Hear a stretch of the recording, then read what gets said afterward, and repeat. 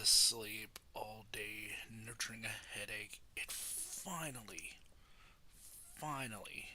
like, passed over somewhat. I don't feel it anymore. Ugh, man, that was just a rough fucking headache.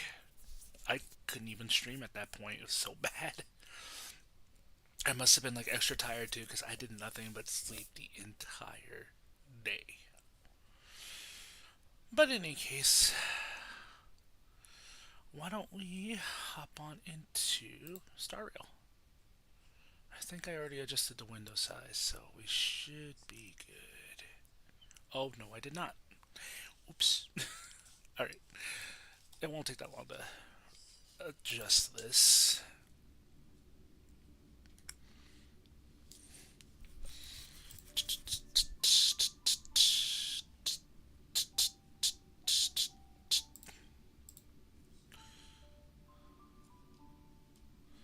I don't want full screen. I want 16:9.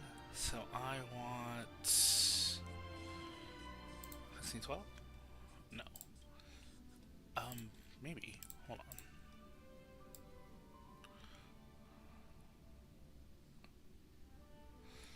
No, that's a little too. I'm losing part of the bottom screen. So we'll go 16, 1024.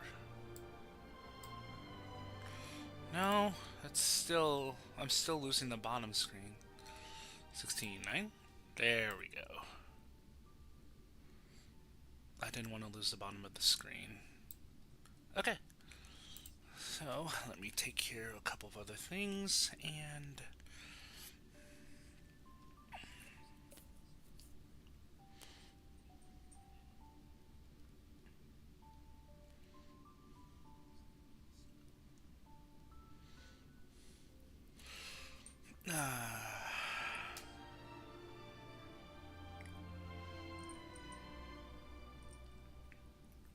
Hi, Min Min. No, I already ate all my food. That way you can't steal it. Little butt. Hey, come on. Go lay in your bed. Yeah.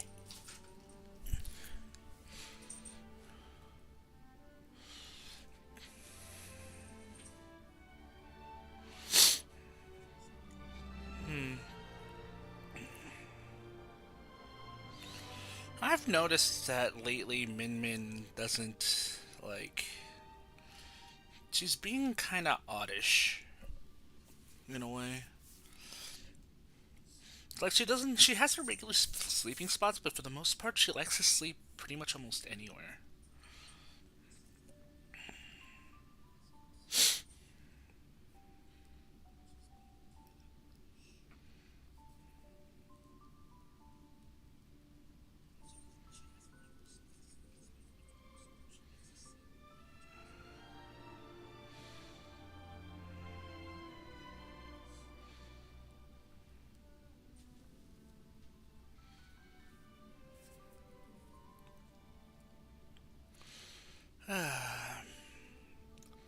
I'm telling you, it's been a kind of stressful ish vacation, but honestly, it's nothing too bad. Like,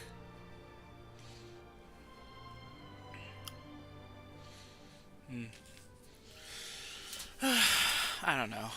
It's just been an odd, like, week. I've had a bunch of stuff happen. A bunch of crazy stuff. Like, ugh. Alright. Let's pop back into Star Rail.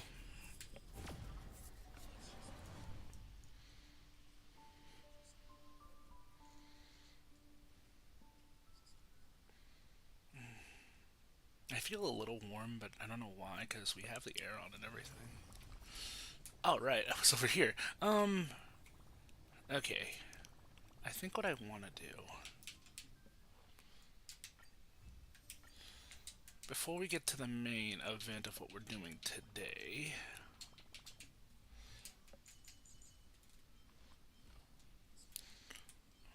I want to finish up Casterus.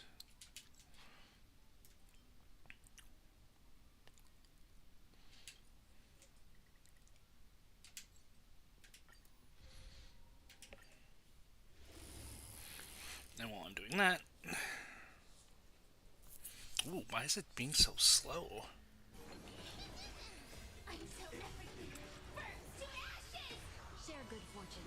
But how's everybody else doing? I hope you all are doing good.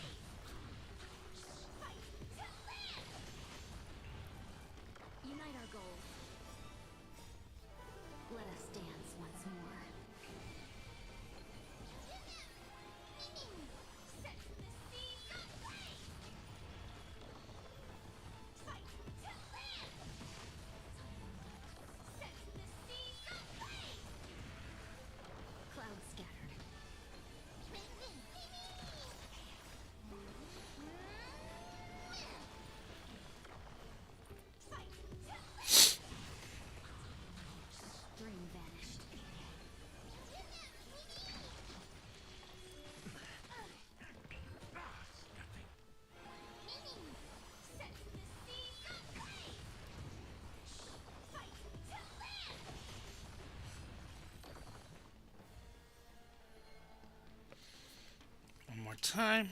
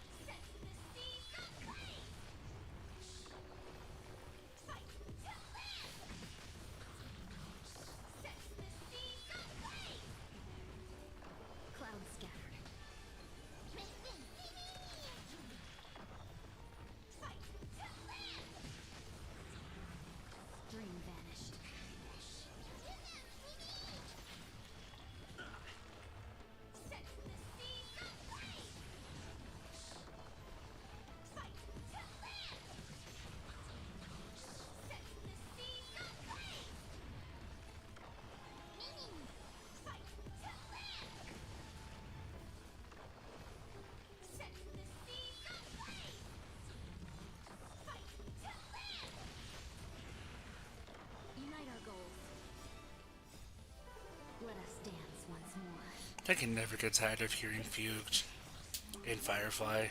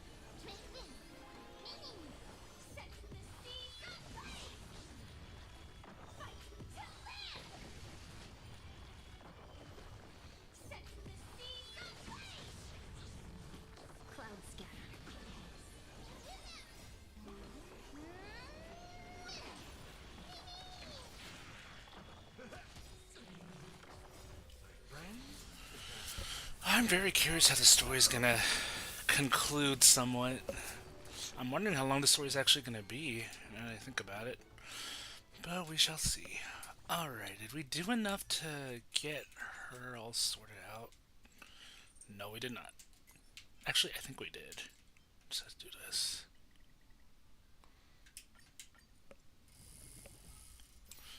Boom. Done. Sure. And Casterus is finished. Yay. Oh, I'm so happy for that.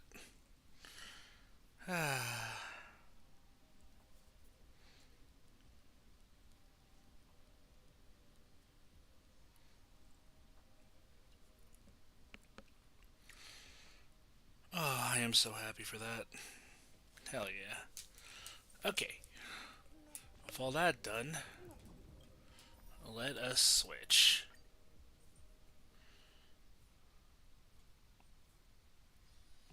Be grateful for all this clamor.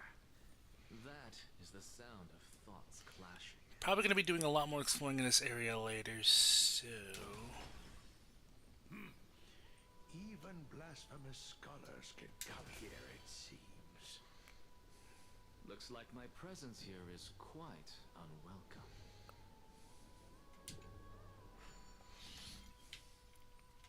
Oh god, one of these.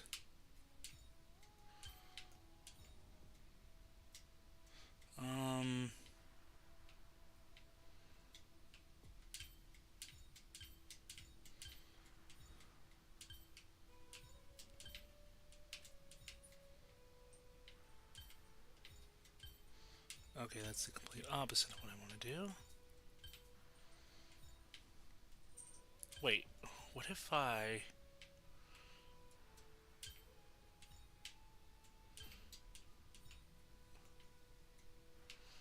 Nope. Oh my god. Okay, what if I do...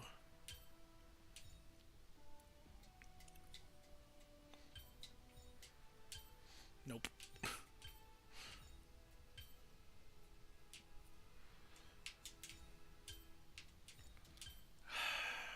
Fine.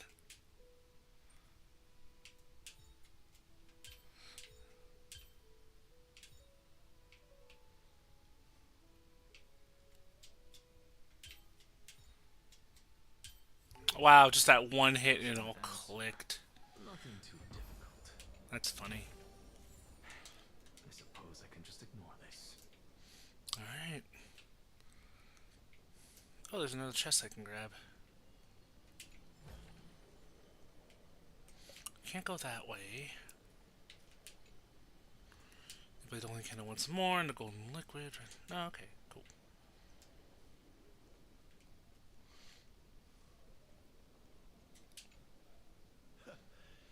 Anaxagoras, I thought that you had died to the Black Tide, just like the other scholars. As Cephales's priest, are you not aware of the decorum of respecting the dead?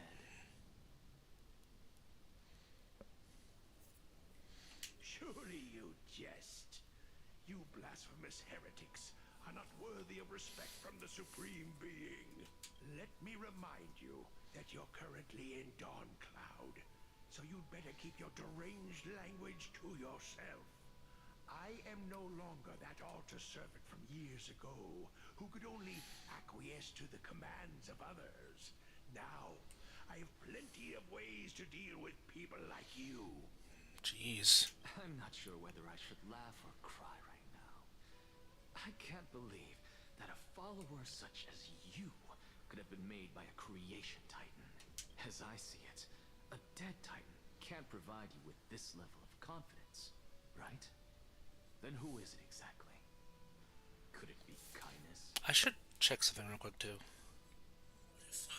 There we go. I just need to double check to make sure the volume levels were good over here too. You. Seeing how fond of you Elder Kindness is, I shall let that slide for now.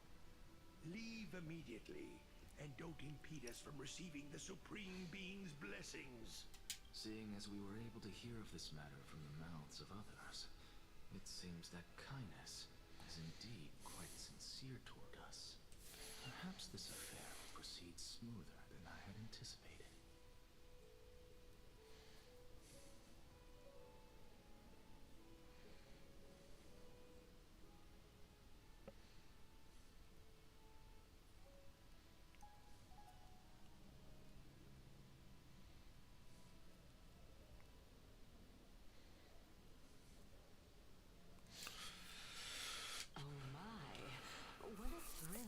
Confrontation, as expected of one of Kefali's followers.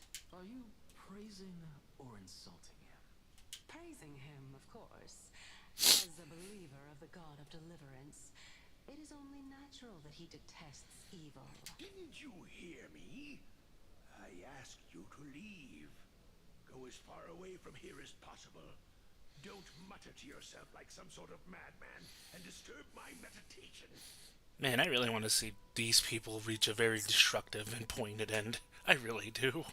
Oh my god, I hate people like that, for real. Oh my god. Ugh. Just never... Professor Anaxa! Over here! There we go. Some more Celestial Ambrosia. I wonder if Dr. Ratio actually comes from this place.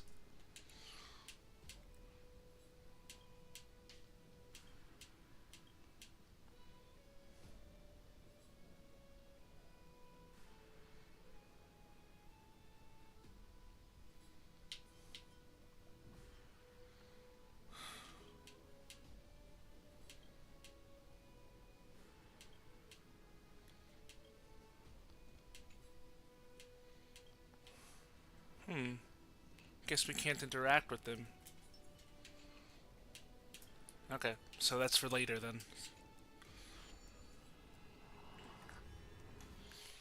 Oh, I hate this.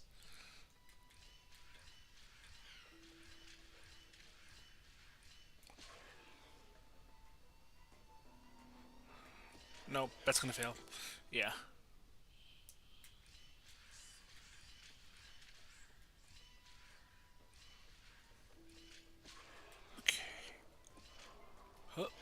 There we go. Perfect. Sweet.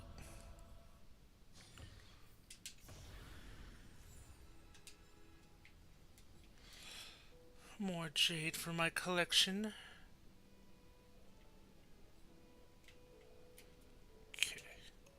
Professor Anaxa? Word has it that the scholars of the Grove valiantly perished resisting the Black Tide. Find you here safe and sound. Thank the fates. You could say it's the fates toying with us.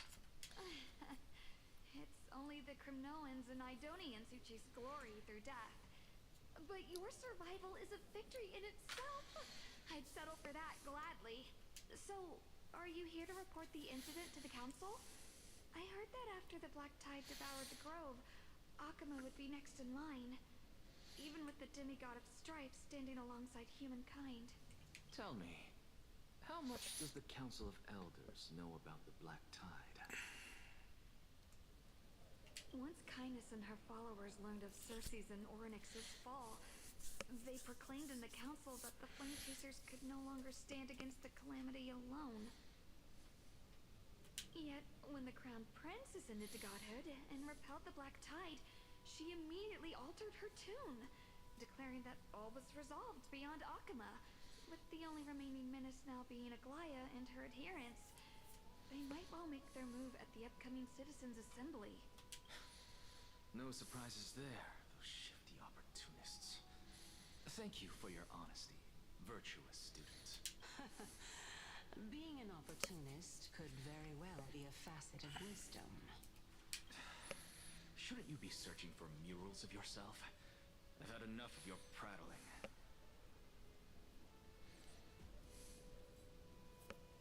I was really curious to see how you would find the middle ground between both factions, so I came to listen in. There is no middle ground. But it seems as though this Kynus is much more ruthless than Aglaya. If so, why do you want to work with her?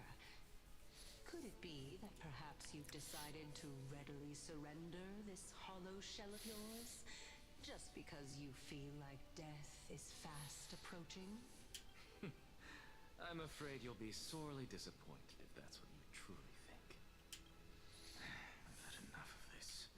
Could the 15th entry hour arrive any faster? Oh, there's one. Moths are always drawn to light, but divine starlight into fire is not wise. Dreams should be pursued step by step. Approach the flame a little more each day, and after 100 days you won't fear it standing in it. Buzz. Today's training ends here. The rest will wait for tomorrow. Buzz. Oh, that's cute.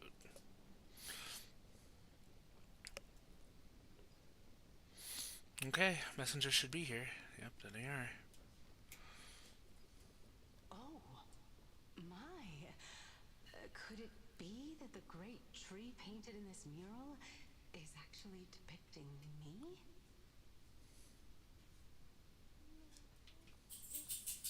Every plant, every tendril, no, even every leaf could be the embodiment of Circe's. As a result, mere mortals who did not know what the Titan actually looked like chose to paint them as a giant tree instead. Their wisdom was portrayed as fruit, to symbolize how they shared their knowledge equally among the masses.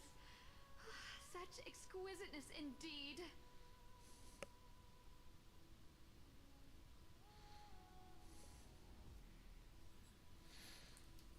This mural is quite abstract.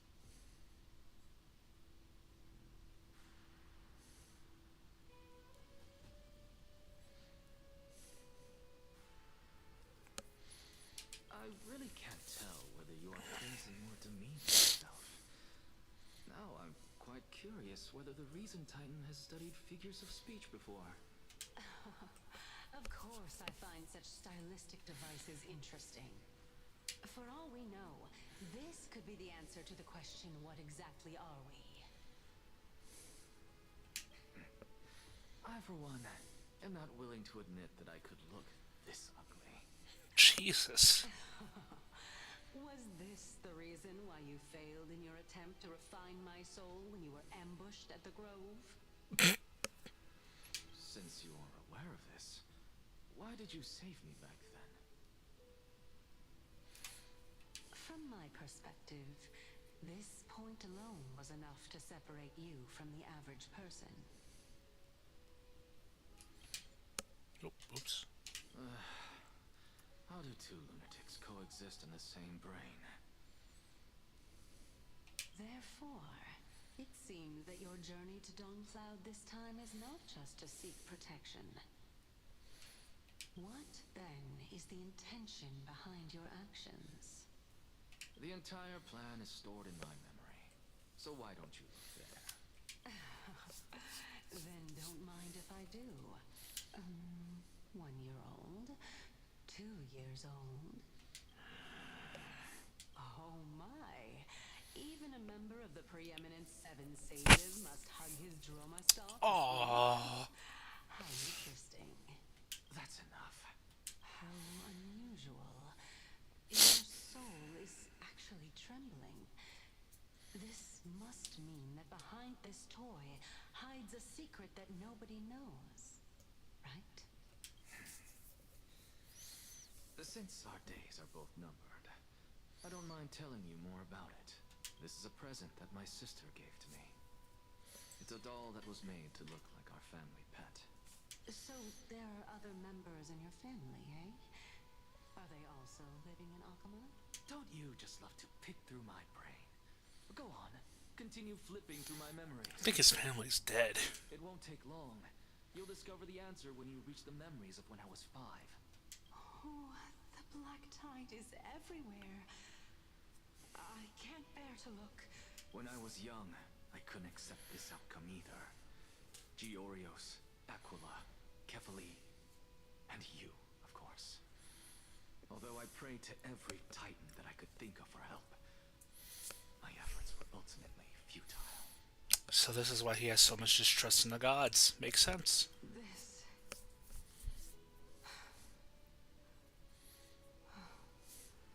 Could this be the inception of your research into alchemy?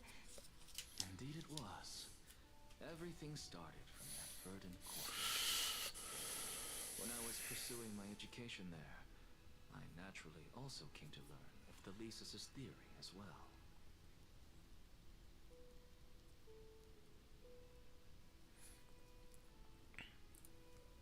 Oh, I remember that person. He was the one to come up with the concept of souls, right? Not only that, he also believed that life, as well as the composition, movement, and transformation of matter, all stem from souls themselves. This is why I thought that, since all living things stemmed from the same origin, why could I not sacrifice myself in order to resurrect my nearest and dearest? You're going the Full Metal Alchemist route, I see. Anaxa, you... I did it, teacher! But this is absolute blasphemy.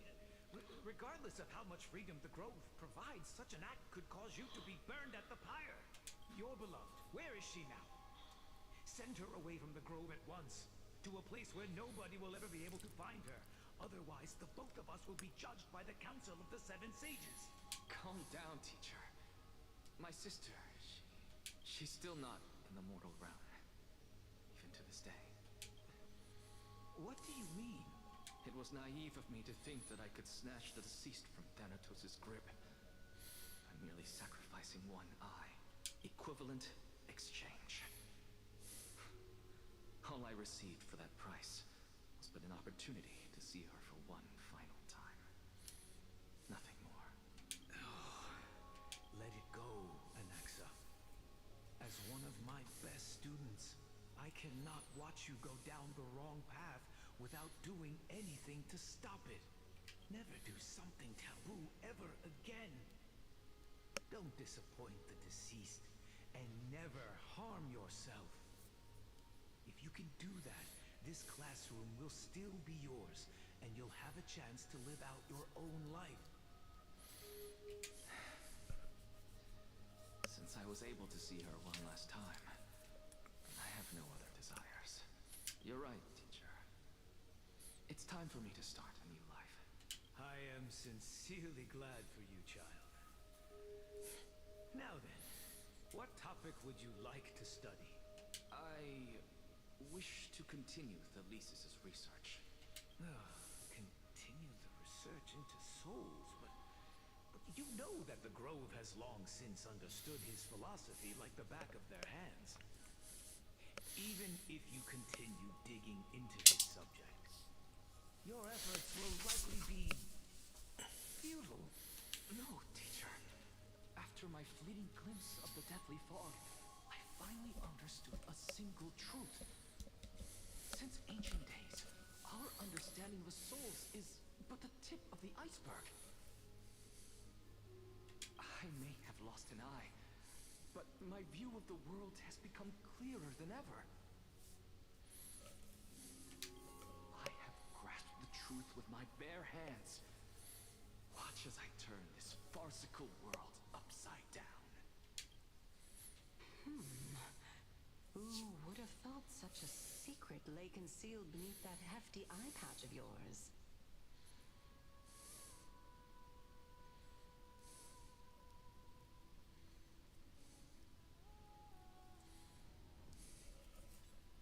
However, this story doesn't seem to be connected to your plan. In fact, I'd say that they aren't related at all. The answer lies within the tale. If even you cannot understand it, perhaps you should relinquish the divinity of reason to me. After all, it'd be a waste for you to hold on to it. My story ends here. Now it's time for you to tell me your secret. After all, this is what equivalent exchange means, correct? As expected, you laid a trap for me to step into. Unfortunately, even if I was willing to talk about my past, I may not know more about it than you do. Oh? Are you saying that the renowned Reason Titan is now admitting a lack of wisdom? Your followers are going to be sorely disappointed by this. Child of humanity, remember this. Being cognizant of one's ignorance is the greatest wisdom of all. Now I understand. No wonder you asked me to answer your random, nonsensical questions. Not only that, you're the only one who can shed light on my query. As the saying goes, onlookers see most clearly. Is that so? Lord Anaxa. I saw you muttering to yourself and was wondering whether you were caught in a delirium of reflective thought. I'm sorry to interrupt you, but time is of the essence. I have a message from Lord Lygus. Lady Kindness has met up with the Council of Elders and is awaiting your arrival. So please depart forthwith. It's finally time. Carefully. The one who created the world, and the one who bears the world.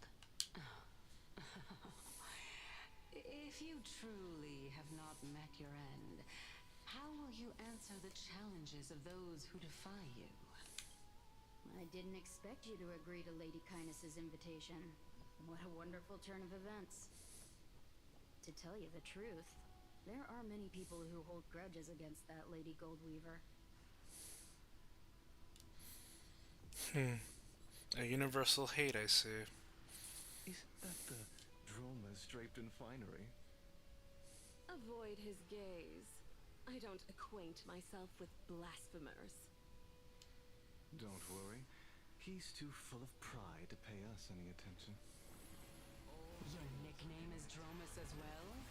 You must really like those creatures.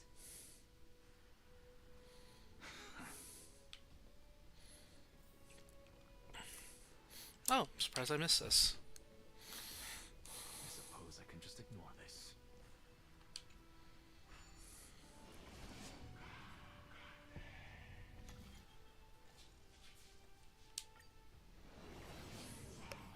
A student of Empedocles? I hear that his views run counter to the Venerationists.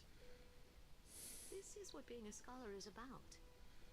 A collision of ideas only occurs when there are differences in beliefs, and it is such collisions that lead to progress. Yet, in my view, there are only right and wrong perspectives, neither of which can coexist with the other. What radical thinking.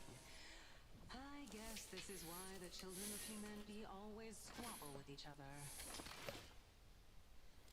How boring. You seem to be avoiding that Goldweaver person. Why don't you address her face to face?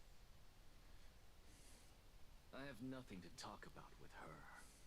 Since you're in my brain, you can look for the reason yourself.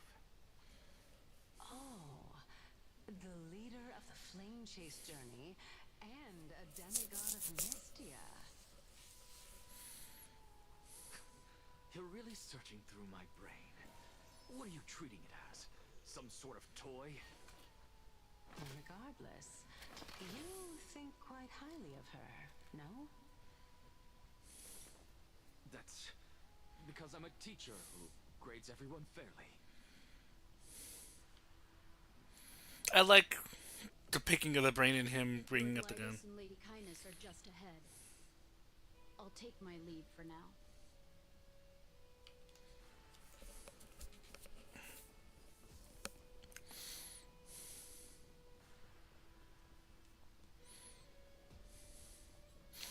Yeah, either tonight or... Welcome to the Demigod Council, esteemed guests.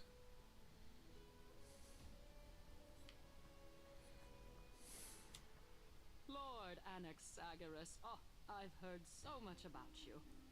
Head of the Newsporists of the Grove of Epiphany, notorious blasphemer, a Chrysos heir who bears Circe's core flame, a survivor of the Grove Calamity. Did I miss anything? Well, if so, please be so kind as to enlighten me. Since Lady Kindness is already well acquainted with me, I won't waste any effort introducing myself again. But then again, perhaps the customs are different here. Back in my hometown, there is a form of etiquette known as honoring guests. The host will welcome their guest with warm hospitality by treating them to fine wine and a cozy bed. And yet, ever since I arrived, I have not been welcomed with warm courtesy or ceremonial gifts. Instead, I am met with intense scrutiny. Even more absurd, the host has sharpened their blade and instructed their servants to lie in wait in the shadows. Perhaps you intend to cut open my heart, retrieve the core flame, and then hold a grand feast for all of the guests. Everyone, stand down. Wow, pointed it out like immediately. I love that. Thank you for understanding. I am but a feeble scholar who is not used to the stench of avarice and blood. Diamond Man. No need to be humble, my lord. From my perspective, your courage and gumption are worthy of the reputation of the Seven Sages. Your bravery is more than adequate to accomplish our perilous endeavor. So, you wish to start a war? Well, since the Chrysos heirs are calling for war, we will respond in kind. Conflict is inevitable. Since Aglaya endeavors to suppress the virtuous commoners with blood of gold, we will not hesitate to display the rights and mettle the citizens of Akama are so entitled to. As to your question of whether peace is still a viable option, well, to that I can only say this. Everything hinges on the next citizens' assembly and whether they have a sudden epiphany amid the clamor of the masses. And since you, as a Chrysos heir, accepted our invitation, you have indeed given us a gleaming of hope. What brazen arrogance. What you're saying right now is worlds apart from what you were saying before you retired your cleaners. I don't deny it. After all, they're responsible for cleaning up any threats, and just a moment ago, you were on the side of the Chrysos heirs.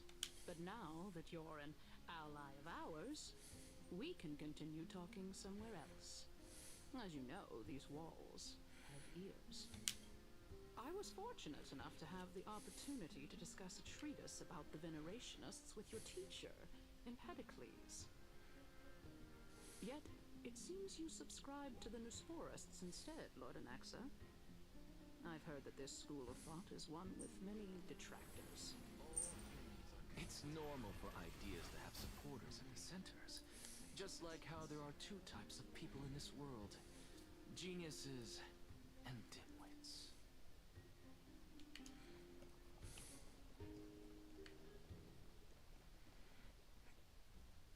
You really can't run fast. There we go. Oh, there's a new space anchor.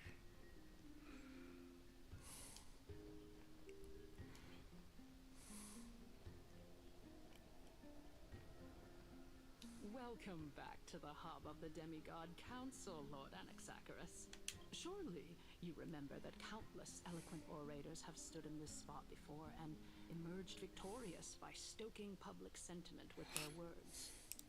And yet there have also been innumerable blasphemous philosophers who set themselves up for failure because they refused to defend their actions. This tiny stage is the most profound embodiment of Akama in centuries. In 15 days, this site shall also become the most important, as well as the final turning point in Akama's history. May the both of us carry out our duties with honor and lead the masses back toward the Erechrysia, a golden age with no death, strife, or trickery. Oh my, 15 days and nights. That aligns perfectly with the date of your demise. Could such a coincidence truly exist? Using death to prove myself fits my intentions perfectly. What strong conviction you have. As expected of the hero who dared to stand up to the Goldweaver.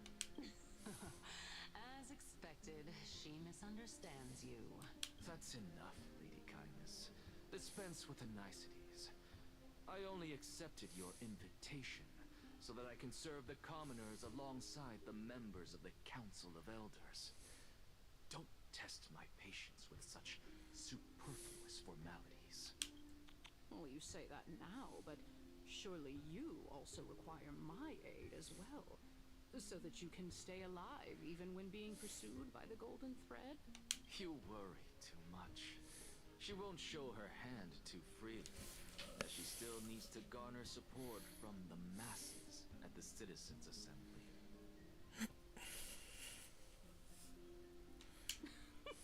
Even someone like me can tell that only a sliver of her humanity remains.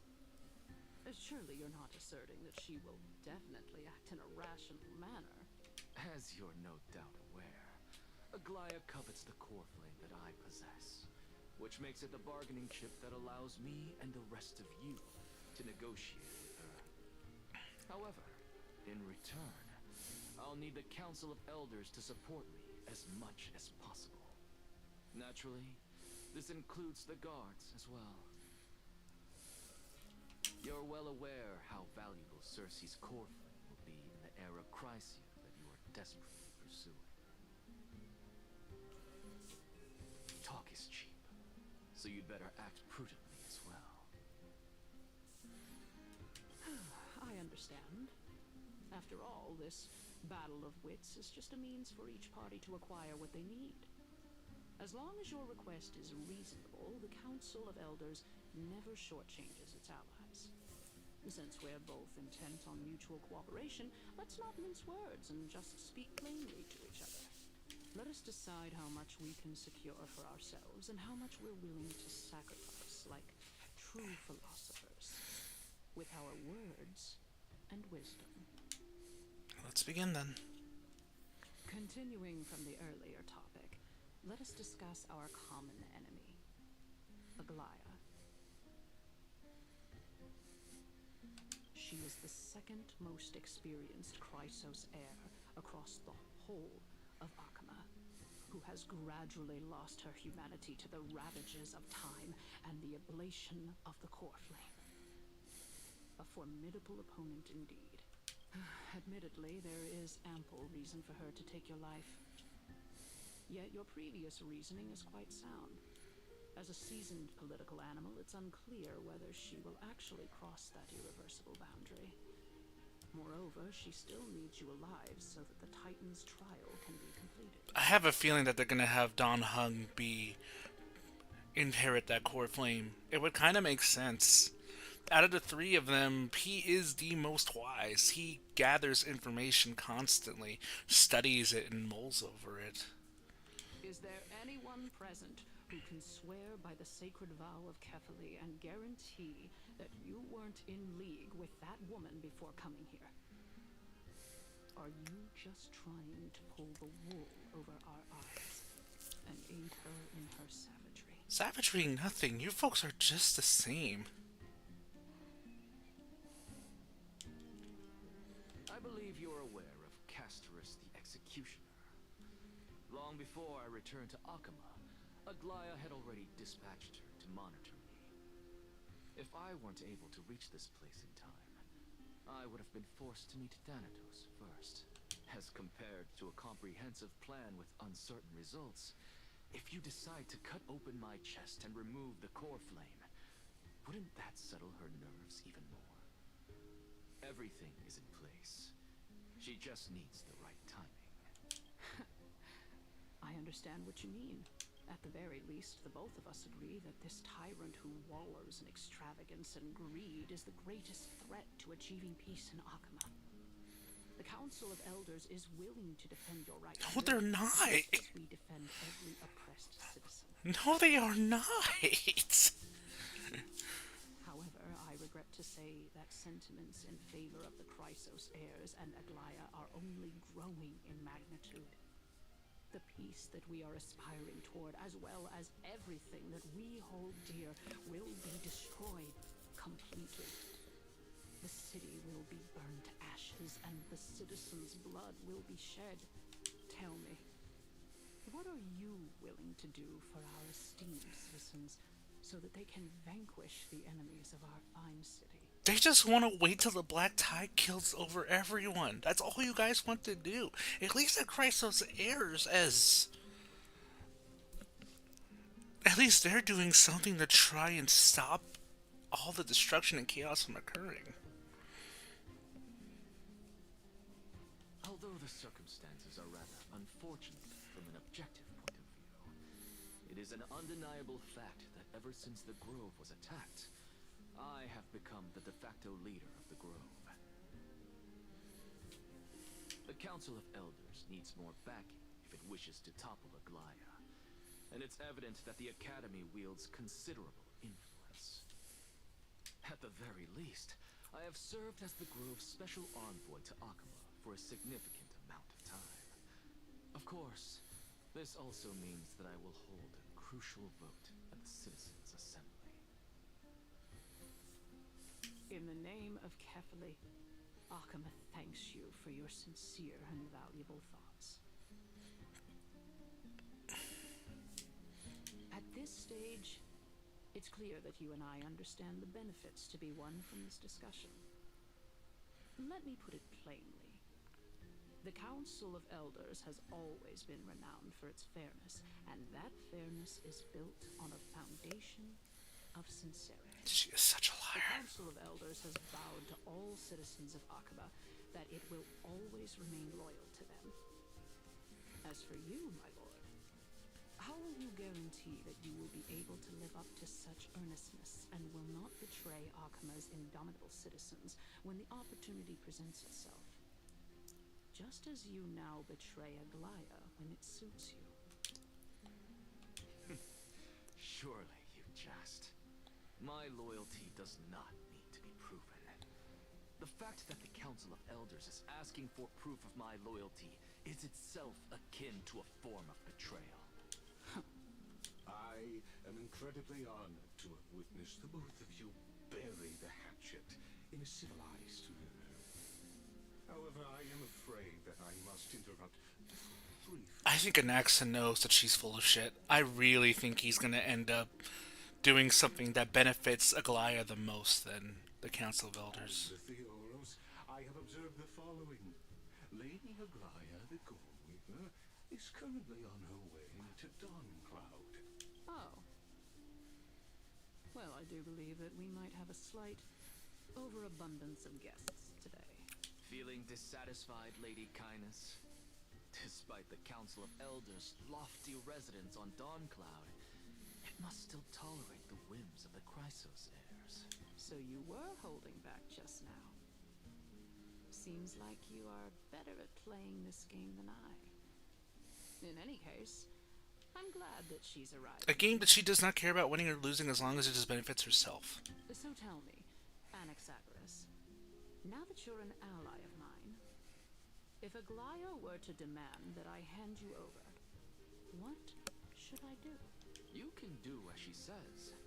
Tell her that the Council of Elders merely wished to chat with me and had no intention of offending her.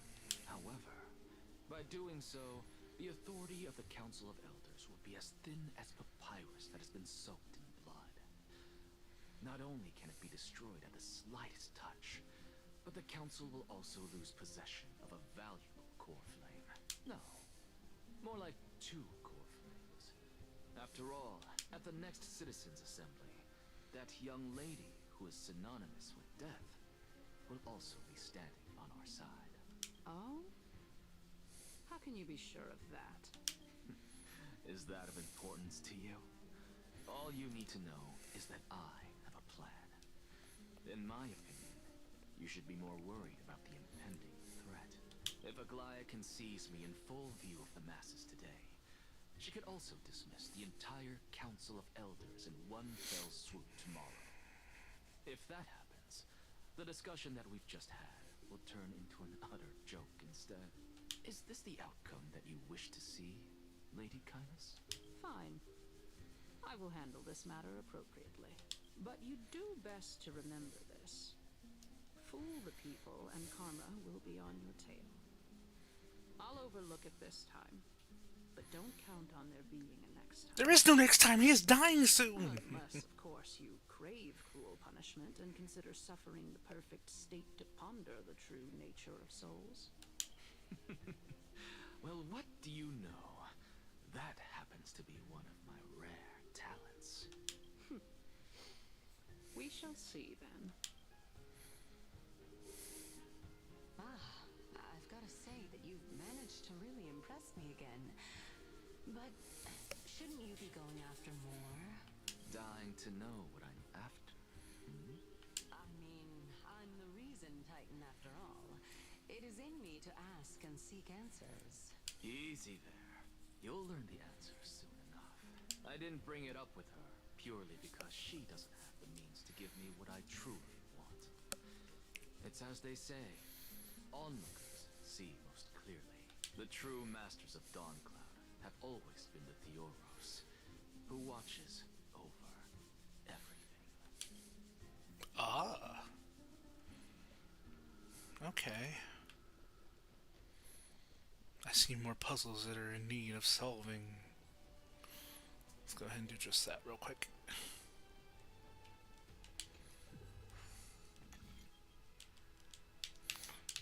Okay, that should go right here. There. Wait, no. There we go.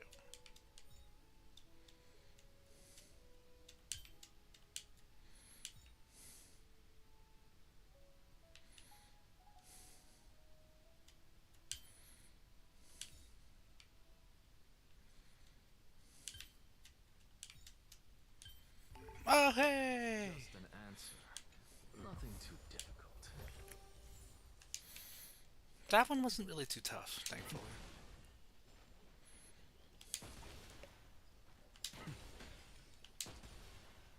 Oh, I thought I could shoot that. Oh well.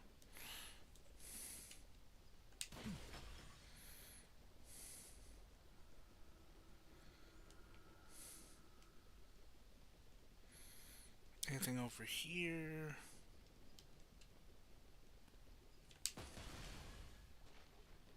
Ah, chest. Nice.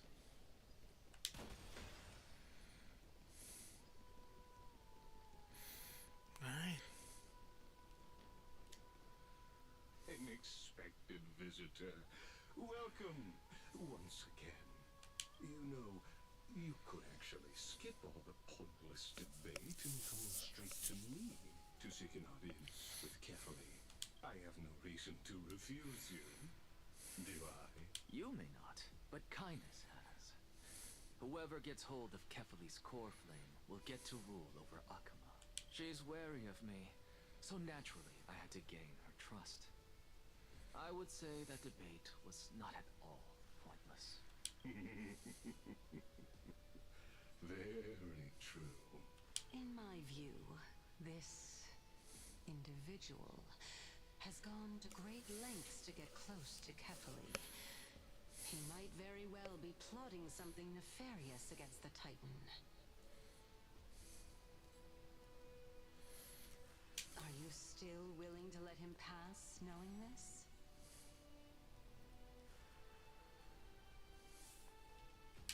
Yes, very much so. All living creations are always free to visit Kefali's transcendent vessel. This comes with being the world bearer. How convenient it is to be able to hear what they say. It is truly my honor to speak to a venerated Titan in person. Please, go ahead. Let me join you both on this journey. A bygone myth tells of an occasion where Kefali once answered their followers' questions on the peak of the holy mountain. Their followers have since believed that scaling this Titan cliff is one way of being with the god. Hear that? It's not every day that you get to climb a mountain with Circes. You should sing me a hymn of praise. Titan hymns are beyond me. Oh yeah, while we're here, let's do this. Yay! More stuff.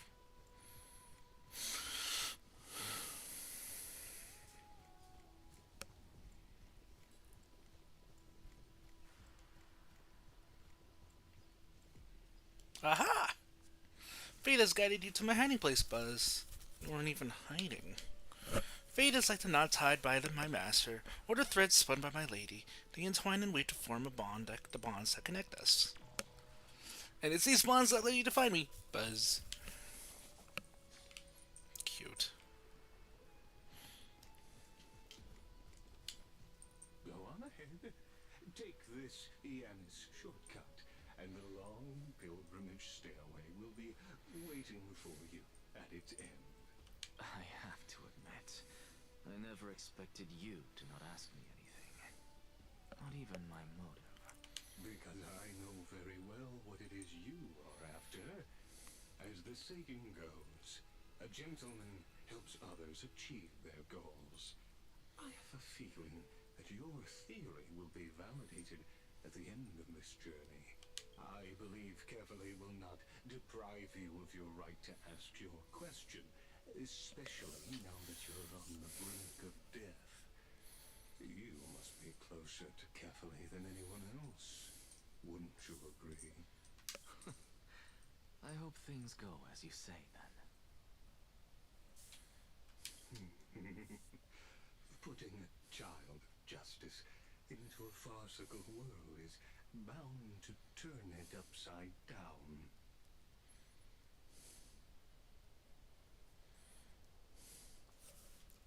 It is my hope that you bring a much-needed change to this world, which is on the brink of destruction.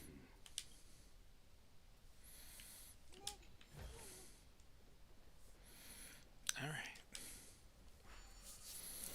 Let's go.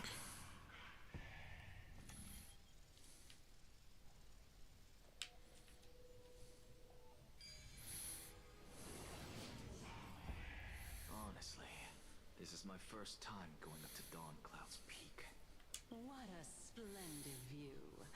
Isn't it about time you recognize the magnificence of us Titans? Well, I don't see how this place is different from those temples in the city. All they have are magnificent facades. And even though I've come this far, I'm still doubtful about getting useful clues from him. I must be getting ahead of myself to be expecting to hear something nice from you. Oh? Haven't you been in my head for some time now? It's high time you get used to how I feel about things. Alright, we're just a short hike away from Kefali. No time to waste here. So the intellectual debate from earlier was too draining for you, huh?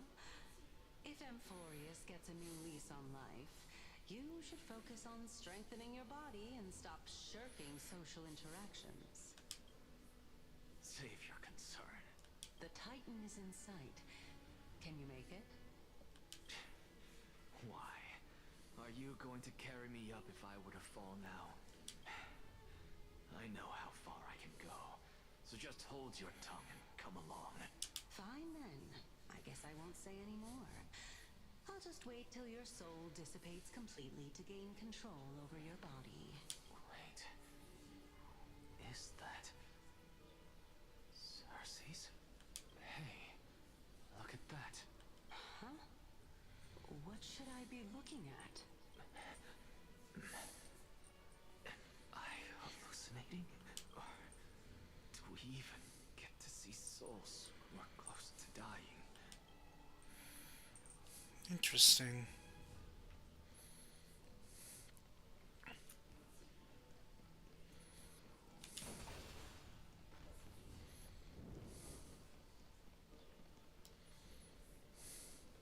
Oh? Why didn't you bring your favorite spear with you on this trip, Nias? Nias. I know I've heard this name somewhere. It's unfortunate. The Black Tide destroyed every last inch of my calyx. How could that be? Even a creation of Georios, from their prized ores and molten fire, couldn't escape the fate of destruction? Hey, Sarces. Do you know a certain Nias? Nias? No, not that I remember. How did you even think up such a strange name? I just saw him. Nias. A warrior-like figure who was just chatting with you here. No, I have no such memory. Could you be hallucinating? She doesn't remember anything from her past nor her memories.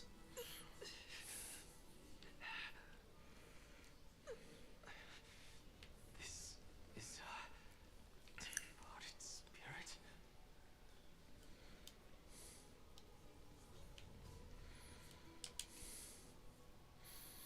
It's the pilgrimage platform dedicated to devout believers, but you and Arxes never kneel to false gods.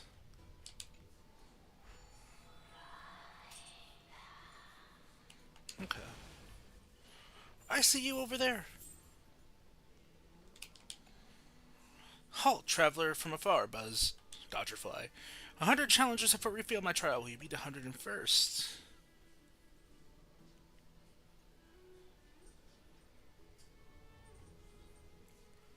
For the honor of being a weaver, Buzz, take a guess. Behind which tree am I hiding?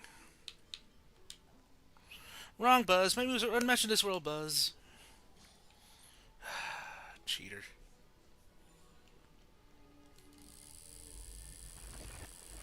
Rewind time.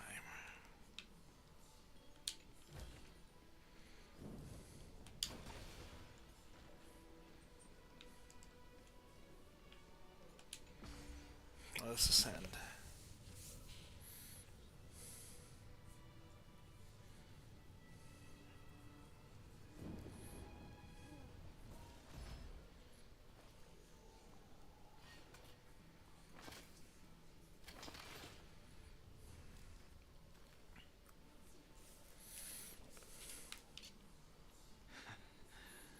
You two again. Hand to Zagreus. Enough about me.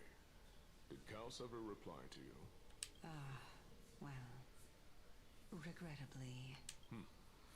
Seems like the price of becoming a demigod is a lot heftier than we thought. Chaos. Demigod. I've never heard of this person. Which Titan's authority did he inherit? Look on the bright side, Nias. Since we've come all this way, I doubt he'd snub his old friends, would he? Let's just hope we mean as much as the world to him. Hey! Are you seeing that same hallucination again? Yes. It's still you and Nias, but you're now talking about a certain Kaos. I'm guessing he's one of your companions? Kaos? This name sounds just as strange to me. Never mind. I think I know what this is about. If things are as I thought, then they aren't hallucinations, but the souls of people. What? But if those are the souls of the dead, then what am I? Beats me. For all I know, you're just an illusion I conjured up in my dying moments. Let's just keep going. As long as I take in more sights and hear more stories. Know your limits. Wander too far among the dead, and even I might not be able to save you.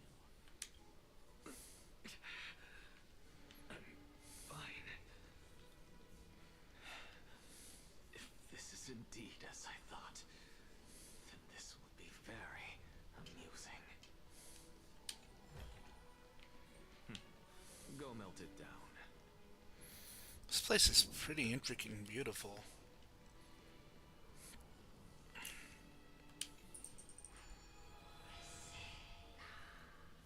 Ding-a-ling. It is said that tying a wind chime while making a wish here allows asunder to hear our desires. My wish is simple, Buzz. I hope in sunshine tomorrow to dry my dew-soaked wings. Oh. Beauty within a box. Let's do this real fast. Okay.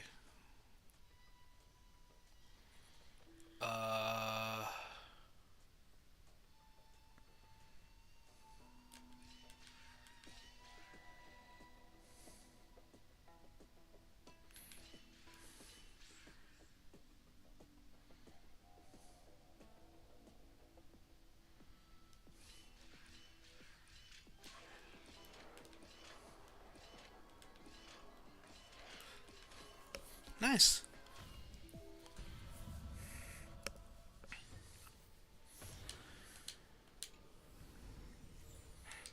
I suppose I can just ignore this. Okay, let's see what we got from our achievement. Accept the Crystal's invitation to become heroes together. Complete Aurochs trial. Create a small sanctuary for the Weavers. Collect 70 blessings from the creation nymphs. Oh, okay.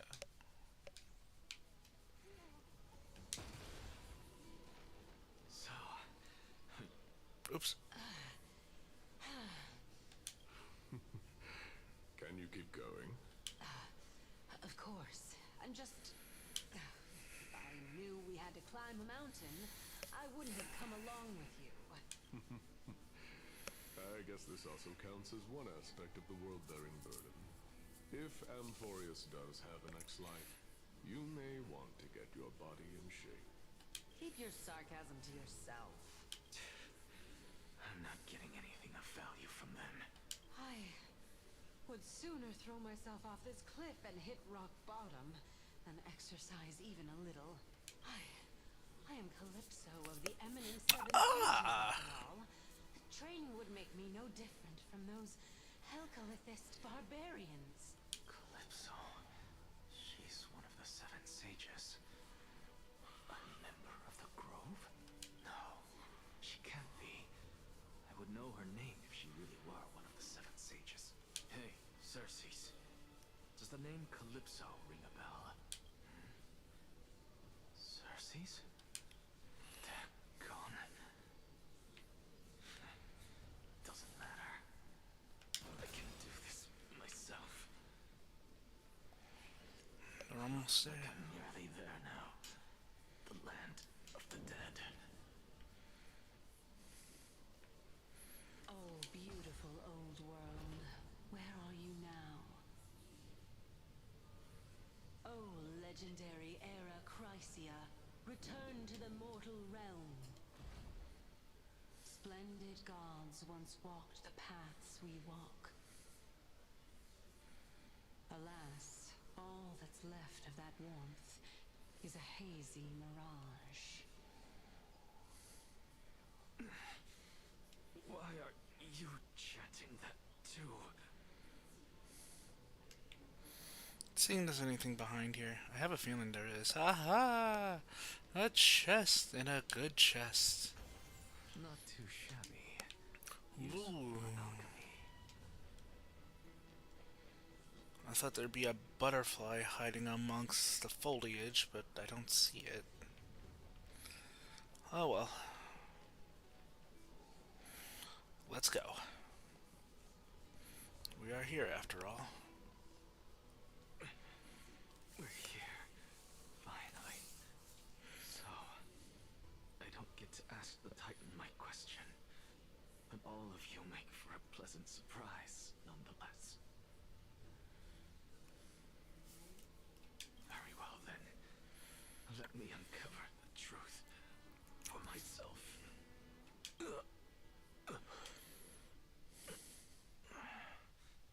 Did I still fail to make it in time? So, I'm back here again. This is... I can hear it.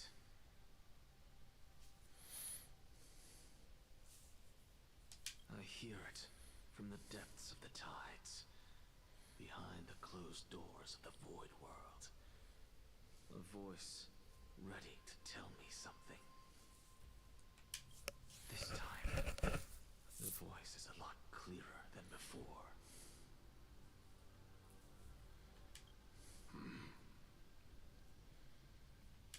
Since we've come this far, let's just wait.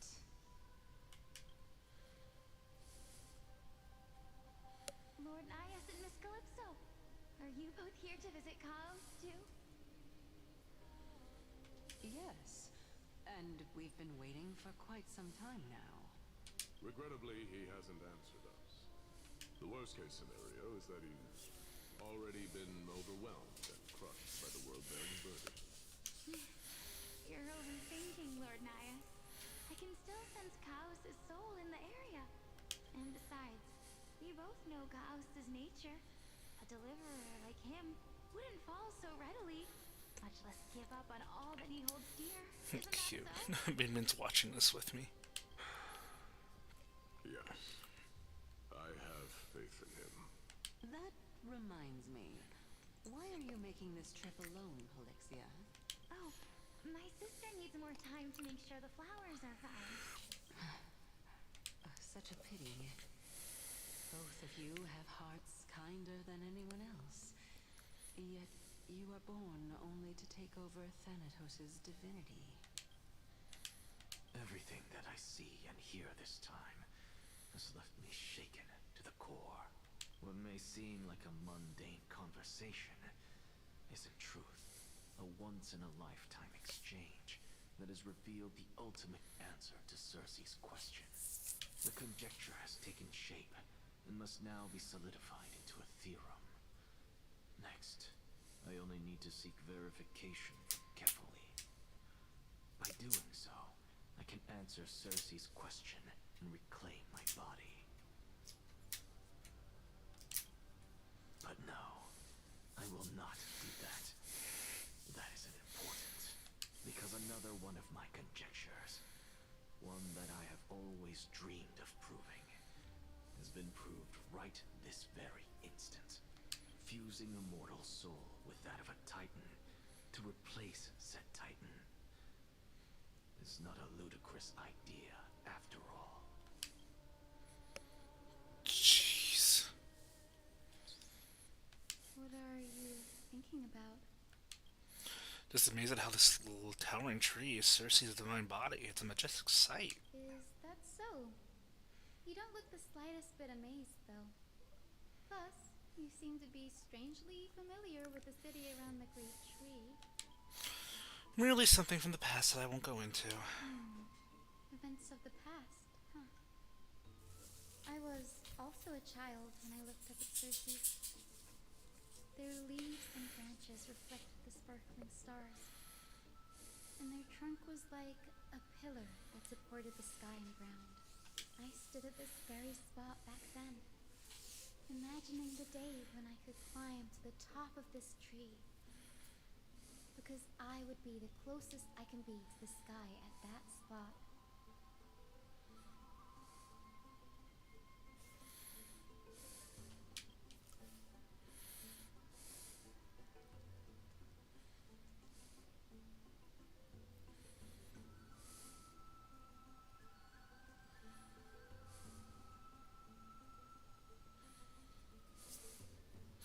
You're a sky priest, yet you study at a place that is home to the Reason Titan. That's rather counterintuitive.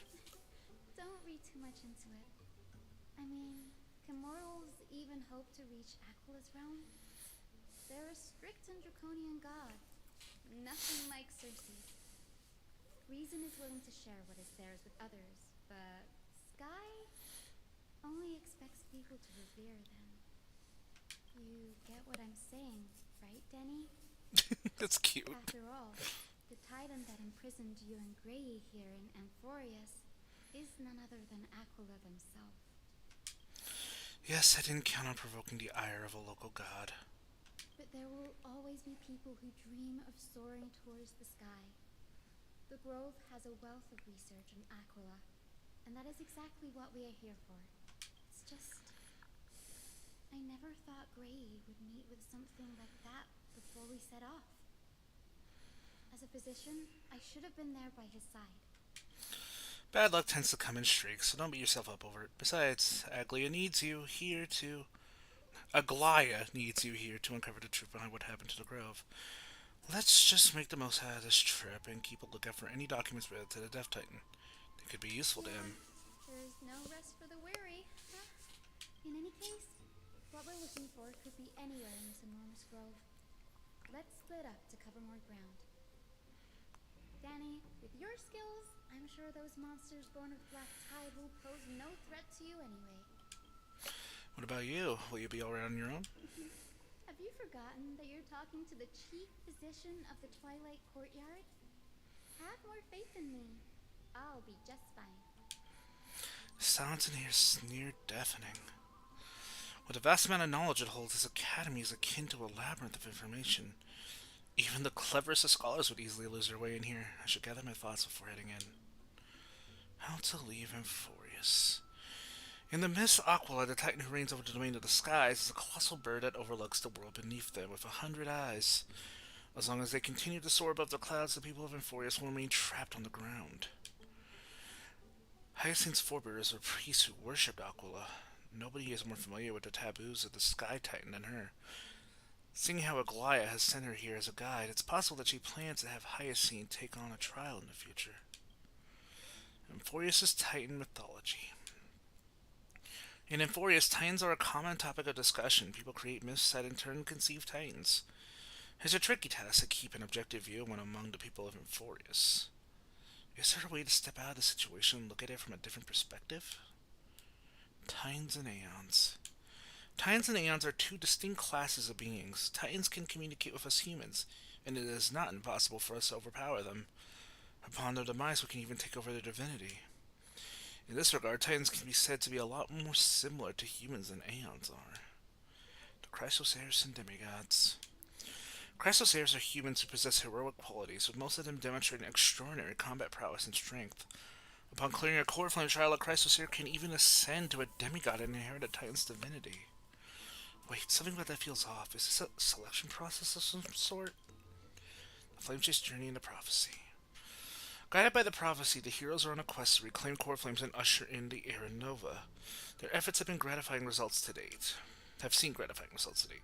As I expected, the prophecy is the hardest to make any sense of, but with barely any information to go on, no matter how much I ruminate on it, it won't yield any results. I should leave this for another time.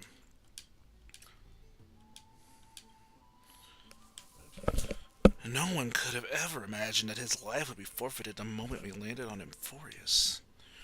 I should have done more to keep him safe, but it's not too late. We still have a fighting chance. The unique rules that govern life and death on Amphorius might just work in our favor and save him. The Grove is a veritable library of knowledge. Maybe we'll have records on a similar case. Please let there be one. Clock is ticking. I should search for clues as I move. The night sky feels unusual now that I've gotten used to this eternal light in Akuma. Okay, let's go ahead and access team lineup.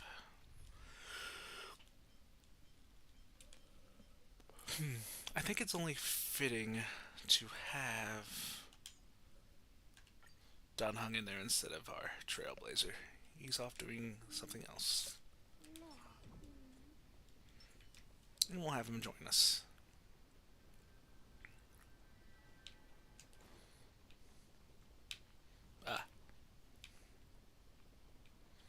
There we go.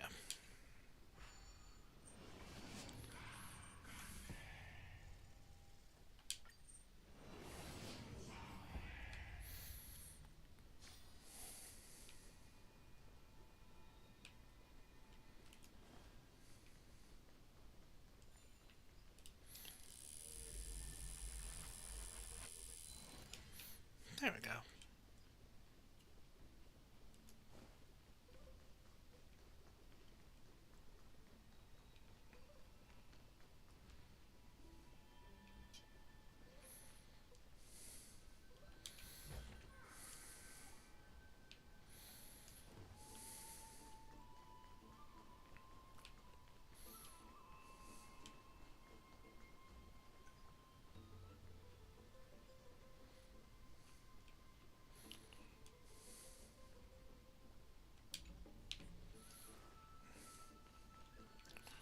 Okay, wait a minute now.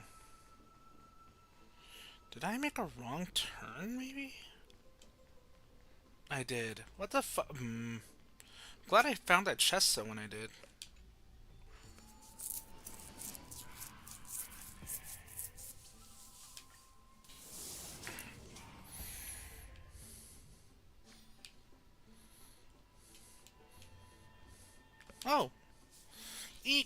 did you turn so suddenly? You framed me. It seems the spot isn't secure anymore. Time to relocate. Aha, there we go. I was wondering if I was missing something.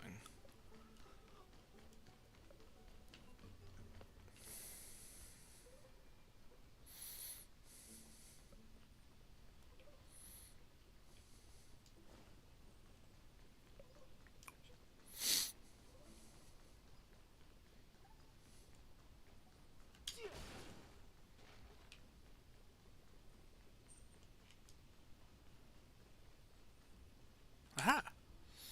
Behold this lovely exuviate, Our Lady Minstia once spun it with familial love to create the first golden thread as tribute to Circes.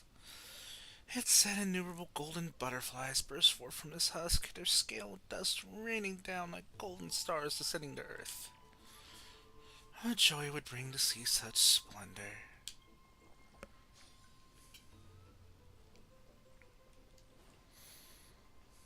Okay.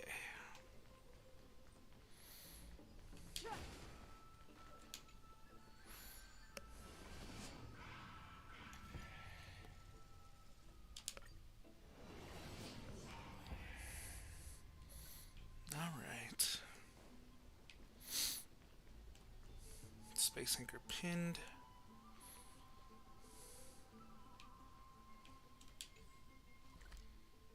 Okay.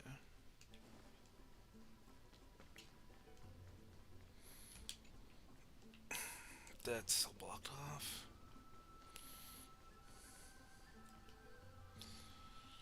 Black monsters are twisted in form, and their life has turned to ash together with their souls. It's impossible to figure out their form when they were still alive. These are the remains of a black tide monster. It does look different from the Titankin from up close. What's underneath it, a scroll? The scholars debate. A recorded debate between vernaturalists and neurospore scholars. Most of it is ineligible, leaving only fragments as dialogue. We all recall that state that dared touch the sky, but what were they really? Just blind masses manipulated by ambitious politicians who dared challenge the Titan's authority? A complete meaningless attempt, an absolute mistake. Even naturalists have bowed to the Titans for so long you've forgotten a scholar's true purpose. Making a mistake does not mean the act was meaningless. Even those students new to the Grove understand this from basic logic lessons.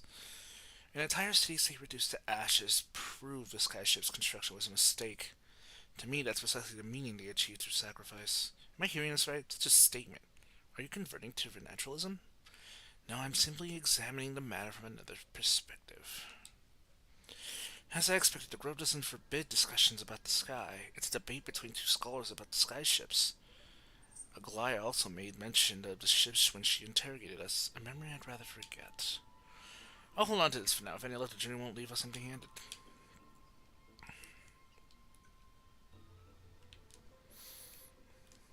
Alright.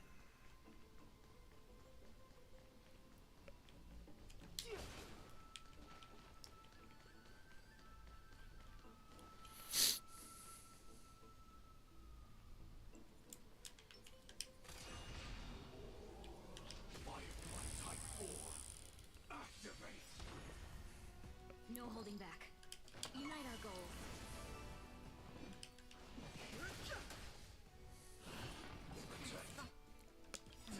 Like until everything burns to ashes. Let's go. I set to the sea of flame.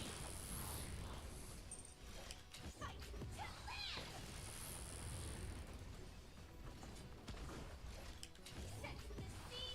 live. Set to the sea of flame. Dream vanished.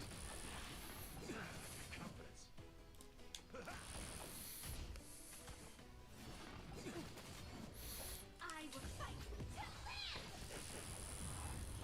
Gone. Every victory is hard won. Oh, I took a decent chunk of damage. That's Tyson. Why is she surrounded by so many monsters? So surface of heaven. It's probably a good idea to help her out there. Really now? This is way more trouble than I could have asked for. Need a hand? Or you could sit back and watch.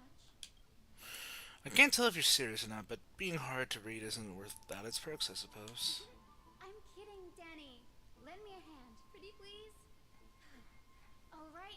Let's get him! Nice, like my friend. Indulge yourselves! Share good fortunes. How's this take? Don't worry about me.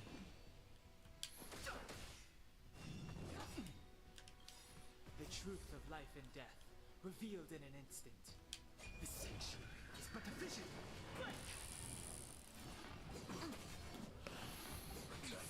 Ow, ow, ow, ow, ow. Join the battle. Until everything burns to ashes! This is my senseless sea of free! Fight till land! Ow. Have we met? Cloud scattered. Firefly type senseless sea of free! There we go. This place is practically in ruins. What happened? There shouldn't be this many monsters here. The Black Tide is remarkably quick to detect the light of Amphorius. So or rather, the blessings of the Sky Priest in me, might have unknowingly called them to me. Anyway, never mind that for now. Here, you might want to have a look at this. I found it around here and thought it might be of interest to you. A debate record between two scholars. Most are eligible, leaving only fragments of dialogue.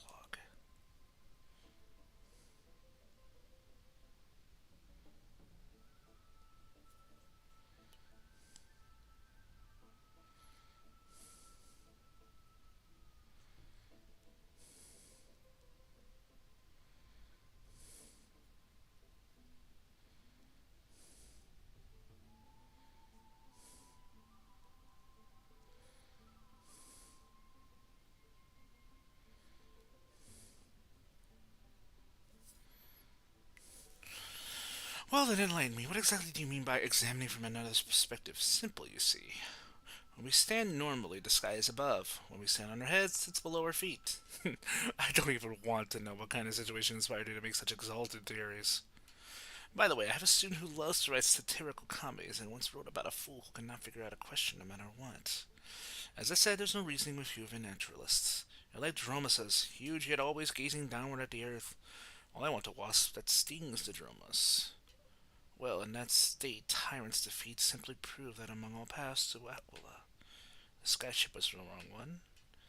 And Araxos, you impovious blasphemer, mark my words, you will eventually answer for your sacrilege.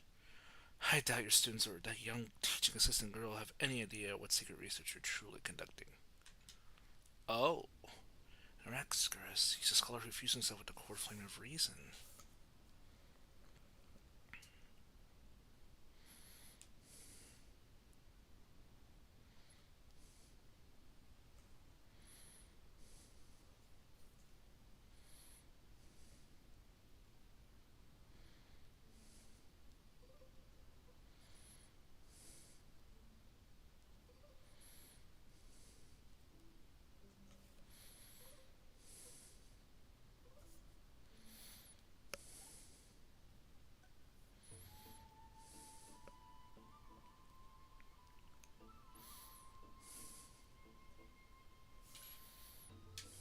This is new.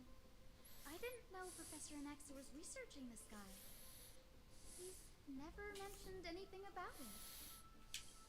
Vinum said Anaxa might be opposed to the flame chase journey. Might is an understatement. Anaxa has never been one to venerate the gods, nor has he ever found it within himself to put any faith in the prophecy. People have come to think of him as a heretic, even in a place as liberal as the Grove. Yet, it is also this very blasphemer that Circe's favors. Fate sure works in mysterious ways. I picked up a scroll on my way here too. It looks like it may be related to the one you're holding. Oh? Let me have a look. Hyson combines both records together.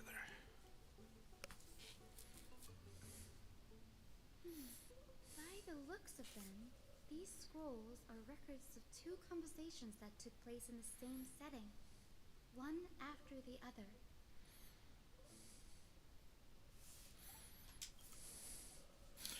There's still much I don't know about the Grove. Do you mind if I ask you a few questions? Sure, go ahead. Who are the Veneran... I'll find out how to say it. The Grove of Epiphany is home to 7 schools of thought. While all 7 schools are founded on the ideologies of Thalesis, the first scholar, each is unique in its own way. Among them, the Venerationists were Venerationists. Titans the most.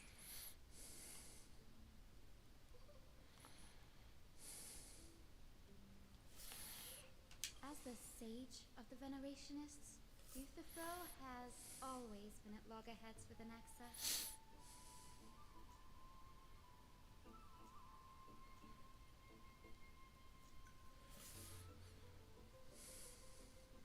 If we were to place the 7 sages on the scales of Talanton, Anaxa and Euthyphro would be placed on opposite sides to achieve balance.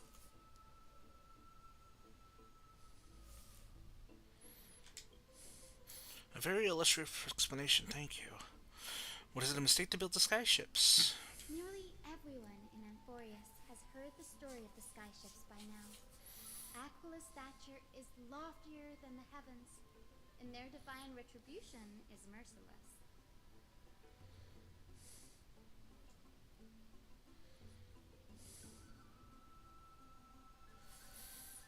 That's why it's no use building giant skyfaring ships. Oh, but I do wonder if a supercharged mini treaty cannon could slip past their watch. That was a joke, right? What is an axis field of study? These forests primarily study the application of alchemy and soul repair. Everyone considers Anaxa a blasphemer, but that has never stopped him from sharing his ideas, no matter how taboo. If you must say that he's hiding something, then it's likely what lies beneath his eye patch.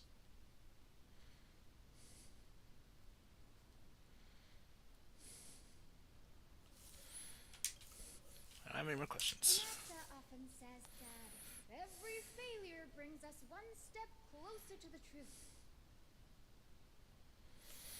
Perhaps, to him, the crash of the sky ship carries a different interpretation. The firmament is not impenetrable. On the contrary, it was precisely because the sky ship represented the first step toward breaking free from the shackles of the earth that it provoked the wrath of the Sky Titan and brought divine punishment upon itself. It's a shame that the majority of the Grove's research on Aquila was headed by the Venerationists, with sacrificial rituals making up a predominant part of their findings. Discourse about more esoteric subject matters in relation to Aquila dwindled even further after the skyship incident.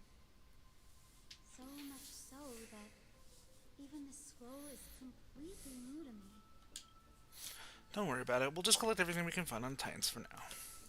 There's something else that caught my attention, though. They say that Anaxa is conducting secret experiments of some sort. That's what I'd like to know. What are these experiments he's involved in? Even I, the assistant lecturer, know next to nothing about them. I have a bad feeling about this. Could there be more to what happened at the Grove? Firefly Type 4, activate! No holding back. Too late to repent. Ow. Ow! Like until everything burns to ashes! Setting the seas aflame! Every victory is hard won. Jeez. Hopefully we run into, some...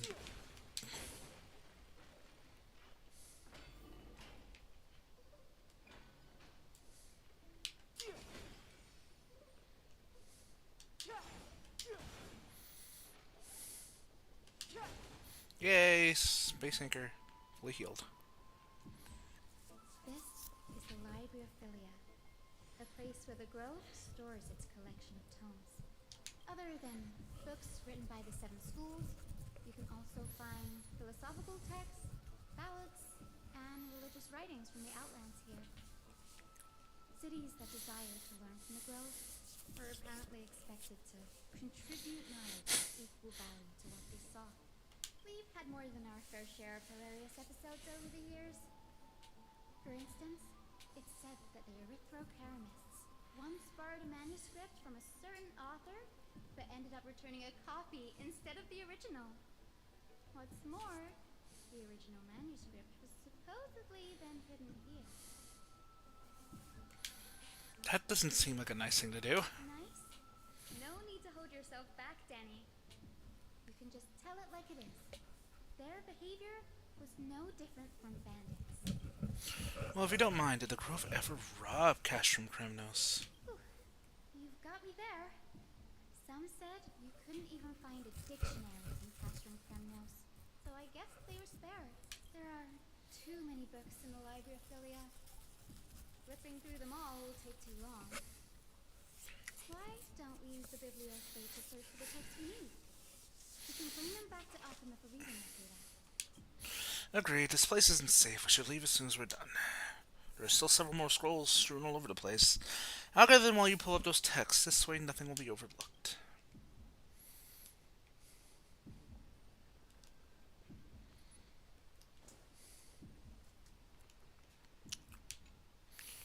Somebody's coming to our pad. Okay. You have found how many?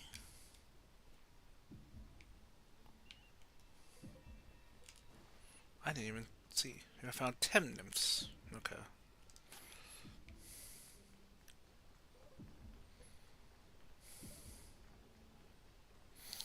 I suppose I'm going to need to do some excessive looking later on. There's a bunch of these areas that I'm going to have to re-look over.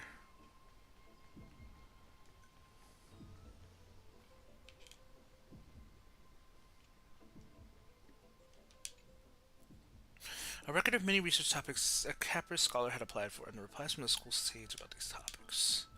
Topic 1. The discovery that many mythical beasts renowned for their longevity can actually reside in areas of poorly managed birth and death records for such creatures. Patient research replied, lacks research significance, unapproved. An observation of real plants within the grove imitating the growth patterns of nearby white dryads. Research replied, falls in the domain of the school, not approved. Investigating the feasibility of placing flying birds to rocket tubes to guide the direction of the rocket's flight. Too fanciful, not approved. The subsequent topics were increasingly eclectic, yet the outcome of the replies remains unchanged. Impressive tenacity. Hopefully it helped him survive the black tide.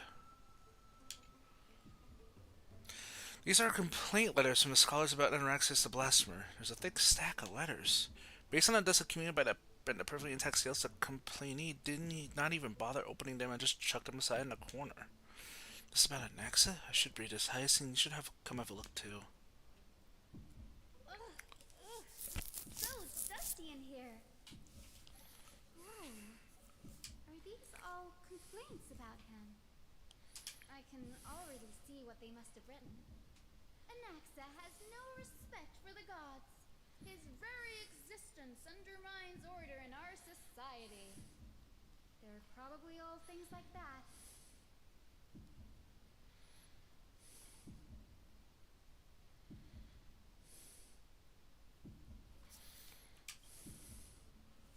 Does Anaxa hold that much influence?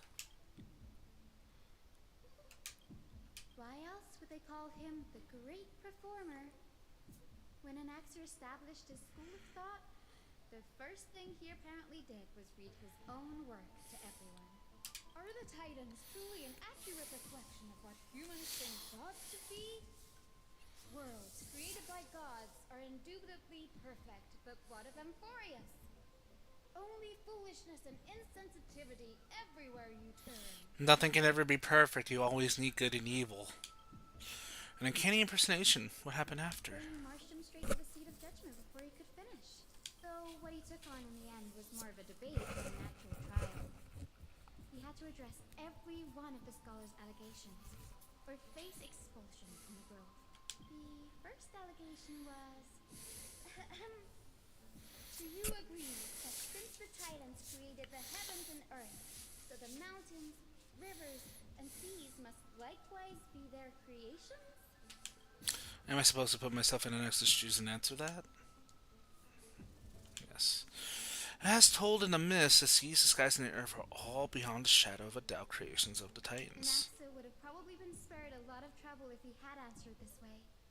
Instead, he quoted past instances of the flame chase journey and posited that humans have the potential to take over the divinity of Titans. Needless to say, his critics didn't take kindly to his answer, so they followed up with a second allegation. You claim to be studying souls, yet you are, in fact, defiling them and committing acts condemned by the gods. Do you admit it? That's a serious allegation. Did he really do that? Anaxa always wears an eye patch, never removing it, even when alone. Some say he used one of his eyes as an alchemical ingredient. Every being in the world owes their safekeeping to Kifili, and this is even more so for the Chrysos heirs who have divine blood coursing through them. If he has really done something of that nature, then it'd indeed be sacrilegious. Thankfully, they had no way to prove it, so it amounted to nothing more than an allegation in the end. Even though it's the absolute truth. One by one, Anaxa engaged in wars of words against those who would challenge him. Toward the end, a scholar asked him, Anaxagoras, have you any respect for the gods? It was only after a brief silence that he answered, I have never denied that Titans are meant to be noble constructs. What he didn't say, that the Titans are not noble, rings louder in this case. Yes. I'm not sure how that controversy was eventually resolved, but what's for certain, at least, is that Anaxa was allowed to stay in the grove where he continued his research, despite being regarded as a heretic. By the way, this stack of complaint letters has reminded me of a place in the grove. We may find clues there that aren't on the teleplate. I'm talking about Anaxa's alchemy lab, hidden between the cornerstones. Given the grove's meticulous approach to archiving, could there really be such an oversight right under their noses? A well-kept secret. Among the seven sages, excluding the nominal chief sage, each has a private sanctuary where they can conduct research undisturbed in their free time. Even the administrators of the Library of Philia are restricted from accessing those places and documenting the sage's research. But with the grove in this state, I'm sure Anaxa won't be mad even if we sneak into the lab for a short while. Right? These trees, they're like a... Oh, I didn't even get to see all of it because it blended in too well. Okay, we got our next area. Let's go.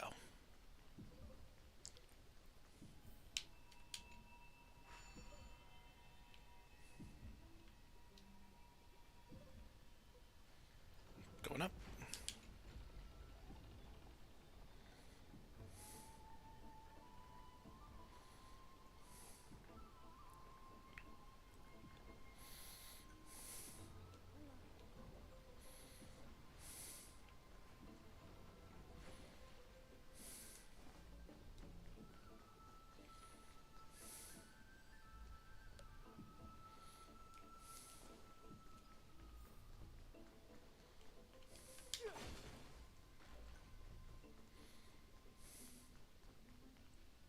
This is the place. But where is everything? Materials for alchemical experiments, matrix diagrams, and even the field for the lab. They're all gone. The Black Tide destroyed it all. No wonder we didn't see any defense mechanisms along the way. Have you ever been here before? No, not even close. Not only are alchemy experiments high-risk activities, but Professor Anaxa also has a penchant for using bizarre materials. Students often saw him walk in looking right as rain, but come out covered in soot with his hair singed. Naturally, no one dared to come near this place.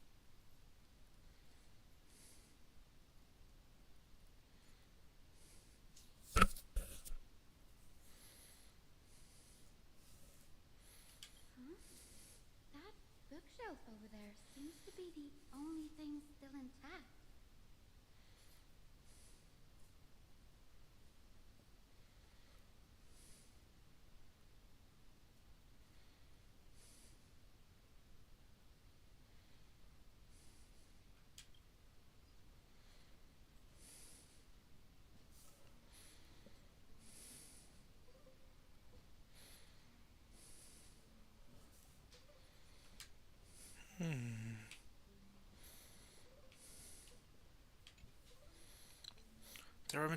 These are the materials requested by Anaraxis. Documents from various fields have been compiled in one place, including Titan Creations, the University of the Soul, Alchemy Doctrine, Universality,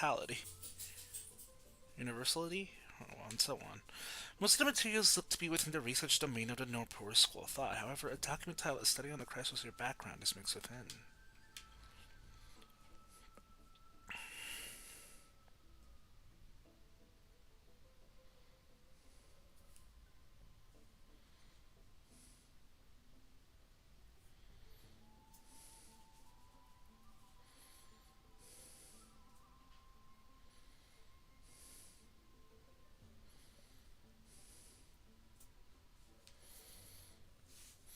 These appear to be quick notes examining the background of Chrysoceres.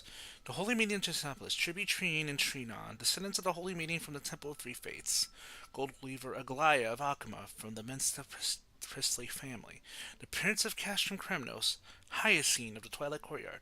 All of their ancestry have varying degrees of connection to divine titans or the divine authorities. Does the golden blood come from the heritage of priest families or royal bloodlines?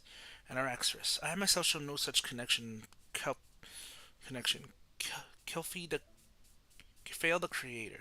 What criteria did they use to create the golden blood to shape the Chrysoceres? Eucasarus, a servant of death from Idonia. Her lineage is neither Titan priest nor demigod, but she has walked the earth for at least a millennium with the power to grant death to humans. Where did this power come from? Another text speaks of the dragon legends of Styxia, the chemical extraction of soul rift from dragon corpses. Intriguing. Dragons appear to be the Titan's creations. Perhaps there's a way to reverse the process, using alchemy to refuse human souls with Titan creations, increasing the purity and divinity of golden blood towards the absolute. The theory must be tested, experiments to be arranged. What's going on? Naxa is conducting research on our friends in Alchema, and me?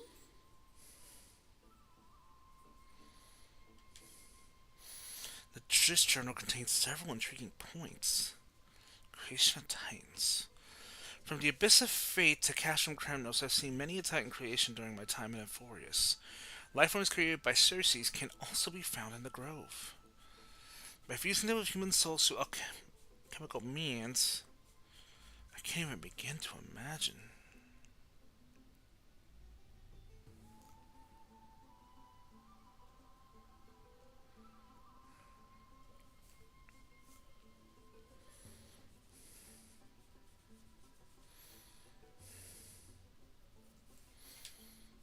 Chrysoceres.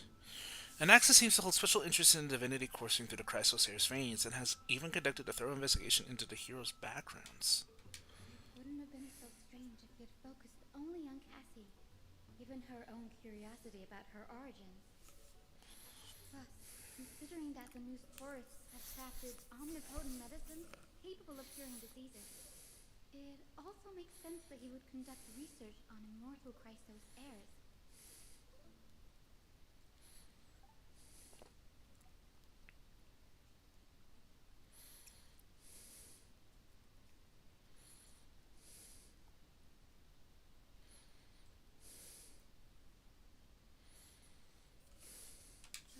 Now, it seems Anaxis' objective was never to create medicine, but to identify the origin of the golden blood and figure out its inner workings. Anaxis research. Through alchemy, Anaxis aims to refine the golden blood in the Chrysos heirs to a degree of purity equal to divinity. And Mimin's going behind the TV. But treating both Titan creations and the human body as materials to be used in alchemy experiments, that's rather extreme. Min. Down. Ellie, look at this. I have a bad feeling about this. A hastily written journal 2. These documents appear incomplete. Judging from what's up behind, the important alchemical formulae has been taken away. Only the author's reasoning remains. The previous approach has flaws. Fusing human souls with Titan creations does not purify golden blood. Even pure Titan creations are contaminants to the Chrysosaur's golden blood. Soul fusion between humans and creations merely repairs impurities of the soul or maintains a connection to dying souls. While creation myths tell us that Chrysos heirs and other creations were all made by Titans, their nature differs fundamentally. The Titans' creations are no more intermediate products of an alchemical process, and the Chrysos heirs are closer to the Titans than the creations. In other words, I should not have considered Titan creations equal to Chrysos heirs. The hypothesis I should focus on is one pointed towards the Titans themselves.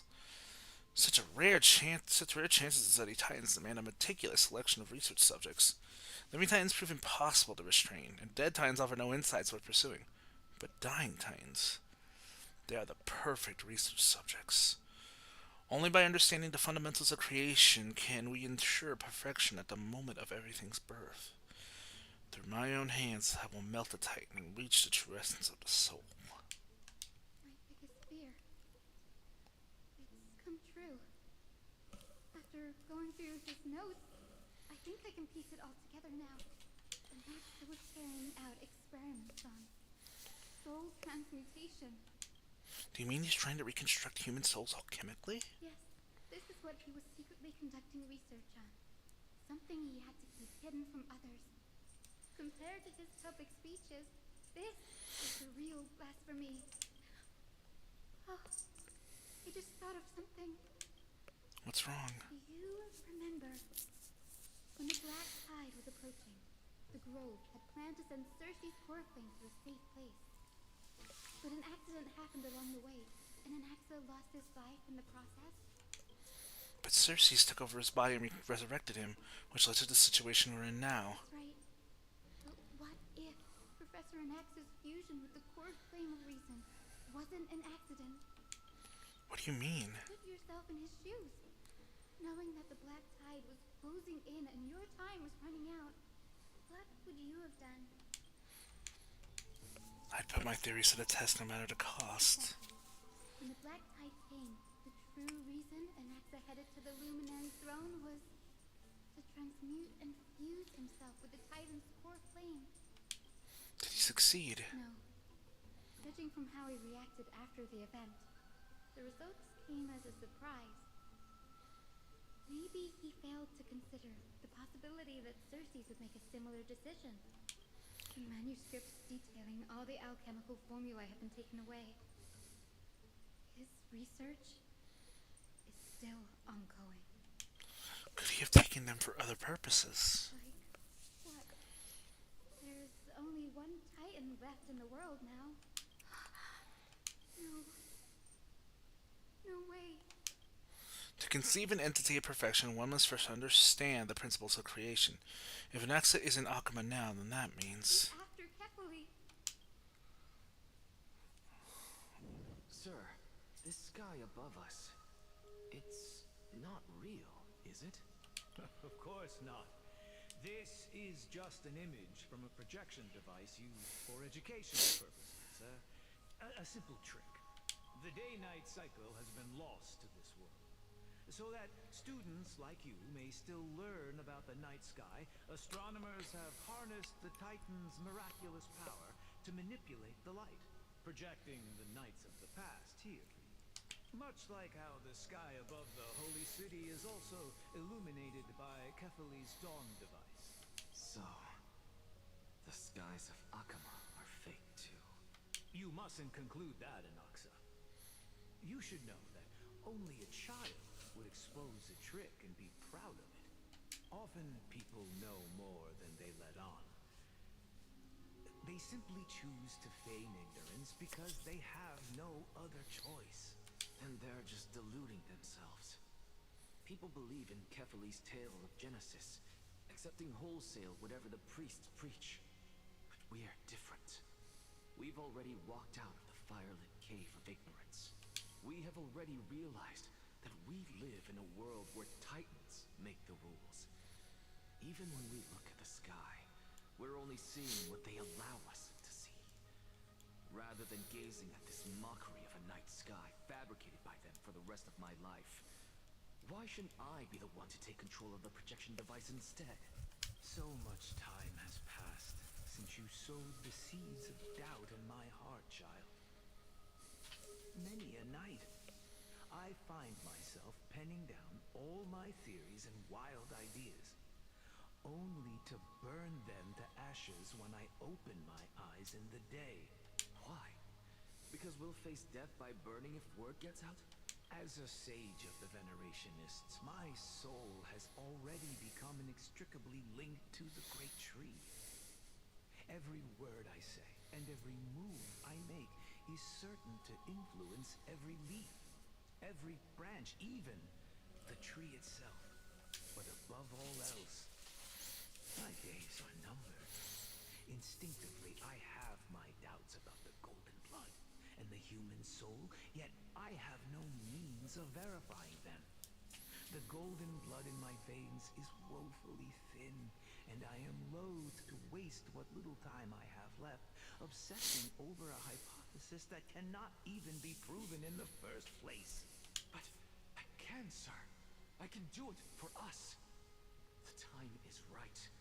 Give me all that I need, and I shall accomplish this grand feat on your behalf. You're right. I shall do just that. In the next meeting of the sages, I will spare no efforts fighting for the rights you deserve. Go. Establish your own school of thought. Find out what we are. Become the one who conquers the ultimate truths of the world. Child of humanity, you didn't go to such lengths for an audience with Kefali. Just ask him a few questions, did you? So, you figured it out. If I were as foolish as Adromus, perhaps I'd throw myself down and prostrate before their greatness, begging for the gods' prophetic wisdom. Well, sorry to disappoint, but I'm no Dromus. Alas, I am a human, standing tall on 2 feet, possessing both intellect and pride. Before such power, does it make any difference whether you're a human or a Dromus? I'm sure you're familiar with the story of the Styxians. When the raging waves threatened to swallow them, they didn't just give up and become city ducks. No. They constructed a dam that kept the roaring tide at bay, chaining down the mad Fagusa. They call me a blasphemer, Xerxes. But that doesn't mean I deny the existence of gods. It's just as I see it. Titans are simply a force that mankind has yet to find a way to tame. Oh? If power that rivals the Titans is what you crave, why not conform to the prophecy and brave the trial? Why stop at harnessing the power of the Titans when I can do so much more? The source of life is what I wish to grasp, to understand what makes up the soul, and to learn what we really are. Thanks to you, I've had the chance to personally verify, in more ways than one, that the soul indeed ceases to exist in death. But where there is death, there is life. And where there is an end, there must also be a beginning. How then is a soul born? That was the only unknown variable left in my calculations. And by the sound of it, you have already formed a conjecture. No, I have already drawn a conclusion. In my journey unto death just now, I finally saw the answer with my own eyes. Professor Anaxa. I'm here. His life hangs by a thread. I must ask you to refrain from taking any unnecessary steps. Of course. I'll bring this to a conclusive end, and give you the answer you so desire. However, in accordance with the principle of equivalent exchange, I must also demand from you what I need. As you wish. Don't you care to know what the price might be? It's a matter of uncovering the truth about the Death Titan and his survival. This may be the only time I can ever save someone's life. There is no need for me to think twice. I see. In that case, let the show begin. Indulge me. Am I correct to say that you intend to prove Thanatos' whereabouts and prove the nature of our existence now?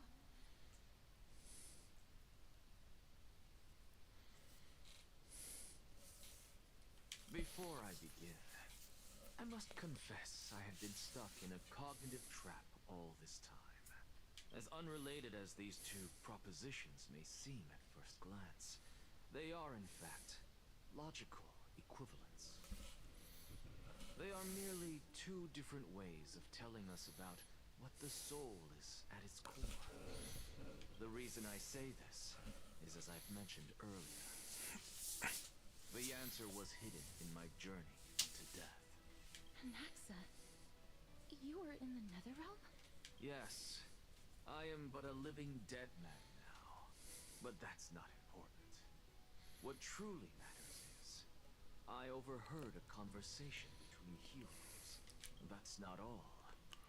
Remember how I said you were a part of that conversation too, Xerxes? And I've told you that I have no recollection of such an event. That was likely just an illusion conjured up by the mind of a dying man. Of course you would remember, because that wasn't you. That was Calypso, one of the 7 sages of the grove. Calypso? Huh? Oh, that's the name I made up on a whim when speaking to this girl. How do you know of it? And surely you jest. Don't you think I, of all people, would know if that were the name of one of the 7 sages under the shade of my tree? Don't you claim to know the grove's past like the back of your hand? It seems you've lost even the memories seared into your soul. Use your head, Xerxes. Since all of this took place in the realm of the dead, it stands to reason their likenesses are of souls from the past. The living cannot step foot into that world. So who could they be? Think about Calypso. Why does she share your likeness? Yet you have no idea who she is. The answer is evident, is it not? Those fallen heroes are the mortal incarnations of the Titans before their ascensions to godhood. The gods aren't master creators born out of thin air, and they are no different from humans, because they all evolved from one. Does this answer disappoint you? Yes, because you've answered nothing. If I truly was once human, as you claim, then where do the children of humanity come from? Even on the off chance that you speak the truth, this brings us no closer to grasping Thanatos' whereabouts. How are we to find them? I knew you would say that, but it matters not. I know what I'm doing. Actually, why don't we have this supreme being standing before us tell us everything? You can revive a Titan? Humans cannot return from the dead. Neither can gods. But all we need to do is look at this from a different perspective, and the problem will resolve itself. The solution is simple. Just like what you did to me. If I'm reborn as Kefali, I can rebuild the world and all within it as they once did. Simple, is it not? In the meantime... I have news from Hyacinth and Dan Heng. Anaxa might be trying to do something with Kefali's divine body. Kefali? But what could Anaxa want? Is the Council of Elders going to sit around and let such a sacrilegious act unfold? That is not possible. He is indeed the great performer, capable of fooling anyone and everyone with his tricks. I'm sorry. No need for guilt, for this is good news to us. The Council of Elders has found themselves a traitorous ally. Anaxa's ambitious desires will be something we can exploit. What we should be doing now is to keep our eyes peeled for whichever trickery Kindness is up to, and react accordingly to thwart her plans. Being Akima's political center, the Demigod Council holds just as much significance as the Vortex of Genesis. Someday, after my duty is over, this site will take the place of the battlefield where you hunt gods. Become the next challenge you are to overcome. Till then, it's best to get used to this place as soon as possible. We'll be waiting here for your good news.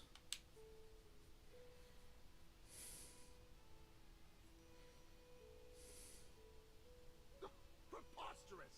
The Christos-heirs only have their standing because of the Council of Elders. How dare they trample over it? Wow, these people are shooting daggers with their eyes. It's been a while. Hello, Oleg of Amphorius. What is that supposed to mean? Is this really the sort of person that the young lord praised as a ferocious warrior? It has indeed been some time, Lord Crateros. What brings you here in such haste? Shh, keep it down. Be more vigilant. See those duplicitous dogs over there? They do the dirty work for Kindness. I've already ordered my people to hold them back, but we should still lay low. Unless you're itching for a bloody fight to get a workout in. My bad. So, did something happen? Did you hear thunderclaps last night? Thunderclaps are beacon signals of strife. They are a message from the young lord. He threw a spear bearing several words at Akama. Watch out. The Flame Reaver is back. I guessed as much. We didn't actually kill them back at the Kremnos Arena. I figured this is something you would want to know. We Kremnoans never back down from a fight. So if you plan to take that thing down in a battle, reach out to me anytime. You have my gratitude. I will let Aglaya know about this right away. Remind her to be on her toes while you're at it. That vicious Kindness has been unusually active lately. Those lackeys she keeps under cover have been going in and out of the city a lot more frequently these days. Some even seem to be getting Kremnoans to defect to the council.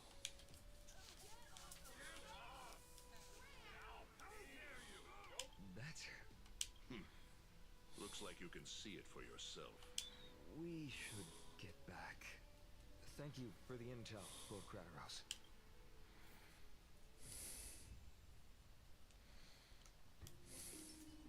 Hey.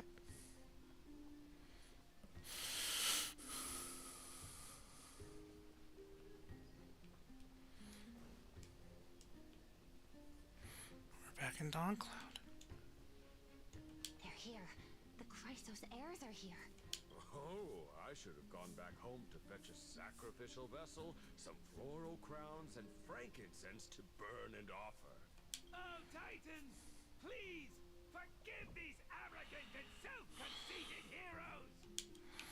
Jesus. Carefully into Lenten above, as the Theoros I have observed. Virtuous citizens of Akamon, Finan Vides, Elysiae, and the Outlander are heading toward us. Aglaya, what happened here? I know about the poisonous fangs of that king snake through the golden threads. In the past, I would be confident about keeping her in check, but I admit I am now unable to do so. What do you mean? It is no longer about eloquence or arguments. I have been a demigod for far too long that I hardly have any humanity left. Before I realized it, I have become no different from these hypocrites. No longer capable of relating to the people. This has come a lot sooner than I expected. But perhaps it is time I need you to step up, Finan, in order for me to retreat behind the scenes. Yes, this is my duty, but... It is far easier for the Council of Elders to fool many than just fool one person. Their so-called more support is no more than a ruse to distribute power using words instead of lances. There is no glory in winning this debate. But that makes having respect for humans so much more priceless.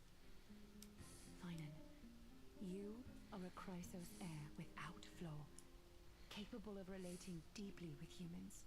I appreciate what you've taught me, Aglaya. I hope we'll live up to your expectations and win this debate.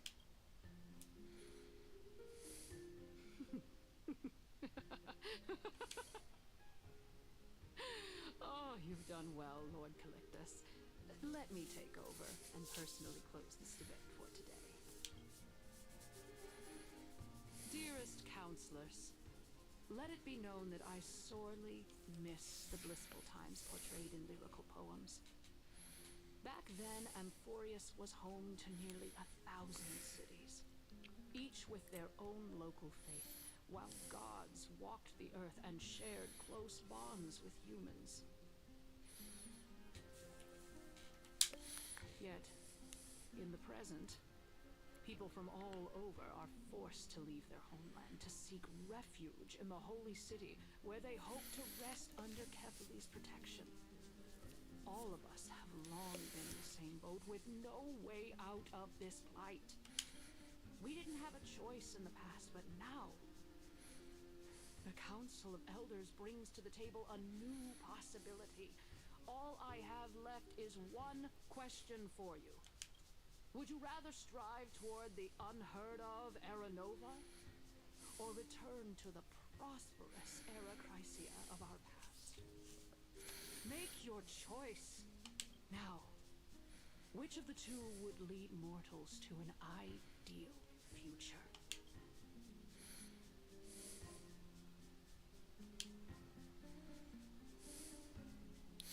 Era Nova is a path of salvation to God's promise.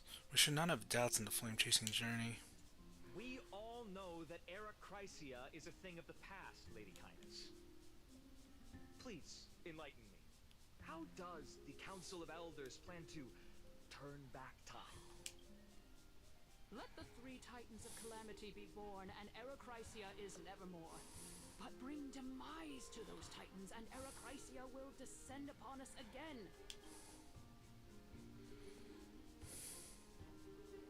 Know that the Council of Elders is never one to make empty promises. Look at who we have on our side. Anaxagoras, one of the Grove's 7 sages. And Castorus, Idonia's goddess of death. With the help of these two heroes, I can promise all of you that Era Chrysia will exist once more. How can you promise it when one's dead and the other one's just doing this just so that she can save our Trailblazer? Aren't they Chrysos heirs? They're supporting the Council of Elders instead? It's clear from the start that these heroes do not get along well in their group. All the more proof that Aglaya isn't fit to speak on behalf of every Chrysos heir. I am in favor of Era Chrysia. Era Chrysia! Era Chrysia!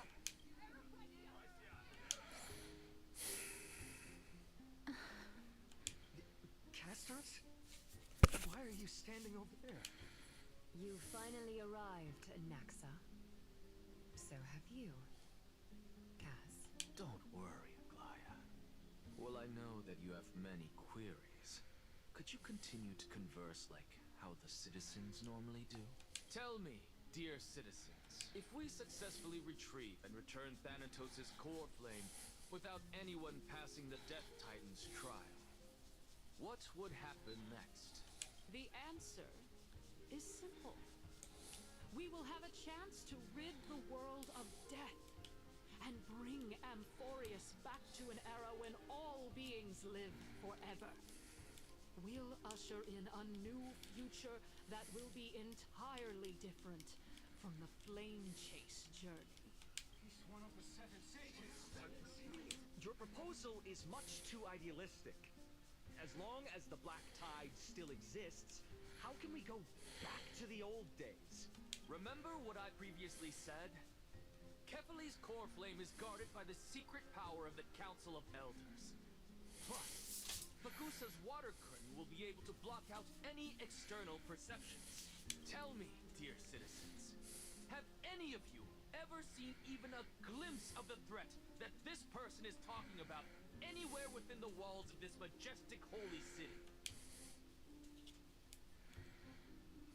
Oh.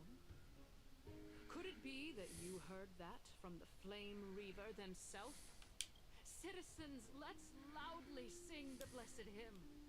Oh, beautiful old world, where are you now? Oh, legendary Eracrysia, return to the mortal realm! After the destruction of the 3 Titans of Calamity, the Flame Chase journey will have to end. This is bad. The masses are now totally riled up. Anaxa, pray tell. Everything that you've mentioned hinges on the premise that we can find Thanatos' existence, right? Thank you, Lady Aglaya, for still caring about this city. However, dear citizens, we are truly fortunate and blessed. For Castoris, Idonia's goddess of death, will surely find Thanatos under my guidance. What? With that, I solemnly promise that the core flame Lady Castoris brings back will be personally managed by the Council of Elders. Thereafter, if we are able to garner the support of all of you at the Citizens' Assembly, we shall spare no effort in ensuring that the Eracrysia will return to our world once again. This is getting worse and worse. With the balance shattered, the result is clear. By Kefali and Talenton above, as the Theoros, I have observed, Akama has chosen her destiny. The issue up for discussion at this Citizens' Assembly shall be modified to the suspension of the Flame Chase journey. This resolution shall be put up on the Wall of Heroes, such that all citizens are aware of the city's way forward. Aglaya, dear Aglaya, what has caused your heart to soften? You also don't seem to be as quick-witted as before. Wag your tongue as much as you like. Since the Flame Chase journey has been preordained by the prophecy, our failure has never been on the cards. Well then, I guess we'll find out if that's true at the Citizens' Assembly. Lycus announces the conclusion of the debate and the attendees part ways.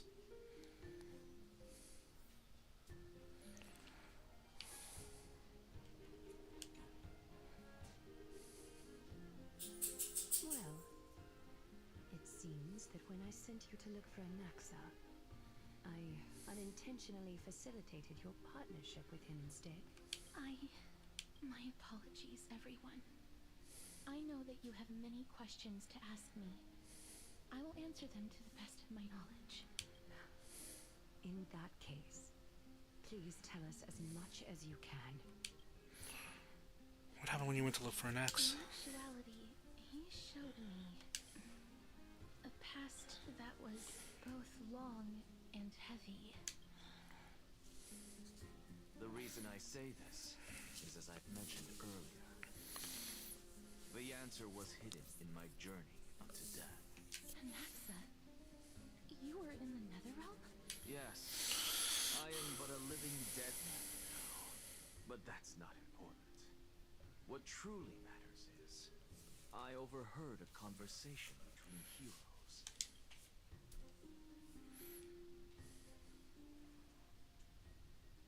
Have you heard of this tale before?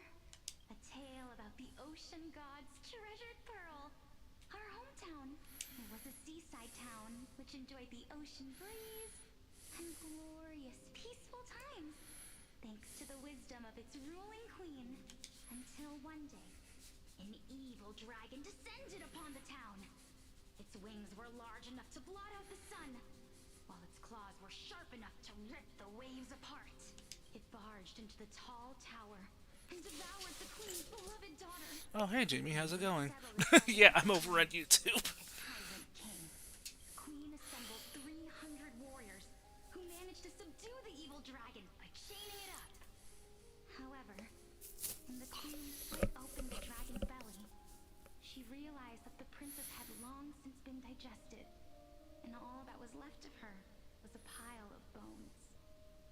Devastated, the queen wept for several days. It was then that a devious, smooth-talking scholar arrived at the palace and suggested that the princess could be revived through the use of dragon bone and dragon blood. We've heard this story before. The secret art of alchemy. The princess was reborn. The queen was overjoyed, blissfully unaware that the evil dragon's soul still lurked within the princess's body. As revenge, the evil dragon swallowed the poor queen, the glib liar, the courageous warriors, and all of the town's innocent civilians in a single gulp. Worse still, the souls of the deceased were refused entry to the Netherrealm because they were filled with regret. Forced to roam the mortal realm, these resentful souls ultimately converged into a river of souls that would not retreat for a long time. The terrifying death had consumed all. Thereafter, our hometown fell into ruin as well. Until... Until?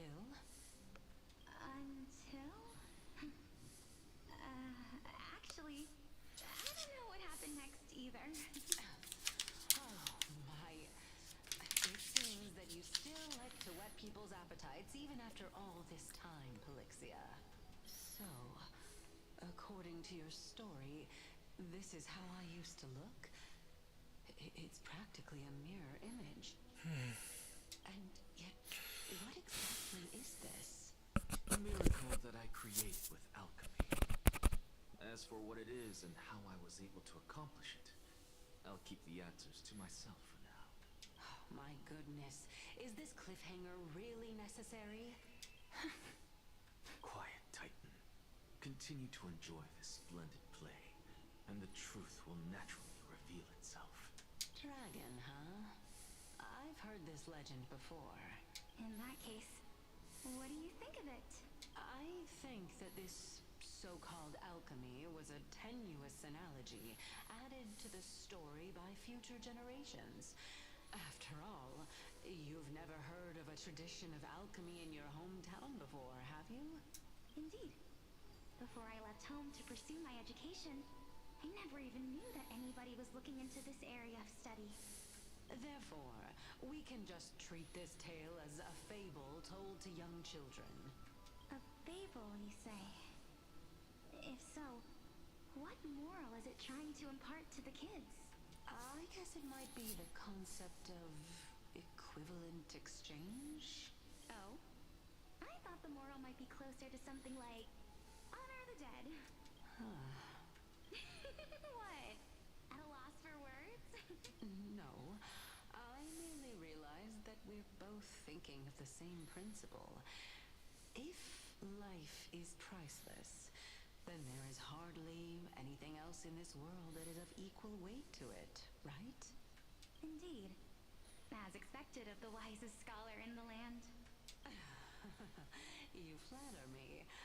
Why don't I ask you a question as well, as a form of equivalent exchange? Of course. What is your question? If I imparted my knowledge of the art of alchemy to you, would you use it to resurrect someone you loved? What? What kind of strange question is this? I got it. You're just trying to get me to tell you whether I like anyone, right? Let's just leave it at that. That was rude of me. Yes, I would. Oh? Death is inevitable. In the days to come, I'm certain that someone whom I cherish deeply will leave me for good. If such a mighty power really existed, I think I would use it without hesitation. After all, you, me, and the rest will all have to face that fateful moment eventually. My time is finally here. However, perhaps because of my firm belief in the immeasurable value of life, I am unable to complete the trial. You shall wither, and through that, the dead will sprout again from the remains, and be reborn with the dead flame. It is a pity that fate is such a cruel mistress. Is there no other way of interpreting those words? I'm afraid that the meaning is clear. Between my sister and me, one must pay the price. Our trial can only be completed when the one chosen sacrifices her life. I'm afraid that the prophecy might even have selected a pair of twins for this exact purpose. Fortune makes fools of us all. They had almost all of them. They had almost all the core flames. My sister is prepared to sacrifice herself. And yet, I can't do the same. How absurd. My time is almost up, but I'm still afraid to welcome death. What should we do? If I'm ultimately not able to make up my mind... Since Chaos is willing to guide all of us and lead this trial to the end, there is still plenty of time for you to ponder. That's right. Don't allow the fog of an uncertain future to cloud your mind. Trial, prophecy, the topics that they're discussing seem familiar.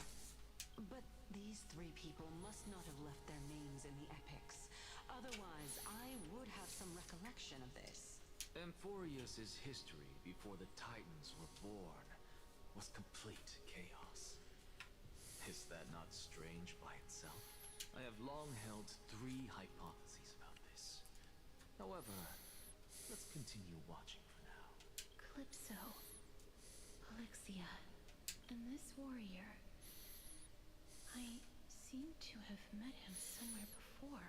Regarding this matter, Naius, are you confident that you'll complete your trial? Of course. Though, I am worried about what will happen once I've emerged victorious. Looks like you have made up your mind. Yes, this is the safest course of action. Completely separating courage, honor, tenacity, sacrifice, and reason. You really know how to make things difficult. Please, young lady, witness my fall and demise. Lady Calypso, you shall host the soul-rending ceremony. I do not understand. Why would you dare to sacrifice yourself for a future that you won't get to witness? Because this is our destiny. The power that resides within me is so intense that I will one day be engulfed by it. Furthermore, a valorous death before glorious return has always been the path I chose to walk. A journey I began long ago. If your sister or Chaos were in my position, I believe they would make the same choice as well.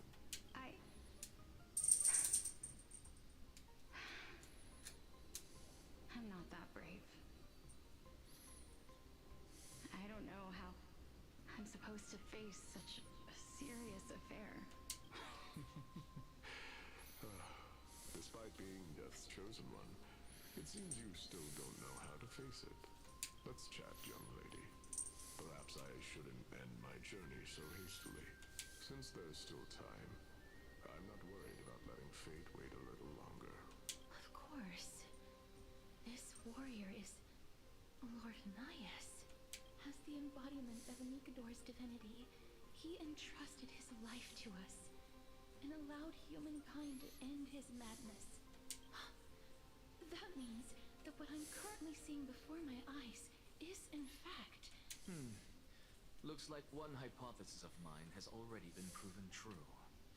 These heroes are the true forms of the Titans, before they attain their divinity.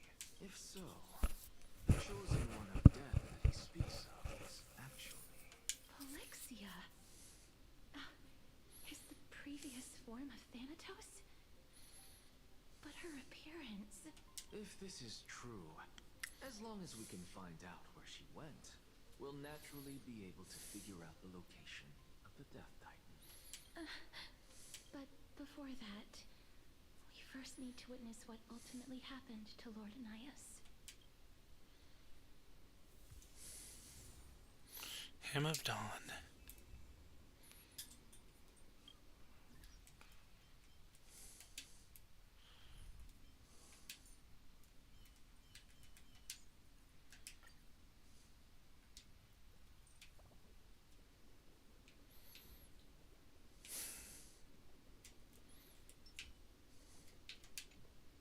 Honor, courage, tenacity, sacrifice.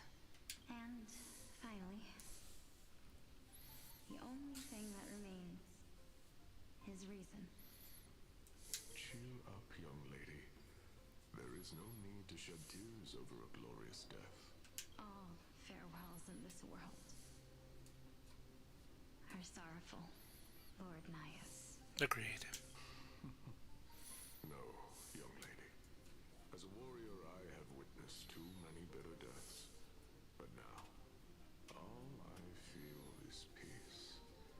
I did not know until this moment that mortals could live their lives in such a way. Although only a sliver of your soul remains, you remain so optimistic. Or maybe the truth is that you aren't able to feel sorrow anymore. To be honest, I don't know either. But I am certain of one thing. This is not an acceptance of death nor apathy toward it. It's not even a feeling of despair. I am just enjoying what remains of my life to the fullest. Enjoying? Indeed. Along this journey that we've taken together, not only have I changed the world, I myself have also changed in the process. And now I have reached the journey's end. When I look back and see the grand epic that I've personally written, how could I not revel in that fact? Every journey has its end. But That's when right. you depart the mortal realm, won't all of your accomplishments be reduced to nothing?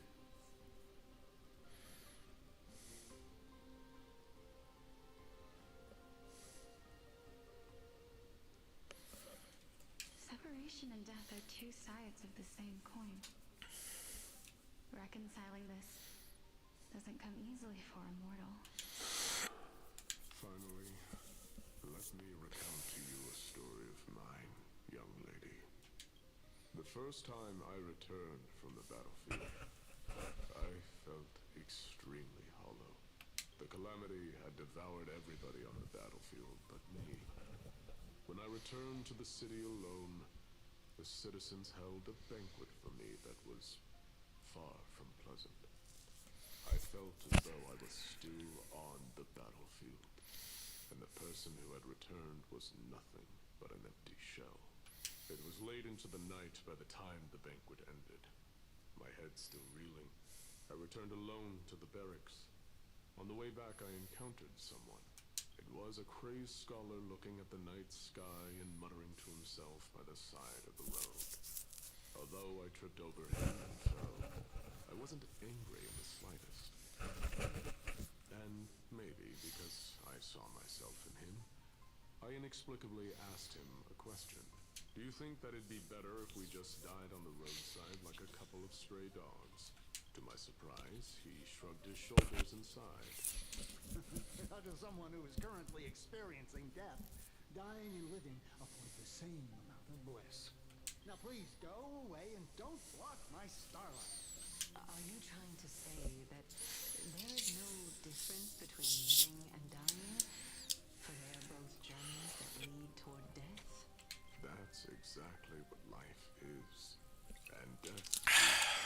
But a scale to measure how valuable the journey was. Ooh, excuse me.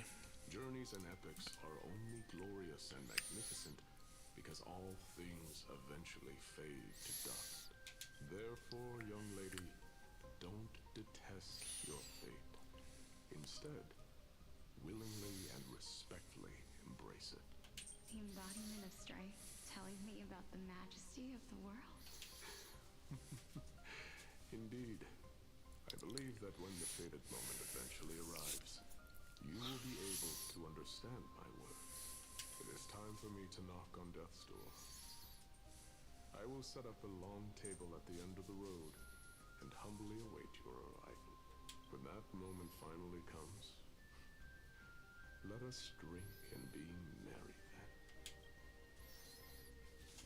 Wow. I knew this day would eventually come.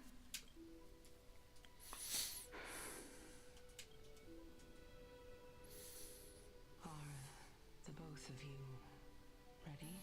Mm-hmm. Polixia, I'm here. I knew it! What? This... This is quite interesting indeed. Is this... Polixia's sister? Is it... me? Now, it's time for us to fulfill our promises. Are you afraid? What are you afraid of? That I won't be able to do it. You shall wither, and through that, the dead will sprout again from the remains, and be reborn with the dead flame. As foretold in the prophecy, and according to our vows, once it all ends, we must face our fated moment head on. Even if it was prophesized, do we have no say in the matter? It's so unfair. Why are we the only ones who are forced into mutual destruction? Let me do it, sister.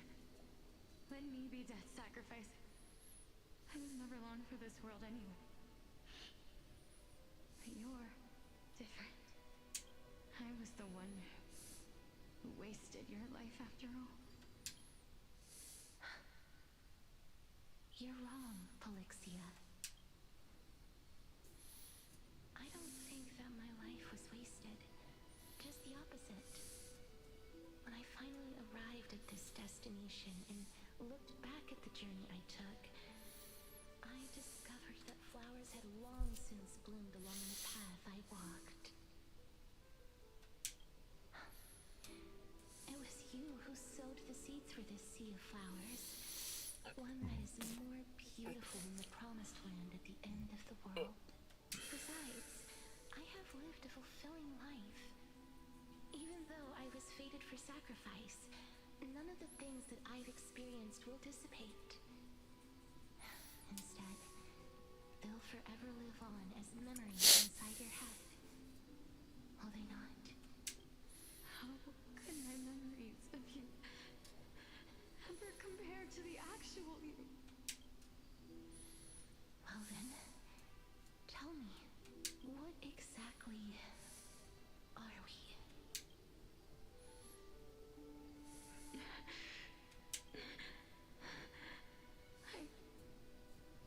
I don't know. I don't know either. But regardless of what the answer is, regardless of how we're shaped by others, or even by this world, ever since we were born, The fact that we existed was predestined, and nothing could erase it. This is why I will always, always be by your side. We're twins, after all. All right, my dear Polixia. It's time to extract my heart and light the flame of death. After that, use it to plant the first bud in the prophesied new world.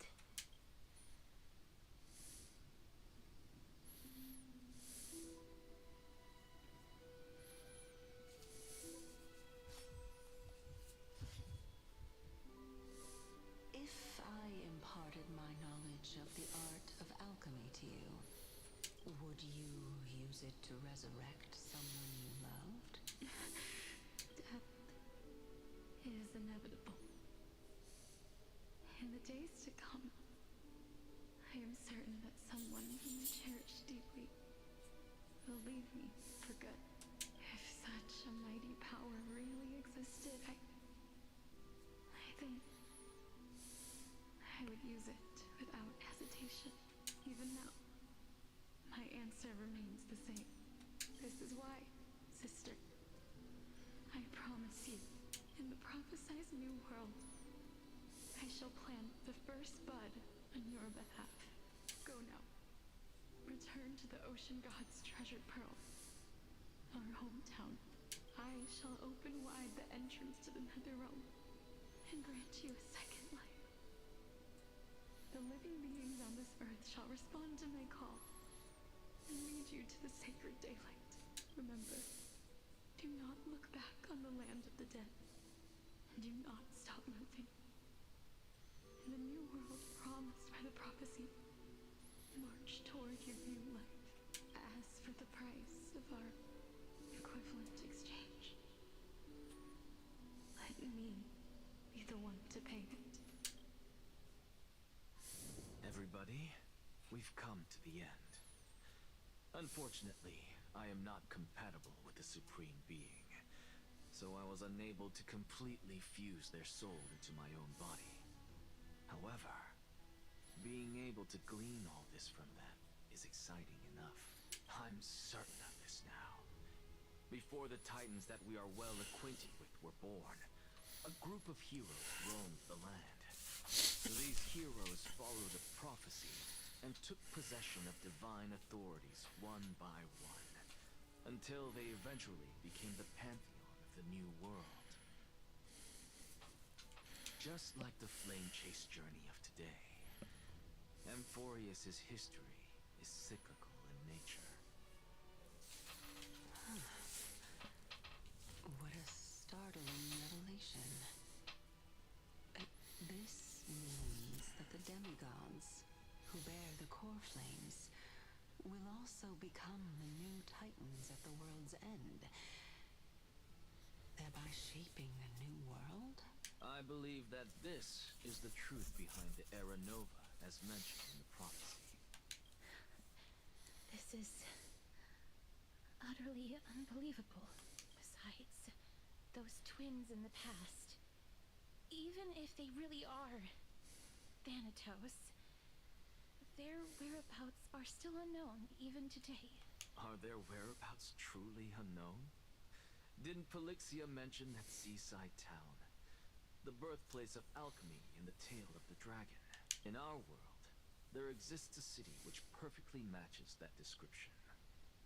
Styxia.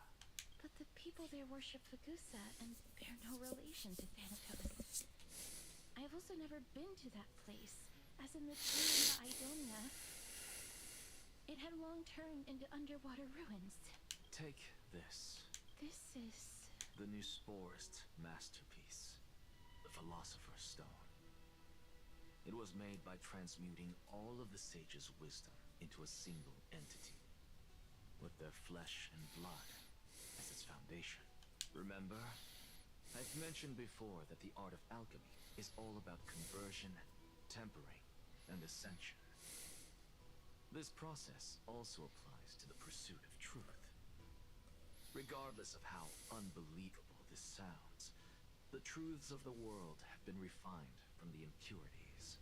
Think about the story of the dragon. This stone will lead you to your real hometown, allowing you to reform the door to the Netherrealm and discover Thanatos' fate. You still look as confident in your victory as ever. But what if your conjecture is wrong? Simple. I shall merely admit to the entire world that my experiment was a failure. However, my line of thinking will not fail, because I have already planted the seeds of doubt into the hearts of the masses. Actions speak louder than words, Castoris. With the assembly about to begin, don't forget the promise you've made. I have already searched for so long. I'm willing to try one more time. While we converse, his life is also slowly slipping away. But before I leave, I have another question. What exactly did we witness just now? That was the world imprinted in Kefali's soul. If we are to prove its existence, you must take the final step. Go. Do not disappoint me. I understand. Hey, child of humanity. Don't get antsy. I still remember the question you posed to me. As a scholar, I do not wish to offer up ambiguous conclusions. Let's discuss this topic again when she manages to find the evidence. I merely wanted to ask, was that stone transmuted from your heart? If so, rebirth is no longer an option for you. Why not? When I was a child, I lost someone dear to me. When I was a teenager, I lost my faith. A while back, although you saved my life, I also lost my soul in the process. Now I'm merely forsaking my body. What's the big deal? Why are you always finding ways to die? Isn't it good to be alive? This is but a necessary sacrifice on my path to transform into the purest of them all. Can someone who's dead even claim to be the purest of them all? Furthermore, if your hypothesis is proven correct, does it not just confirm that the myths are true, and thereby invalidate all your theories? No, it's just the opposite. If my hypothesis is correct, it means that I can actually ascend to godhood and reshape this absurd world that you all have created. Currently. That's a lot to take in at once. Lady Aglaia, please, let me explain. Go on. You know that the core flame of death has always been the greatest unknown regarding the Era Nova, which is why both you and Kainos desire to gain the power to control that core flame in the approaching Citizens' Assembly. Professor Anaxa has come to a consensus with Kainos. They want to suspend the trial once Thanatos' core flame is reclaimed, hoping thus to eradicate death from this world. If they're successful, then the flame chase journey will cease, and Akama can enjoy everlasting peace. But I know this runs counter to your wishes.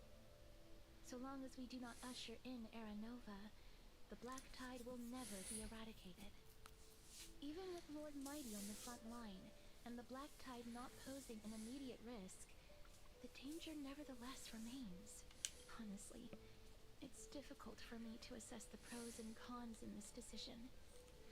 But someone must bring the core flame before we can begin negotiations over it. The Titan could be very near. I cannot let this chance slip by. Besides, someone has to make this trip to bring back Mr. Soul. Well said. You already had every reason to seek an audience with Thanatos. It's that great performer who has weaponized your wishes and placed us in this difficult situation. A world without death. Do you desire that too? If fate dictates that my path must oppose yours, I will do all I can to resist it and protect what I aspire to achieve. Lord Mighty showed me that without taking the first step, all talk of what follows is moot. You've changed. I have always hoped to hear you speak your mind, Cass. And I am glad to have heard your true thoughts.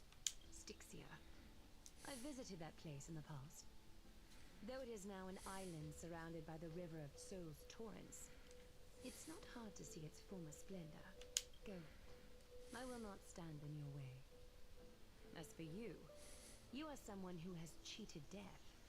I believe you have more than enough reason to make the trip with Castorus and meet the god of death himself. Castorus, I too look forward to your journey. I wonder what kinds of new interpretations your completed story will bring to the Flame Chase journey. Thank you, Lady Eclia. I hate to put a damper on this heartwarming moment, but if Styxia is now an island surrounded by the river of Souls Torrents, then how do we find a way in? Lady Treby is probably... The answer is quite simple. In the Mids, Zagreus once made the domain of the dead their treasure vault. That is to say, they could enter and leave the Netherrealm as they pleased. And if they could do that, then it follows that the demigod who inherited their divinity must be capable of the same. I'll see you at Marmorial Palace at Action Hour tomorrow. Cypher shall be your guide to finding that ancient city. The tumultuous day finally comes to an end. Disperses, each lost in their own thoughts. Whew. The servant tells her mysterious within minutes, and the scholar seeks an answer to a forbidden puzzle. The truth learned during your travels. Head to the book and write it down.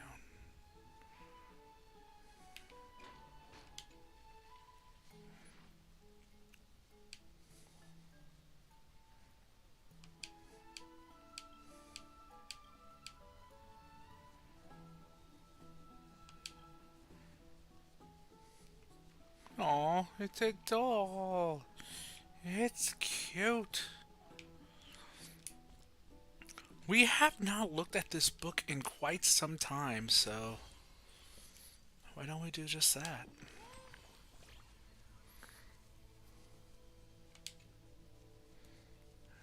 Time for a bedtime story. I love stories, but I don't know when you tell them. Just save a few for before bed, right?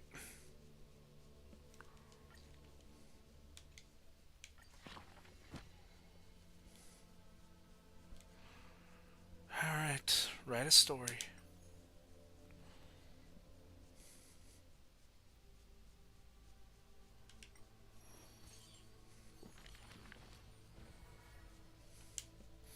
Whose fidgets comes into view? Those flame chasing people, those forgotten stories, as I've written. Demise Scholar, Anaxagoras. Let's divine name dim. Before meeting death, the scholar already composed his own epitaph. This person's name was seldom mentioned by others. Incomplete, just like his fate. He would sweep his own grave at the beginning of every month of reaping, staring long and hard at his stained hands. Hands that never seek the benediction of gods, accepting only the tricks and plots his brain presents. Keep your distance from that blasphemous one, lest misfortune follows you like a shadow. People warned each other thus before his lectern. In those rumors, the scholar's hubris looms foul and vile. He dares to proclaim ascendancy over gods and defy the Titan's will. But the one shouldering such slander pays little heed. His lonesome figure stands aloof, for he always believed that gods are no greater than mortal beings such as he. Grove of Epiphany, the paradise of the wise, yet harbors one shouldering the name of a fool. He calls himself a clear-headed teacher, leading lost students, yet he rarely guides or teaches, apart from gifting a single saying. Yet for the rest of the student's life, that saying often proves to be more valuable than gold. Pupils often praise his words as divine utterances, to which the teacher replies with sharp retort. Apart from destiny, he seems able to decipher all laws, and now even destiny may also be within his grasp. It was not so in the beginning, as he silently recalls the past under leafy shade. Faced with the god's edict, even I cannot resist. But no guidance given, he reaches enlightenment for the first time. Yet, I sincerely believe this is not to be my destiny. That became the cause of the blasphemy. Miracles are the most conceited actions of gods. They are God's denial of humanity via might.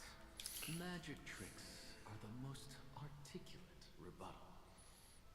They are humanity's imitation of godhood via intellect.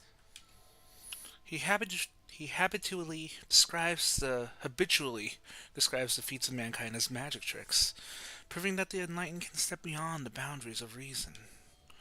But magic tricks cannot afford to fail, even after 1,000,000 times, and for that the blasphemous co-conspires of a god. Using the final trick, they wish to create a miracle to end all miracles.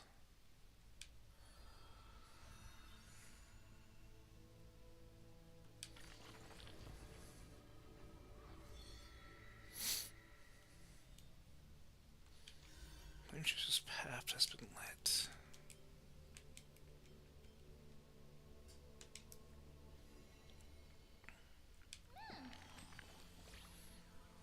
Wow, is this the story of a new companion? The one who looks like a scholar of some kind? Boy. I have no idea what that means, but you're trying to make me laugh, right? It's a magical boy. I'll just play along. Oh, right. I just remembered. This one is a magician. On the topic of the Flame Chaser's journey, he always seemed opposed, perhaps because he didn't believe in a prophecy. Everything in this world is false except me. Time for a quiz. What do you think is the relationship between Naxa and us? With the grave being like this, there isn't any time to study. Though the ideologies are completely different when it comes to stubbornness, he is strikingly similar to the other heroes. Aglaya even permits the Chrysos heirs to study under Naxa. A good rival is a good friend. Everyone probably can agree on that, at least. But we're different. We're the best partners when we work together. Let's write another story.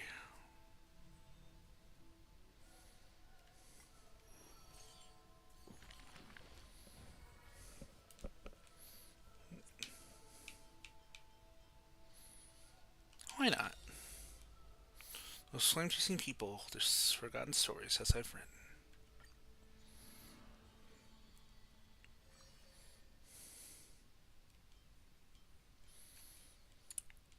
Long separation. You shall part with your friends, with your enemies, with others, and with yourself.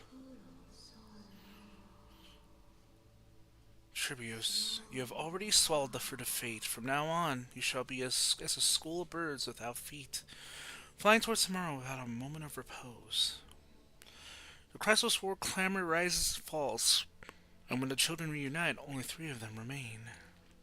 We have heard of a Chrysos heir. The lively child says. That person tears open the barricade of the Black Tide, aims at the sky, wanting to contain the core flame in a sheath. There will always be warriors like me, who believe in and are willing to protect the tomorrow they prophesize. But the crusading Chrysos heir never returns. The greedy ones then lift the crown with sharp blades, and by power's lethality, they are the one by one slain.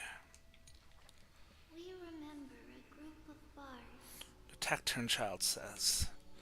The bards compose songs for the children's prophecy, and along the corpus of the pillar of stone lay their footprints upon which ballads are carved. Though we lack the might of swords and shields, we can take you to walk every part of this world. Till many years later, when the bards all return to their subterranean eternal rest, the children sing in long, long songs, and alone they bear memories of humanity. the exuberant child says. When they left their home, the passengers blew the girl apart into countless turbulent bubbles, carried to all corners of the world on the winds of destiny. Run towards the world's Agnes. The children cheer each other up. As the years pass and the sun and moon rise and fall, the children often hear sounds of their friends shattering. Farewell, farewell, farewell. The children who still walk the earth silently hide their wretched sobs. Mean. Hey, go to your bed. Upon the hills of Akuma once grew golden figs as far as the eye could see. The remaining children linked their hands and decided to make this beautiful city the beginning of yet another journey. The children pulled the hem of their maiden's dress. Please, listen to the prophecy we bring. The maiden pulls on her silken threads, weaving in her heart. The children's pass into strings. Chase the cool flames with me. I promise that. The liberations poured arg. Huh. I didn't get to finish that.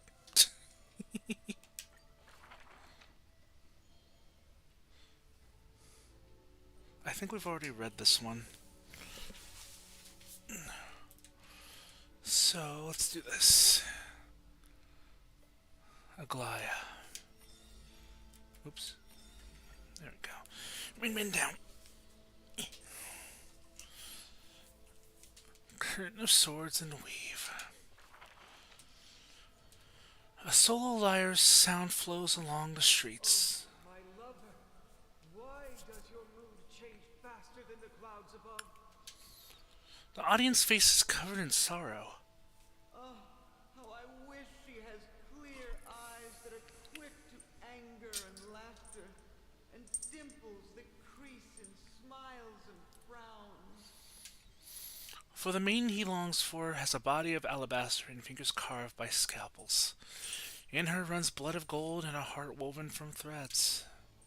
She has neither eyes nor dimples, lacking even a face, for she is Aglaya's garment maker, merely a demigod's serf. The gilded dressmaster, the executive of romance, how resplendent would her mansion be above the radiant dawning clouds. Nervously, the visitor opens the doors. Like parting curtains at a theater, the one with golden thread is revealed, standing betwixt figures of stone. Lady Aglaya, I am Apollos' retainer, here for an outfit to take to my master. He casts sideway glances as he bows, for the garment maker he adores is flanking her mistress, silent as a leaf accompanying a flower.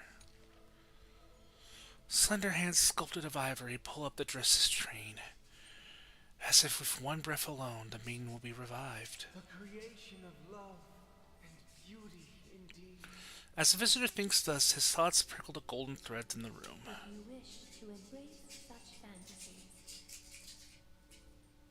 She declares thus on the other end of the golden thread. you must beware of the scissors that can pierce through the chest.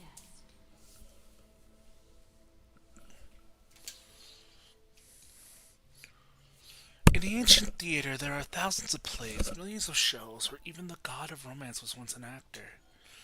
The weaver below the stage savors the show for inspiration. The ostracized poet finally returned home. The adoring lover separated by misfortune, the hero betrayed, fires his deadly arrow into the traitor's heart. The thread known as romance is knit by all beings, by all love and hatred, beauty and sin, memories and prophecies. All that occurs are clothing indeed. Look, the despondent servant buried his love.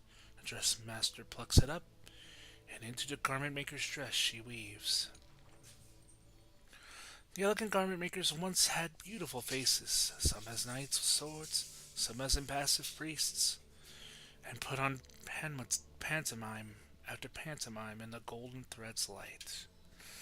Till the stage shook in the storm, and the black tide tainted the dancers' skirts. She wiped clean their visages, and instilled armaments instead of silk. Use the needle and thread as your sword. She requests the servants who cannot answer. The garment makers are elegant still. They turn bloody and stained. Didn't get to finish that again, but okay, whatever. Last one. Actually, we got one more star. The day the lion went on campaign. None may approach that battlefield. The lone army of Kremnos, an obstacle on the flame chase journey. He ordered his troops to stand aside. That was the first meeting between hero and prince. The two men fought for 10 nights unceasingly, till the combat drew to its end. Neither was able to score a single victory, and concede not a single defeat. None knew why this man's fate is always overshadowed by a single number decreed. Just like how none can ascertain how the flame-chasing heroes convinced this man. It was not mutual appreciation, nay, for in his memories 7 sentences were all his mother to him ever spake. Yet somehow that leader who weaves the golden threads recounted one of the 7 with ease. There is no right or wrong in the man's heart. The lion has its own historian, and the history of the hunt should not be held by the hunter alone. And thus he speaks little. Others once guessed he regards the holy city as his home, for he seeks a land to belong. As a king to his people, it is the first gift to them he brings. But as per the rule with gifts, once given away, the gifter will never repossess this thing. The journey is long, yet none ever dares to anger the man. Not because of his unrestrained manners, but because every meal the heroes partook were all cooked by his peerless skill. One sight stirs falsehoods in the woods. He has relied on scent since young to distinguish guests and obtain gains. Yet there are always exceptions. The man's archenemy often puzzled. Why the food always borderline nauseating? He still recalls the day he entered the holy city. One who worships strife is bound to have rumors rife. Even insects consume each other, and he's no less than the Mad King's kin. It matters little, for the man always considered himself an enemy to the world. He pays the road so that one day his peers would match his anger within. Yet until the prophecy turned true, none in the holy city he ever did ruin.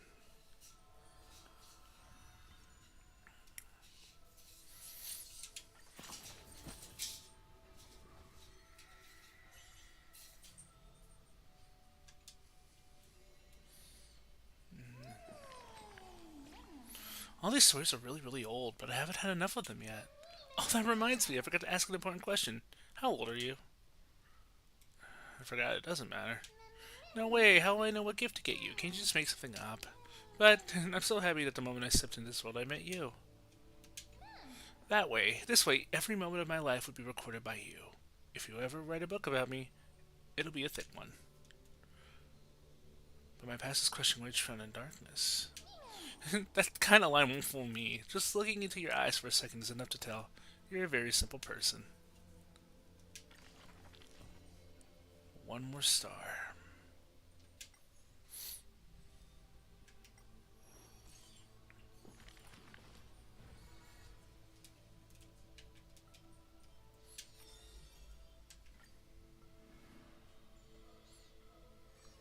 Willing to adorn the living. Born with an evil curse, her hand dips into lethal cinnabar and white lead to personally decorate the faces of the dead. Her skills are said to bestow beauty on anyone, even transforming their appearance completely. Many skills were born out of her seclusion, but it painted her dwelling in a gloomy vision. Only a select few have set foot in this mansion, and the thief and the weaver were 2 such lucky persons. The girl converses with all items in the house, with specimens, tea sets, and even pillows in profusion, as if she can hear the responses of these non-living things. I have always lived in isolation. Out of courtesy, this is how I practice my words and actions.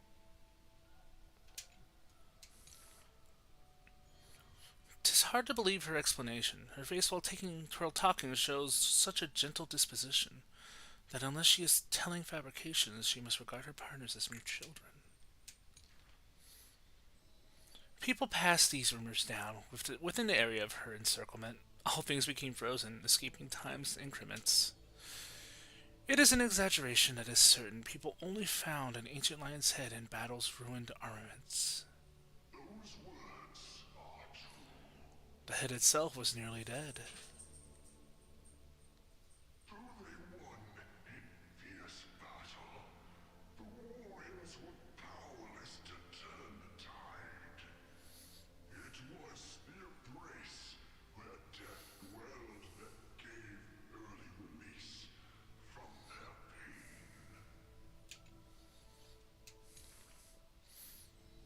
This is how death escapes time. She keeps every final embrace hidden in her immortal heart. Out of her numerous works, butterflies and flowers often stand out stark. Ignite them, and you can almost hear the maker's remark. Even in death's silence, her sound can still be heard. It is a gift greatly treasured by the maiden. Few have the honor to be graced with such work. Only one has the heart that burns such a gift, and the reason she gives is rather far-fetched. I must peer into all fates unknown. The power of time is boundless, but there is one thing it cannot conquer. Death is abominable in humans' eyes. Apart from my identity, there's nothing about me worthy of praise. The beloved Goldweaver hears this in distress and tries to teach the art of weaving and threads. It has been said that the maiden has works that the holy city possesses, but this is the judgment the Goldweaver expresses. Well, none can know all things, nor be skilled in all crafts. Her works are too early for the living to comprehend.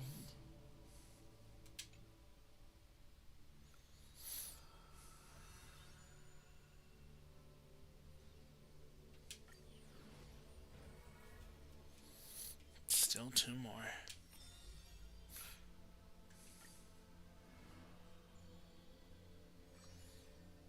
Scarred, not the broken. This is a tale buried in history. One day a student elated in victory dashed around the grove's territory. I saw the spell the professor carved on his body. The youth with white hair was beside himself in joy. It must be a power most secret. A means for one man to stand against 1,000.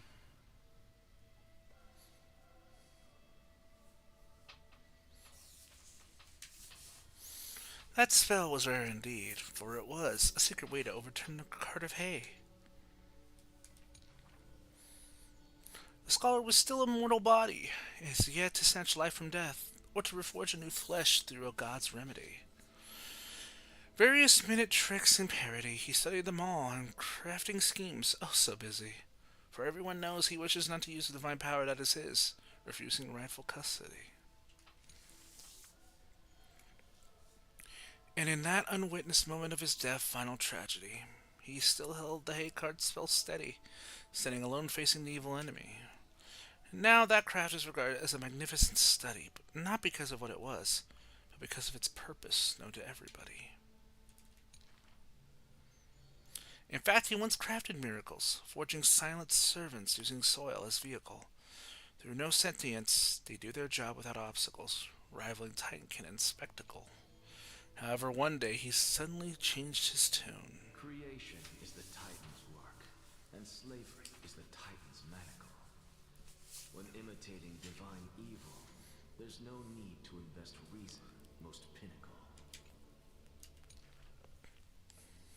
When the servants have all been recycled, he deigns not to explain, fearing to waste his reason or muscle, so he jokingly concludes the questioning with a chuckle. If it's just for odd jobs, students are a better gamble.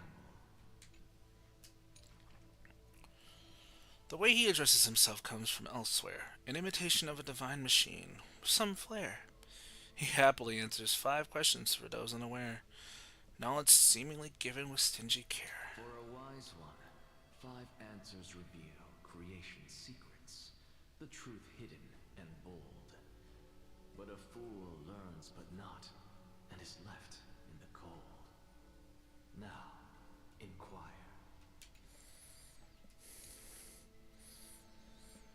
That is in fact the scholar's crafty snare. He hides the answer he seeks behind questions posed by those unaware. doiling breadcrumbs as bait to lure and compare, whether the inquirer may be worthy of his wisdom to share. The scholar never looks at laws and measurements, ignoring the flow and shift of time's passage, and uncomprehending students gossip in eager regiments. He is panicked by the flow of time, for his work is yet done, yet to implement. The stubborn assistant. This man is too arrogant, and he intends to desecrate Orynyx's accomplishments. Student, why? Obviously to drag out class time as a statement. The student's answer seems rather adamant. The stubborn assistant interjects in a rare display of testament. The passing sage from another school brings admonishment. Outside the courtyard, the gossip flows into the scholar's ear. He silently gives a grade to every question and argument, but none know the true answer, according to his judgment.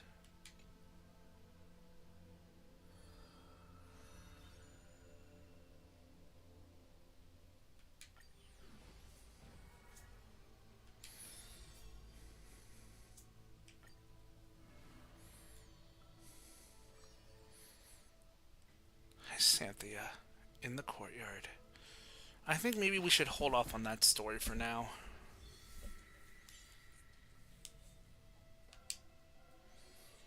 Now, let's see. Everyone's stories are so deep, I can't keep up. Does he understand them? What is a god exactly? Omnipotent. Wait, that can't be right. If that's true, then why are there so many strange gods? If there was a god who ensures Mim never loses her fur, would that be considered omnipotent too? But still, I don't quite get it, so let me ask it another way. There must be a difference between gods and us, right? Otherwise, why would anyone ever want to become a god? Not me there. Right? When you really think about it, there's nothing that can only be done as a god. How strange. As I keep asking, I only get more and more confused. Maybe I'll wait until I've grown a little more before discussing these things with you. To close the book.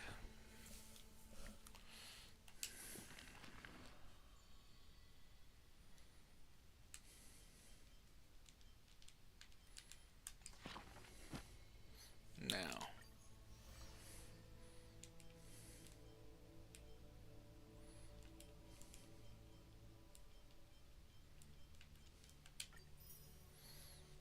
Wishful resin, very nice.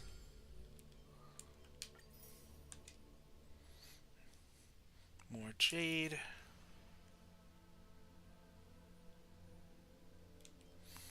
And we're still working on getting the rest of the stories done.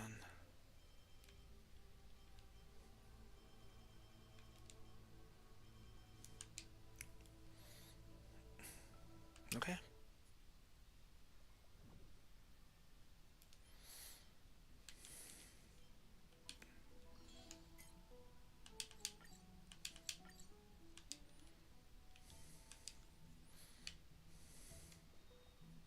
Hey, friend! Is the debate finally over? Did you win?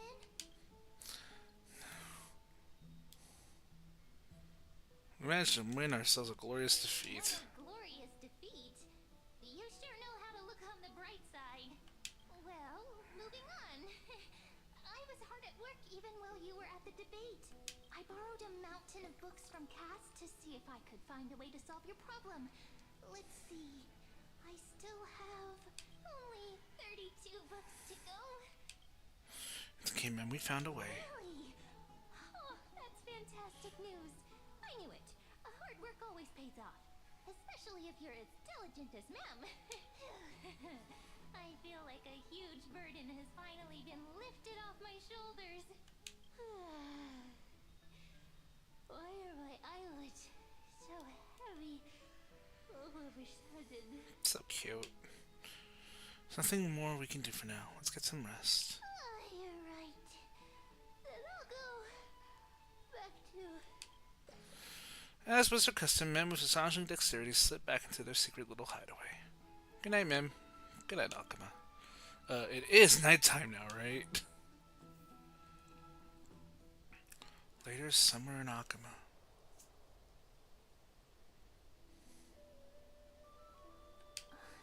Cass? What a surprise. Lady Treby. be. Is something troubling you? I just wanted to speak to Lady Trian for a bit before I set off. No matter how breathtakingly beautiful Styxia once was, the place is now the domain of the departed. There is no telling what we'll encounter there. I don't want to have any regrets. Has anyone told you that your eyes are sparkling today? Is that a figure of speech? In the past, when you did smile once in a while, all of us could see that your heart remained troubled even as you smiled.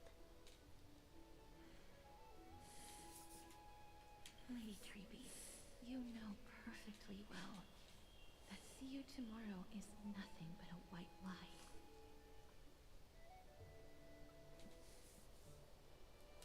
I hope your toughness is not a mask hiding a lonely heart.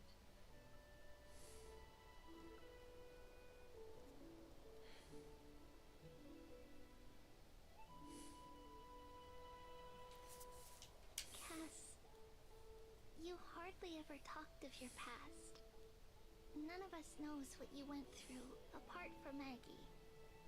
But we know it must have been filled with pain and hardships, as it is the fate every Chrysosaur is destined to live out. We are just happy for you that the core flame you're meant to inherit has finally surfaced. Isn't it a little too soon to say that? But you already know where tomorrow is, don't you? There's no need to rely on anyone else. Just give it your all and leave no regrets. We have always believed that your embrace is just as warm as everyone else's, because we embrace others to comfort them. And Cass, you're the kindest Chrysosaur we know. Thank you, Lady Treby. This feeling... it's hard to put into words. I suddenly found myself with so many wishes. So much I want to accomplish before setting off. And go do it, Cass. Trian was actually working on a surprise gift for you. It's a pity she didn't get to finish it. But now Trinan and I are working on it. And we'll make sure to give it to you. So, let's meet back here when you return from Styxia. Safe travels. See you tomorrow! At the same time, I can't sleep. Who could it be?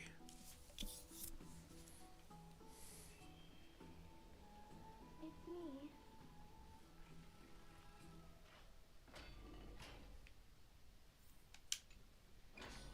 I hope I didn't wake you.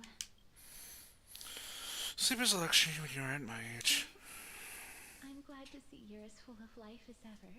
I'm here because of private matters, actually.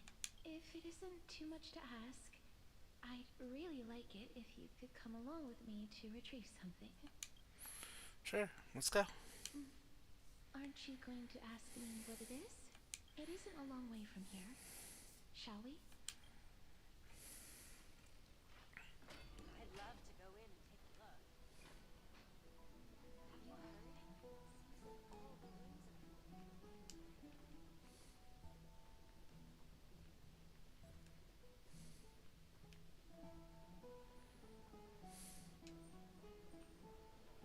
The streets are packed. I want to vote! Tell me how I can vote! Take your ceramic shard engraved with the Kethali rune, select the Council of Elders in your heart, and pray silently until the shard registers your choice. Then toss it into the Dolium. The Council of Elders? More like the Council of Buffoons? The Black Tide took my hometown long ago! Who are they kidding with bringing back Erechrysia? It's all a sham to create their own Erechrysia in Akama! The Titans are just. So long as we do not overstep our bounds again, we will not incur divine wrath. Oh, please. The time when these deranged Titans should have vacated their spot to the demigods is long overdue. You'll see soon enough, you old bogey. And I pray that Talanton smacks some sense into you with their scales. We shall see how this turns out. That was quite a spectacle. Yeah. Just another peaceful day in Akuma. I suppose peaceful is technically correct if no actual violence happened. To this day, I still find it almost unreal that Akuma is the only place illuminated by light amidst the crumbling ruins of Emporius. And its people are even holding votes to reconcile differing opinions. This peaceful sight is making me forget that this is the end times. This is what the Flame Chase journey is all about. Before coming here, I had lived for many years in Idonia, a city of rime and frost. The people there were devotees of Thanatos, and were well known for their unique burial rites and traditions. Traditions that I played a major role in. Because of the curse on you? Yes. You now know me as the Mortician of Akuma, but back in those days, I was Idonia's maiden of war. I was trudging across the frosty plains on my own when the Idonians found me. They saw the curse in me as a blessing from Thanatos, and believed that my hands could correct the Eracrisia's mistake and lead them to meet the great god of death. They provided me shelter, but in return, I was expected to grant merciful deaths to war captives, prisoners bound for execution, and heroes alike. Isn't that just an executioner? Yes, no matter how kind or cruel the means, nothing can change the essence of death. Taking away someone's life is never worthy of religious worship.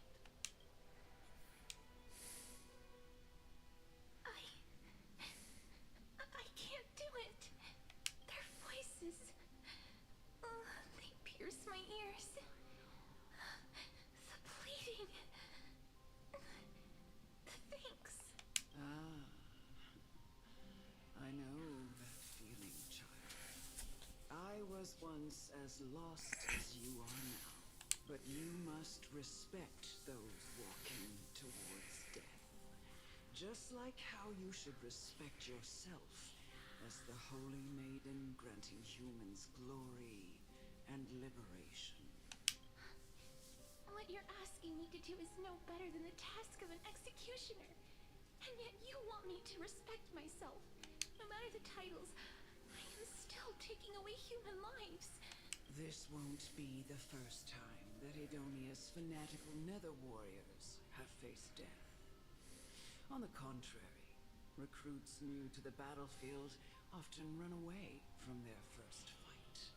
Death is the mightiest and gravest power in this world. The fact that you can wield it means you are deserving of respect.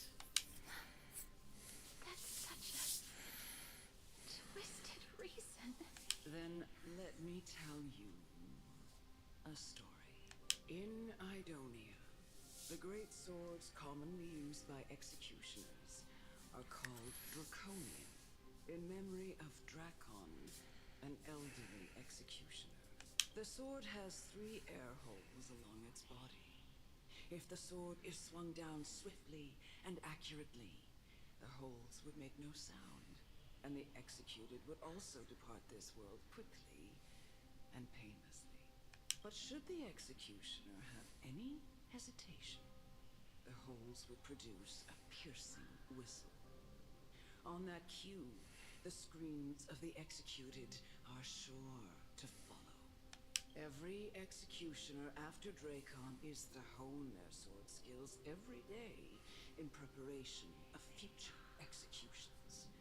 Every swing of their blade must be more resolute than the last, for failing to do so will bring pain.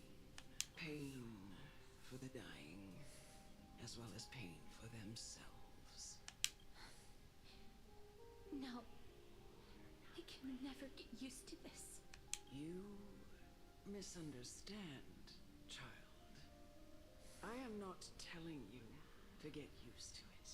I'm asking you to consider the source of the dead's suffering and use that knowledge to fortify your future touches with more and more determination.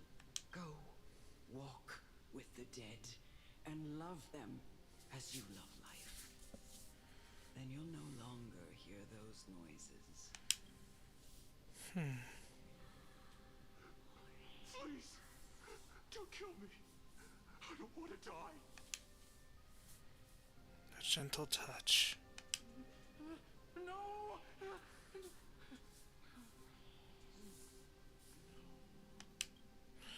You gently touch the prisoner's forehead with your finger. His face is pale, his eyes flicker with fear, and his body trembles uncontrollably. It is because of fear, anger, and hatred, or is it your so-called merciful touch of death simply a lie? The dark purple models spread like petals across Death's row inmate's face, and seemed to be submerged by spring water flooding his body. His trembling ceased, and the cries that had once begged for mercy slowly turned into a sigh-like whimper as he murmurs to himself. Quickly, everything falls into a dead silence, turning to pitch-black dew that scatters the wind. You hear your own heartbeat drown out the sound of heavy breathing. May you gain some insights through his sacrifice. Is this all? No. Come with me. This is just the beginning of your life as the Maiden of War. You executioner!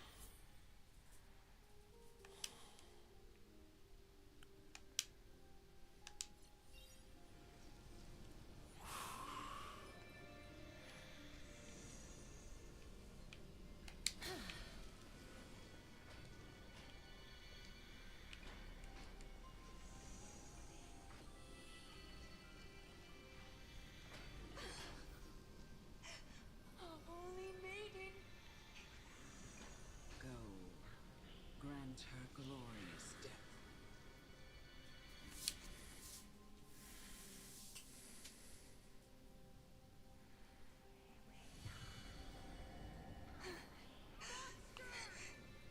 Thank you.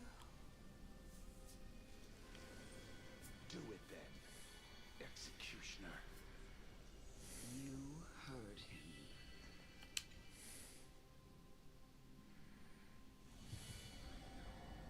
I curse you to live in eternal pain.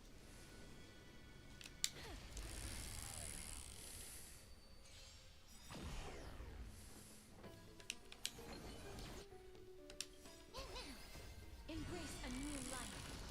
Ooh.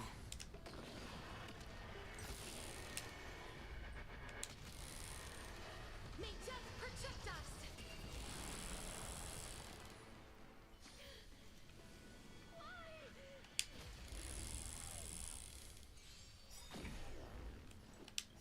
Embrace a new life.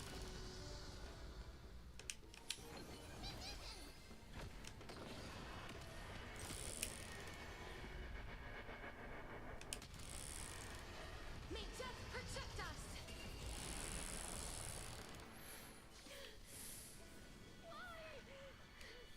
Please. Grant me peace. You.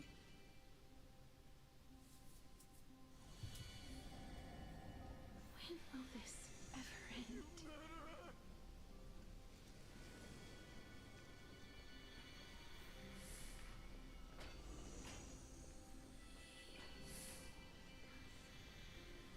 Come.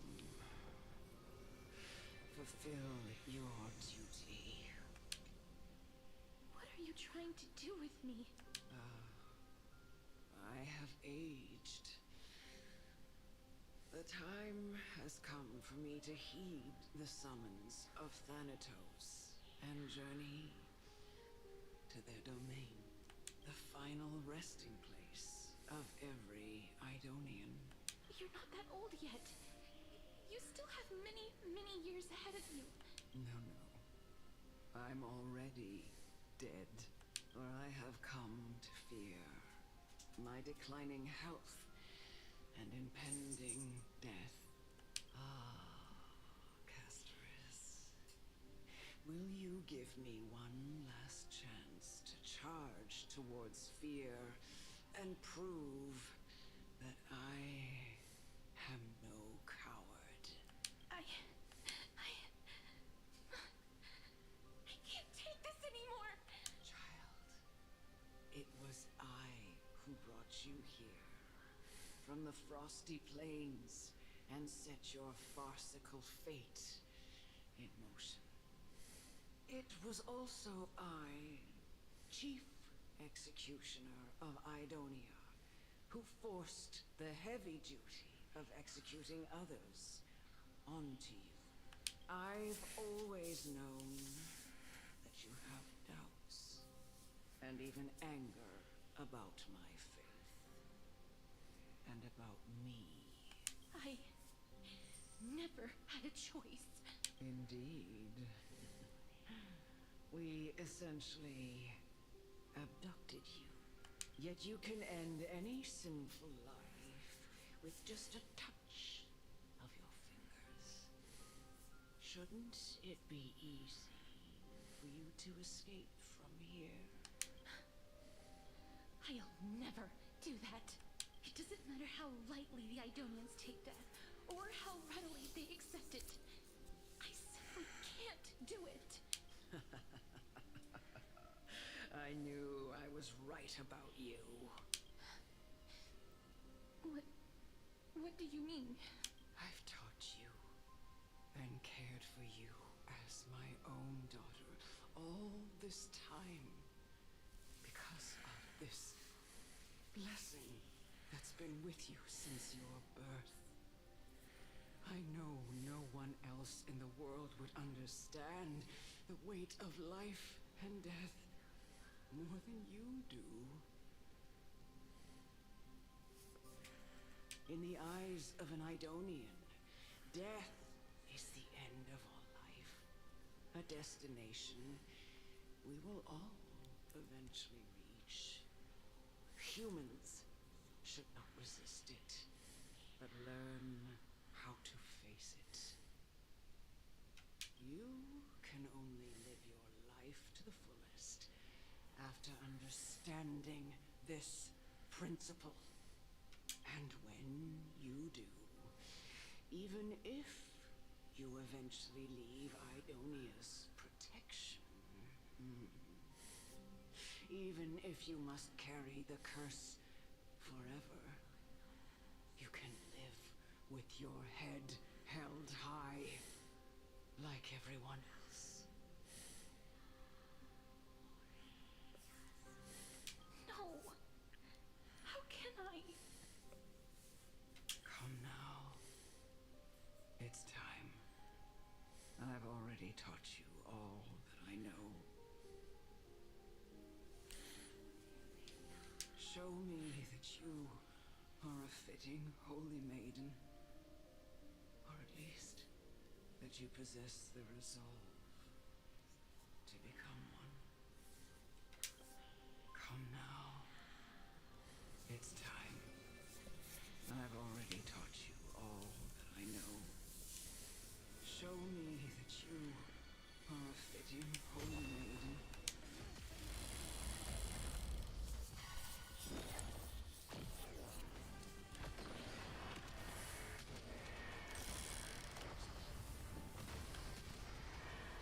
May death protect us! No holding back.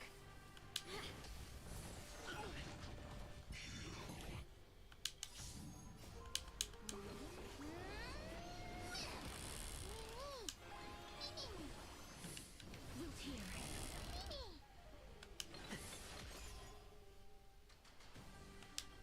Nicely, my friend. Indulge yourselves! Have we met?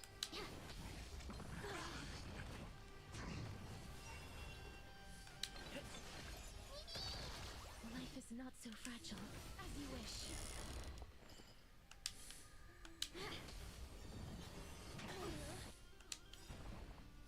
Embrace a new life.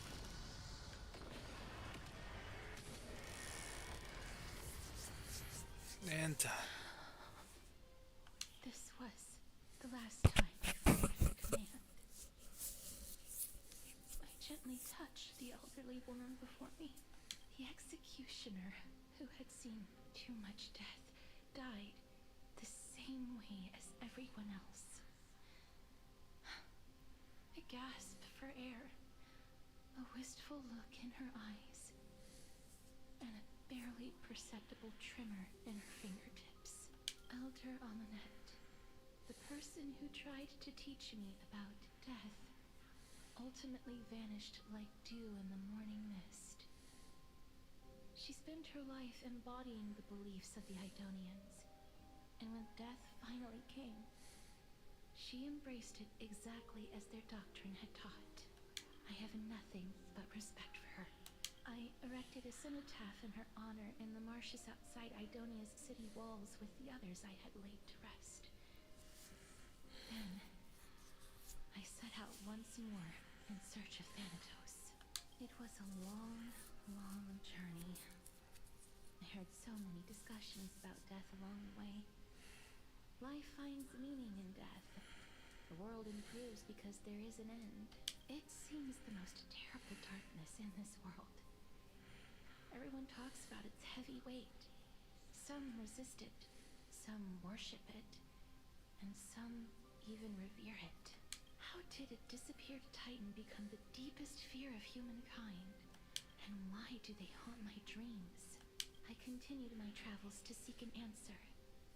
Initially, I was running away. Then, I started searching for it.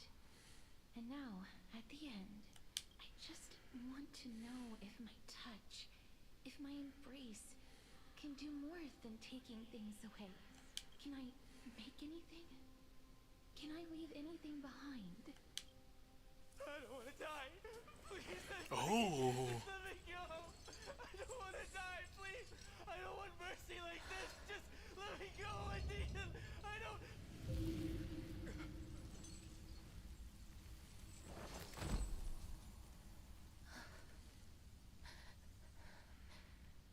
I hate these icy hands.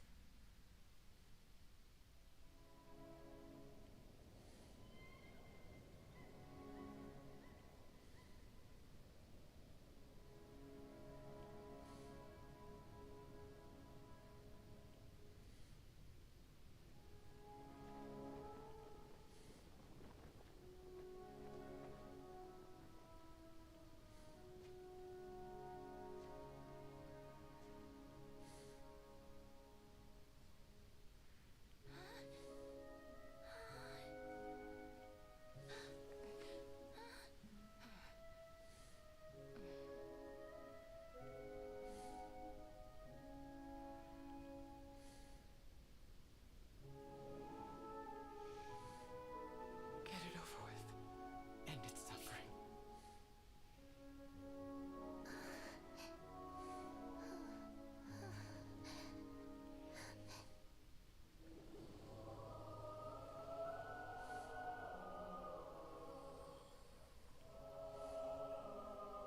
The Reaper has blessed your hands.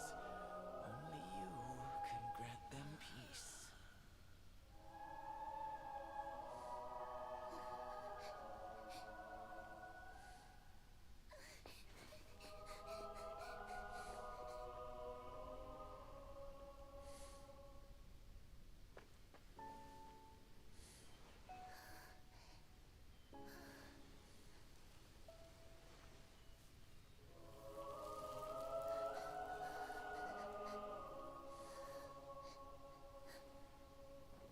Embrace death. Walk alongside it.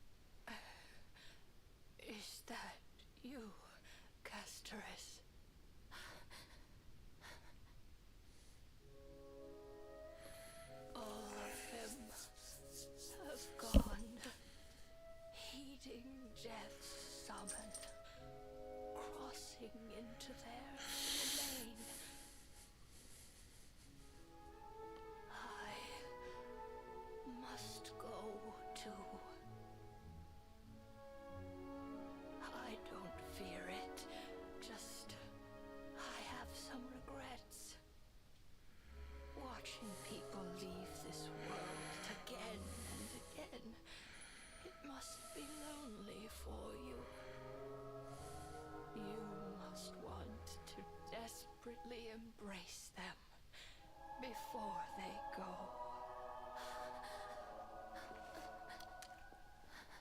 I can't. These hands, they're too cold.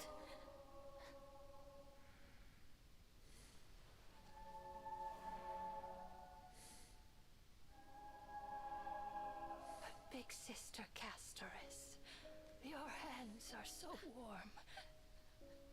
Just like anyone else's. So go on. Don't hold back. Give me a warm hug.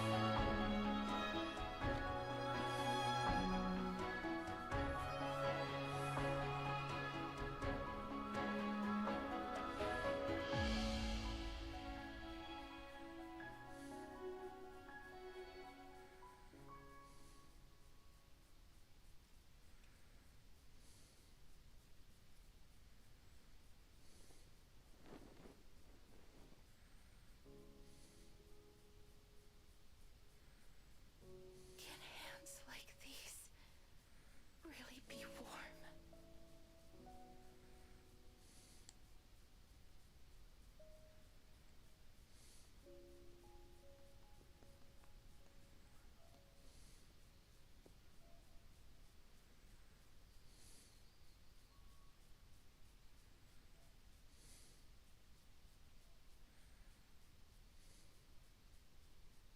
On the day that Orynyx's trial ended, you must have had many questions.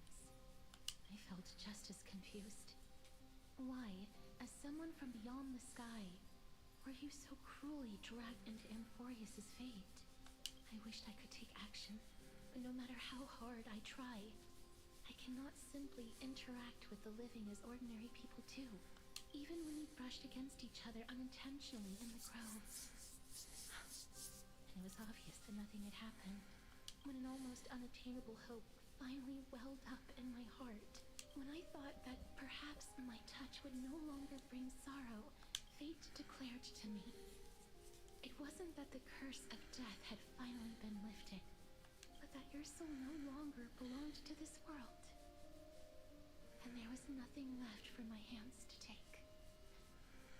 Nothing. And did I really think this time would be any different? It's not that I don't understand this reality, just that I'm unwilling to accept it. Having walked such a long road, I am still unable to find the answer to life and death. I am resigned to eternal despair. Anything I wish to hold on to, death will inevitably wrest from my grasp. From that moment on, I lacked the courage to confirm it again. Until Orynyx laid bare the cruel truth before us.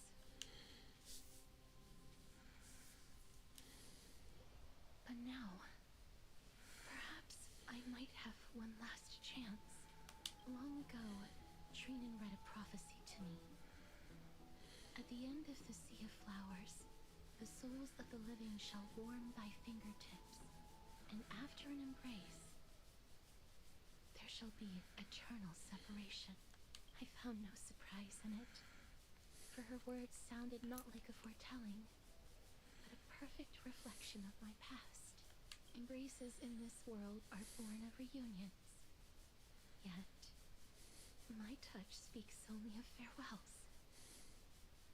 In that moment, I had no doubt that this destiny would weave itself through the entirety of my life. And yet, things have taken a turn for the better.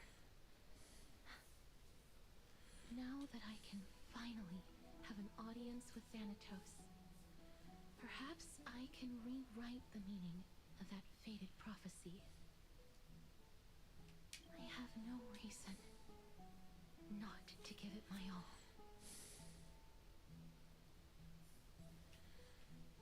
For your sake, and for my own.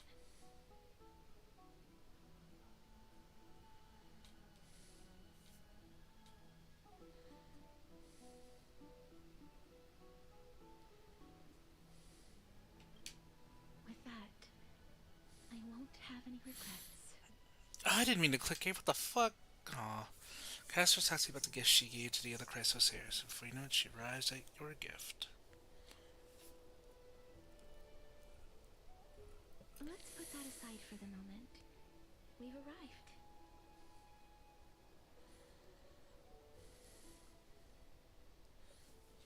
I want to retrieve a small gift I specially prepared for you.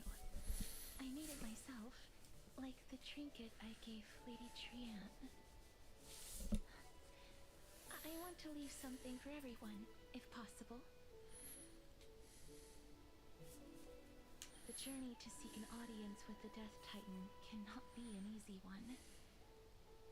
I want to make full use of every moment I have before we depart, so that I don't have any regrets. That sounds kind of ominous. Then perhaps you can have a look at it first. You don't have to take it if you don't like it.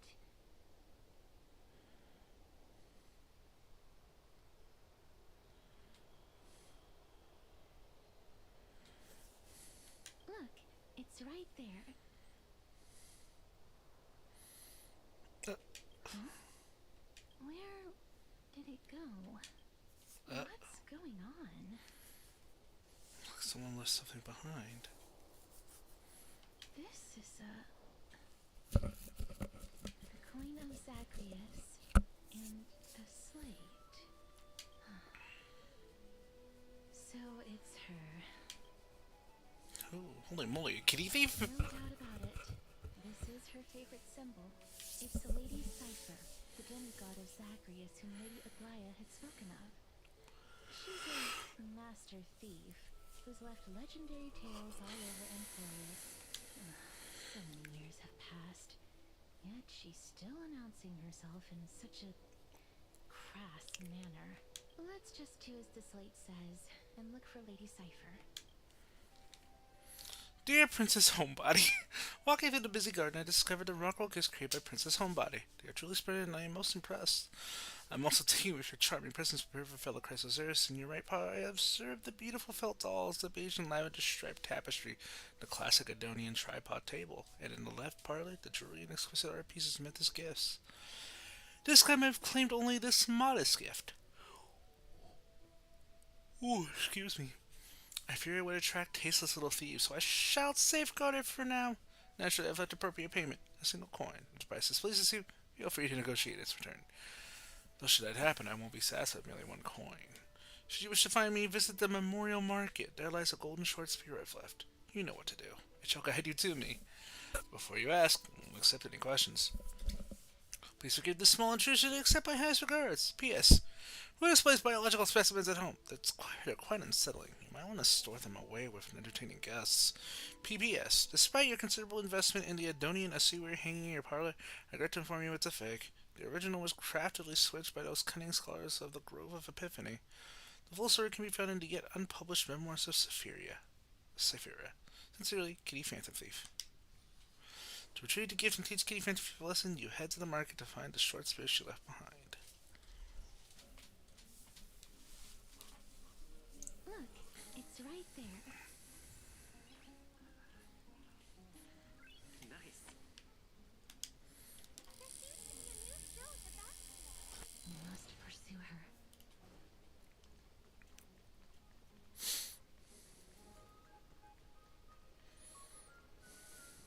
Huh? This is a trick she left for us. Clearly, Kitty Phantom Thief wants to play a little game with you. 2 short spears, 1 correct, 1 wrong. 2 golden short spears. Only the golden short spear engraved with the truth can lead to Kitty Phantom Thief. The left sphere is engraved with the words "Don't be fooled." The right sphere is engraved with flies. The right is engraved with words "Trust me, Gray." Mastery, both spheres, and engraved with the truth.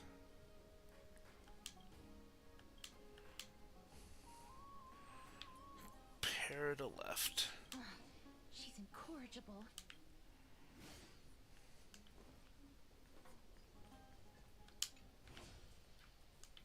This is how it should be. We must pursue her.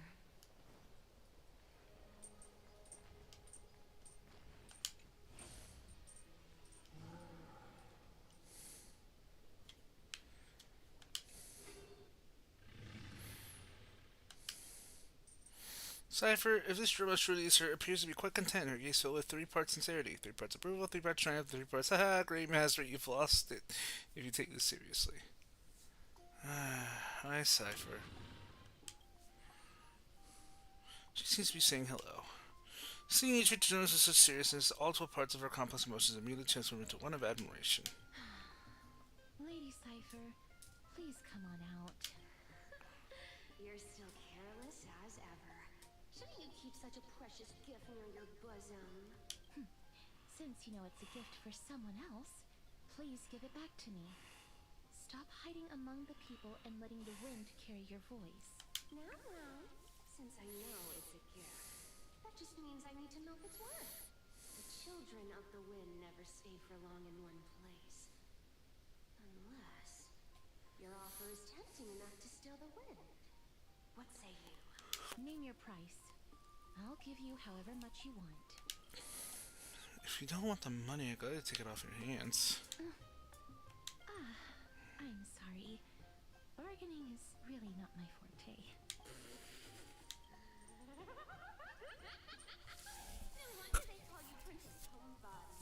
Why don't you two come over to my place? You'll make a better venue for proper business discussions. You can find where I live through the winds I've sown. Right? Piece of cake. I can do that even if I can only sense your soul. Alright, I'll see you there. Oh, by the way, everyone cool with me collecting a deposit before we reach an agreement, right? Now, come this way. The dude with divine blood in the backpack has been stolen. Where'd my dude with divine blood go? She's incorrigible. Follow me. Letter from the Fantasy Cipher continued. Dear Princess Homebody and Green Mystery. You probably guessed already, I have no intention of showing up at the Pack Beast Workshop. This means, of course, I have no plans to return a gift there either. This is just a warm-up for a little game at cat and mouse. But surely you've realized that the kitty fancy thief never cared about stealing a mere trinket, right?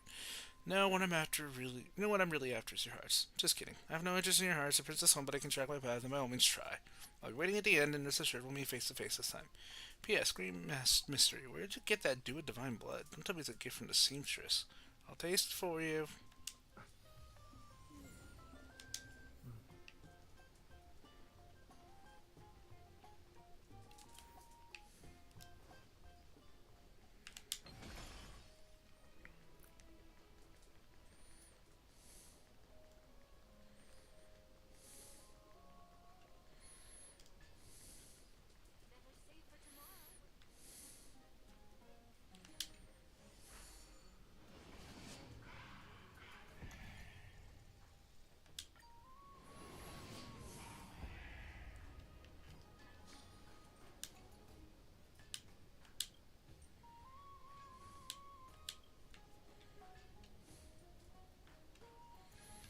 What's that? It's a golden... I wonder if I can get over there later on.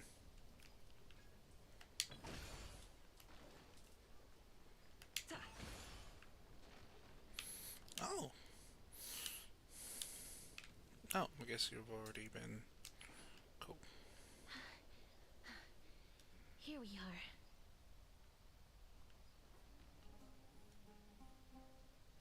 Over here! Over here! No, not that way! This way! Come on. If I really wanted to hide, you'd never find me. So relax, you two. No need to get your hackles up. I'm not that scary, am I? Oh my god, don't do that! No way. Some people might have been into long since gone out of style. Loosen up, buddy. Shall we get down to business? Give me the jewelry piece first, or everything's off the table. And my do with divine blood. Oh, come now. Don't be so upset. Relax. Relax. Look, isn't the view here just great? You can see what everyone is doing and where they're going, and they won't even know you're here. Now that we've broken the ice, let's get to the point. Everything I've said so far has been a joke. I'm inviting you two here for 3 things. 1, the seamstress found me and wants me to take you to Styxia to look for the Death Titan. 2, the Council of Elders also found me and wants me to make sure the core flame of Thanatos ends up in their hands. You're having your finger in both pies. And last but not least, I'm telling you that I'm not interested in doing either of those things. Don't go look for the Death Titan. The end. Some time ago. Wow, this is some high quality stuff. And this room is full of it. How much are these worth, Did you get all of this through that Aranova gimmick? Some of it is family fortune, while the rest came from my business as a dressmaster. Don't liken the flame chase work to your shady dealings. Wow, I should have busted down your door instead of going around like a thief. Well, spill. Why are you giving me so much money? Payment for doing work. You're worth this much. Did you forget my stance to all this? I thought I made myself very clear. You wish to run away.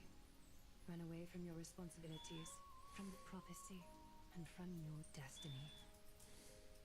You shall walk with greed and die over petty change. I understand this prophecy weighs on you immensely. That is why I have never approached the demigod of trickery for running away. But I need you right now, so don't turn me down. You know, maybe the gods got your tongue with their golden threads, Aglaya. I'm not hearing any sincerity in your words. Give me a reason why you're bowing your noble head to me. We lost Trian. Oh. The divine power of passages is running out. I need another demigod to escort Castorus and help her fulfill her lifelong wish. Oh, I get it now. You're sending Castorus to her death. And you want me to die with her. This is Castorus's own request. I have never seen her so determined. She brought this up herself? You're not pulling my leg. She's also made up her mind to leave her confused past behind. As will you, Cypher, when you finally make up your mind. Don't be so sure. Time is hard in the likes of you and I. But Castorus remains pure as driven snow. She can always turn back before the end, you know? Maybe she'll remember Trian's sacrifice. Maybe she'll remember the countless martyred Chrysos heirs. Maybe she'll remember you, with your one foot in the grave. I ain't as optimistic as you about what she'll want to do. Tell you what, why don't I take this room of treasures as a security deposit, and we make a bet? Go on. I bet she'll change her mind and turn back. Now, if I lose, I'll do what you want me to do. Return this deposit to you. Plus, giving you another room full of treasures. How does that sound? You sound like you have all the confidence in the world. In that case, let's make a pact with those conditions. I hope you're prepared to lose it all. In conclusion, I want to win. So I hope you two can give up on going to Styxia. I'll give all the treasures in that room to you. And you can split it between yourselves, however you want. What do you think? Tempting, right? Almost dead. What use do I have for money? I decline. If we don't find the Death Titan, his soul will... I can't go into the details, but we have to go to Styxia. I really don't get how. Princess, homebuddy. You keep talking about needing to find Thanatos, about getting rid of your curse, and you don't care about anything else. But did you ever live for your own pleasure? Even for just one day? What are you trying to say? I'm saying, contrary to your beliefs, Aglaia didn't take you in just so you can die for her Aranova. The flame chase journey walks hand in hand with sacrifices. Isn't that why you're always running away from Lady Aglaia? Fine. Never mind. We all have our own problems. I ain't gonna say anything anymore. It's not like I was gonna honor that bet anyway. But listen to me. Styxia is no tourist destination. Sure, the treasures buried in there are 10, no, 50 times richer than Aglaia's vault. Yet, I've never been there. And I never plan to. Because even a demigod can't be sure they can walk out of that place alive. And now I'm supposed to escort you to Styxia. Sure. Pay up.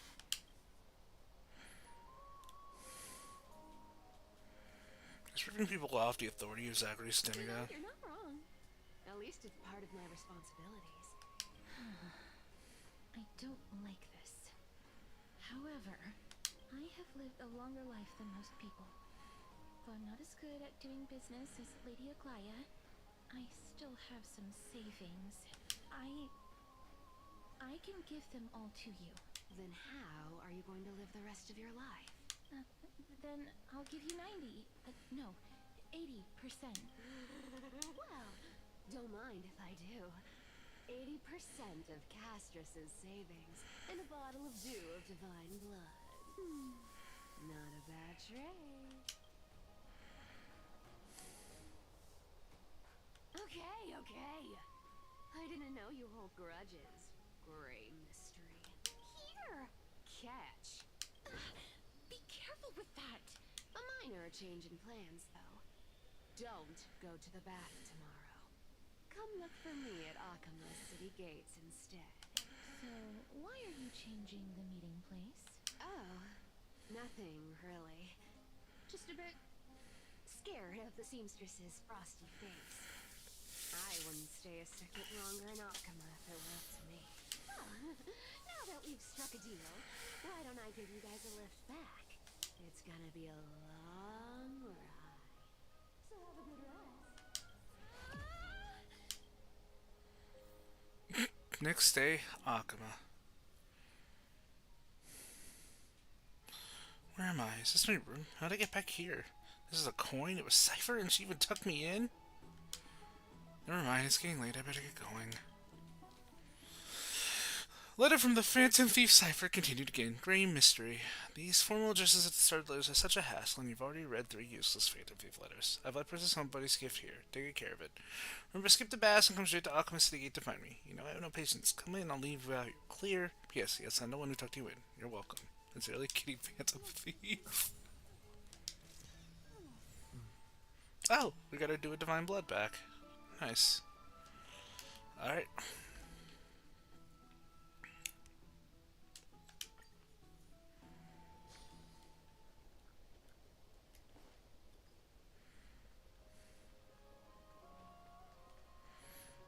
Thank you.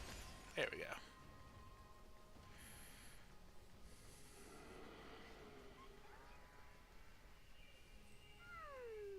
Bright and sunny. Just the weather for farewells. You're here? Really? There's 3 of us? Totally. The trio team is the best set up to reach the finals. No need, I already told her. She's fine with it. You sure know how to put me in a spot, Casterus. I need to travel with you, but I can't touch you. What a bother. Sorry. Oh, I was just teasing. Don't take it to heart. Did you know that the legends say you have to put an obol into the mouth of the dead or over their eyes If you want them to successfully cross the River of Souls and enter the Nether Realm, that's the fairy fare for entering the Nether Realm. However, I honestly won't ask you to pay this time. I'll pay. And then we'll just have to go through the motions. You sure are helpful when it doesn't cost you anything. Hey! I'm just trying to make this journey feel more special, okay? Don't read too much into it. Alright, pass me the coin. It's time to get the gods' powers going. A fleet-footed trip to the Nether Realm. Here we come. Oh, one last thing before we go. I gotta give you this piece of advice. Especially to you, Princess Homebody. You can't catch the wind by waiting. You only live once. So make the most of every moment you have. Get ready. Be steady. Hi, your turn. Don't be nervous. After all, it'll be gone in the blink of an eye.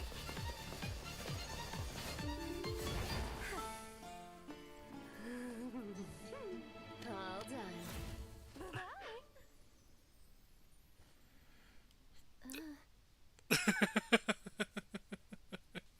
Are you feeling alright?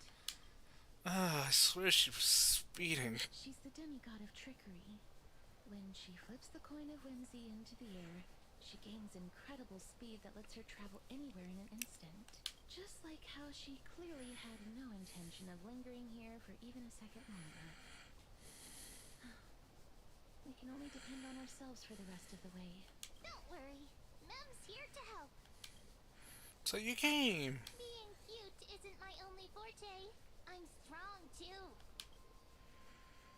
This is Styxia, the city of dragons and waves. Anaxa hypothesizes that the missing Thanatos is somewhere in these ruins. This is the land of their birth. Or perhaps of their death. How would we find them? Anaxa had used a secret alchemical art to temporarily fuse his soul with Circe's and Kephae. And when he was on the verge of death, he was pulled by Thanatos and caught a glimpse of the flowing river of souls. This alchemy, considered a sacrilegious act, might actually make the souls of mortals and titans attract each other. Even though Thanatos has been missing for 1,000 years, and even their followers haven't been able to find them. Perhaps that special attraction could summon them here. Oh, so are we going to use that Philosopher's Stone to conjure the Titan? I guess that's the only way. The only leads we have now are the name of this city and the fairy tale about the dragon. Thanatos is even more mysterious than I am. Indeed. Even one as erudite as Anaxa could only point us to this place, and no further. We will be entering the unknown as soon as we take our first steps. But that won't be the first time in my long journeys. I believe that, rather than standing still, taking action is by far the better option. Perhaps fate might take pity on us today and show some compassion. Cruel night oppressed us unfortunate mortals. Search Dragonbone City and find the entrance to the Netherrealm. Well... Go back whence you came. Go back. Hmm? Ahead lies the realm of the dead.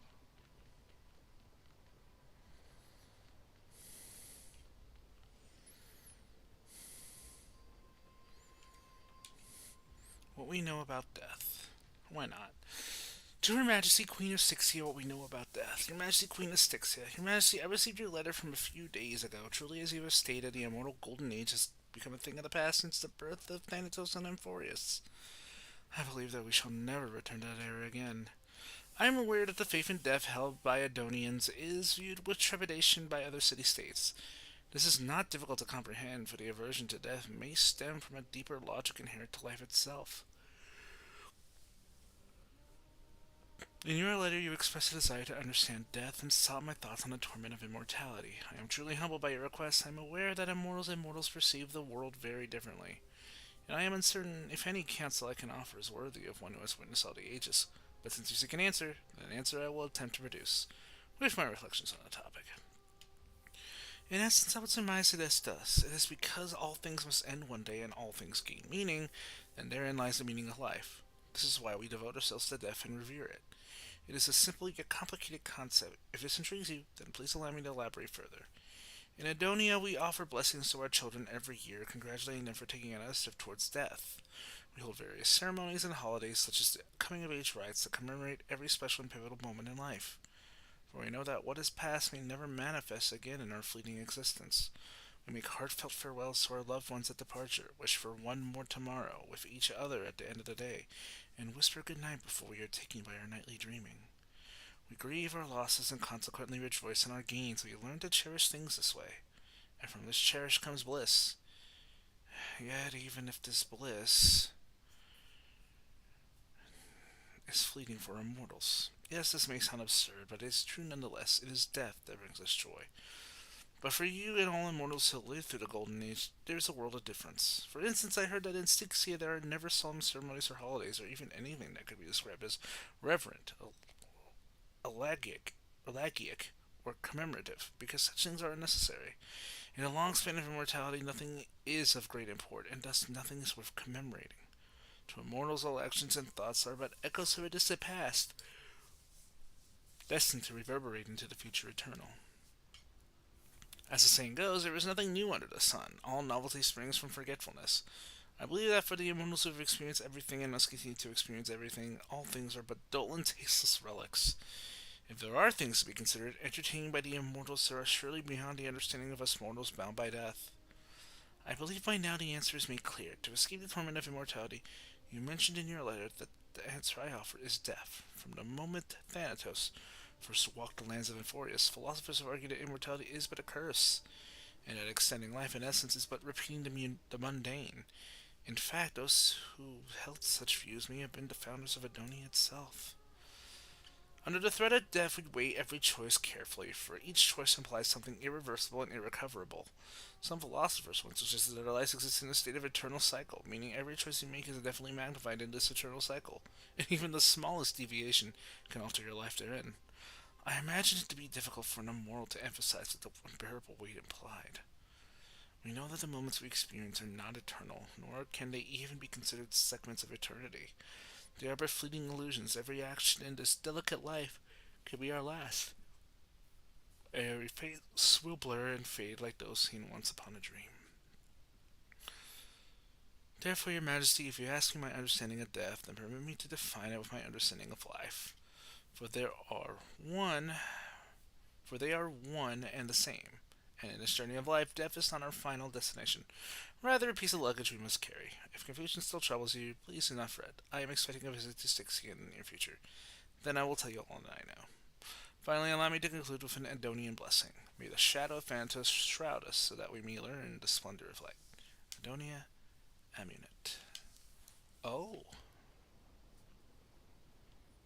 What a beautiful butterfly. Is it talking to us? This is a eulogistic butterfly. They are found in places where many have met their demise. In Idonia, some think of them as manifestations of Thanatos' benevolence. By turning the lingering obsessions of the deceased into these creatures, it is as if the Titan has made life into a specimen. Others think of them as Thanatos' messengers that guide the departed to the nether realm. The second theory sounds more believable. After all, the things they're saying are rather, direct. Perhaps. But the fact that we're able to hear their whispers proves that we're fast approaching the realm of the dead.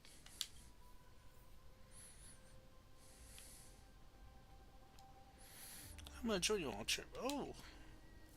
Trade worm. You know, all butterflies are my brothers. I've known them for a long time and they're incredibly strong. Heap. I've decided to bring my tones to the butterfly clan. Heap.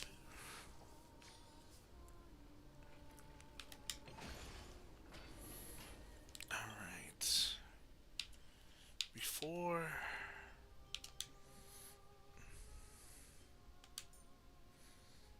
Oh, no. Okay. No one story-wise. These shadowy figures. Are they illusions reflected by the River of Souls?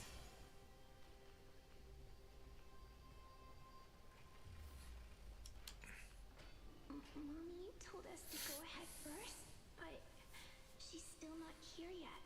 1, 2, 3. I don't even know how many days have passed since then. Perhaps Mommy will be back once you finish counting the days on all 10 fingers. 1, 2, 3. It's been much longer than 10 days since we left Mommy. Strange. For reflections in the River of Souls, they seem oddly animated.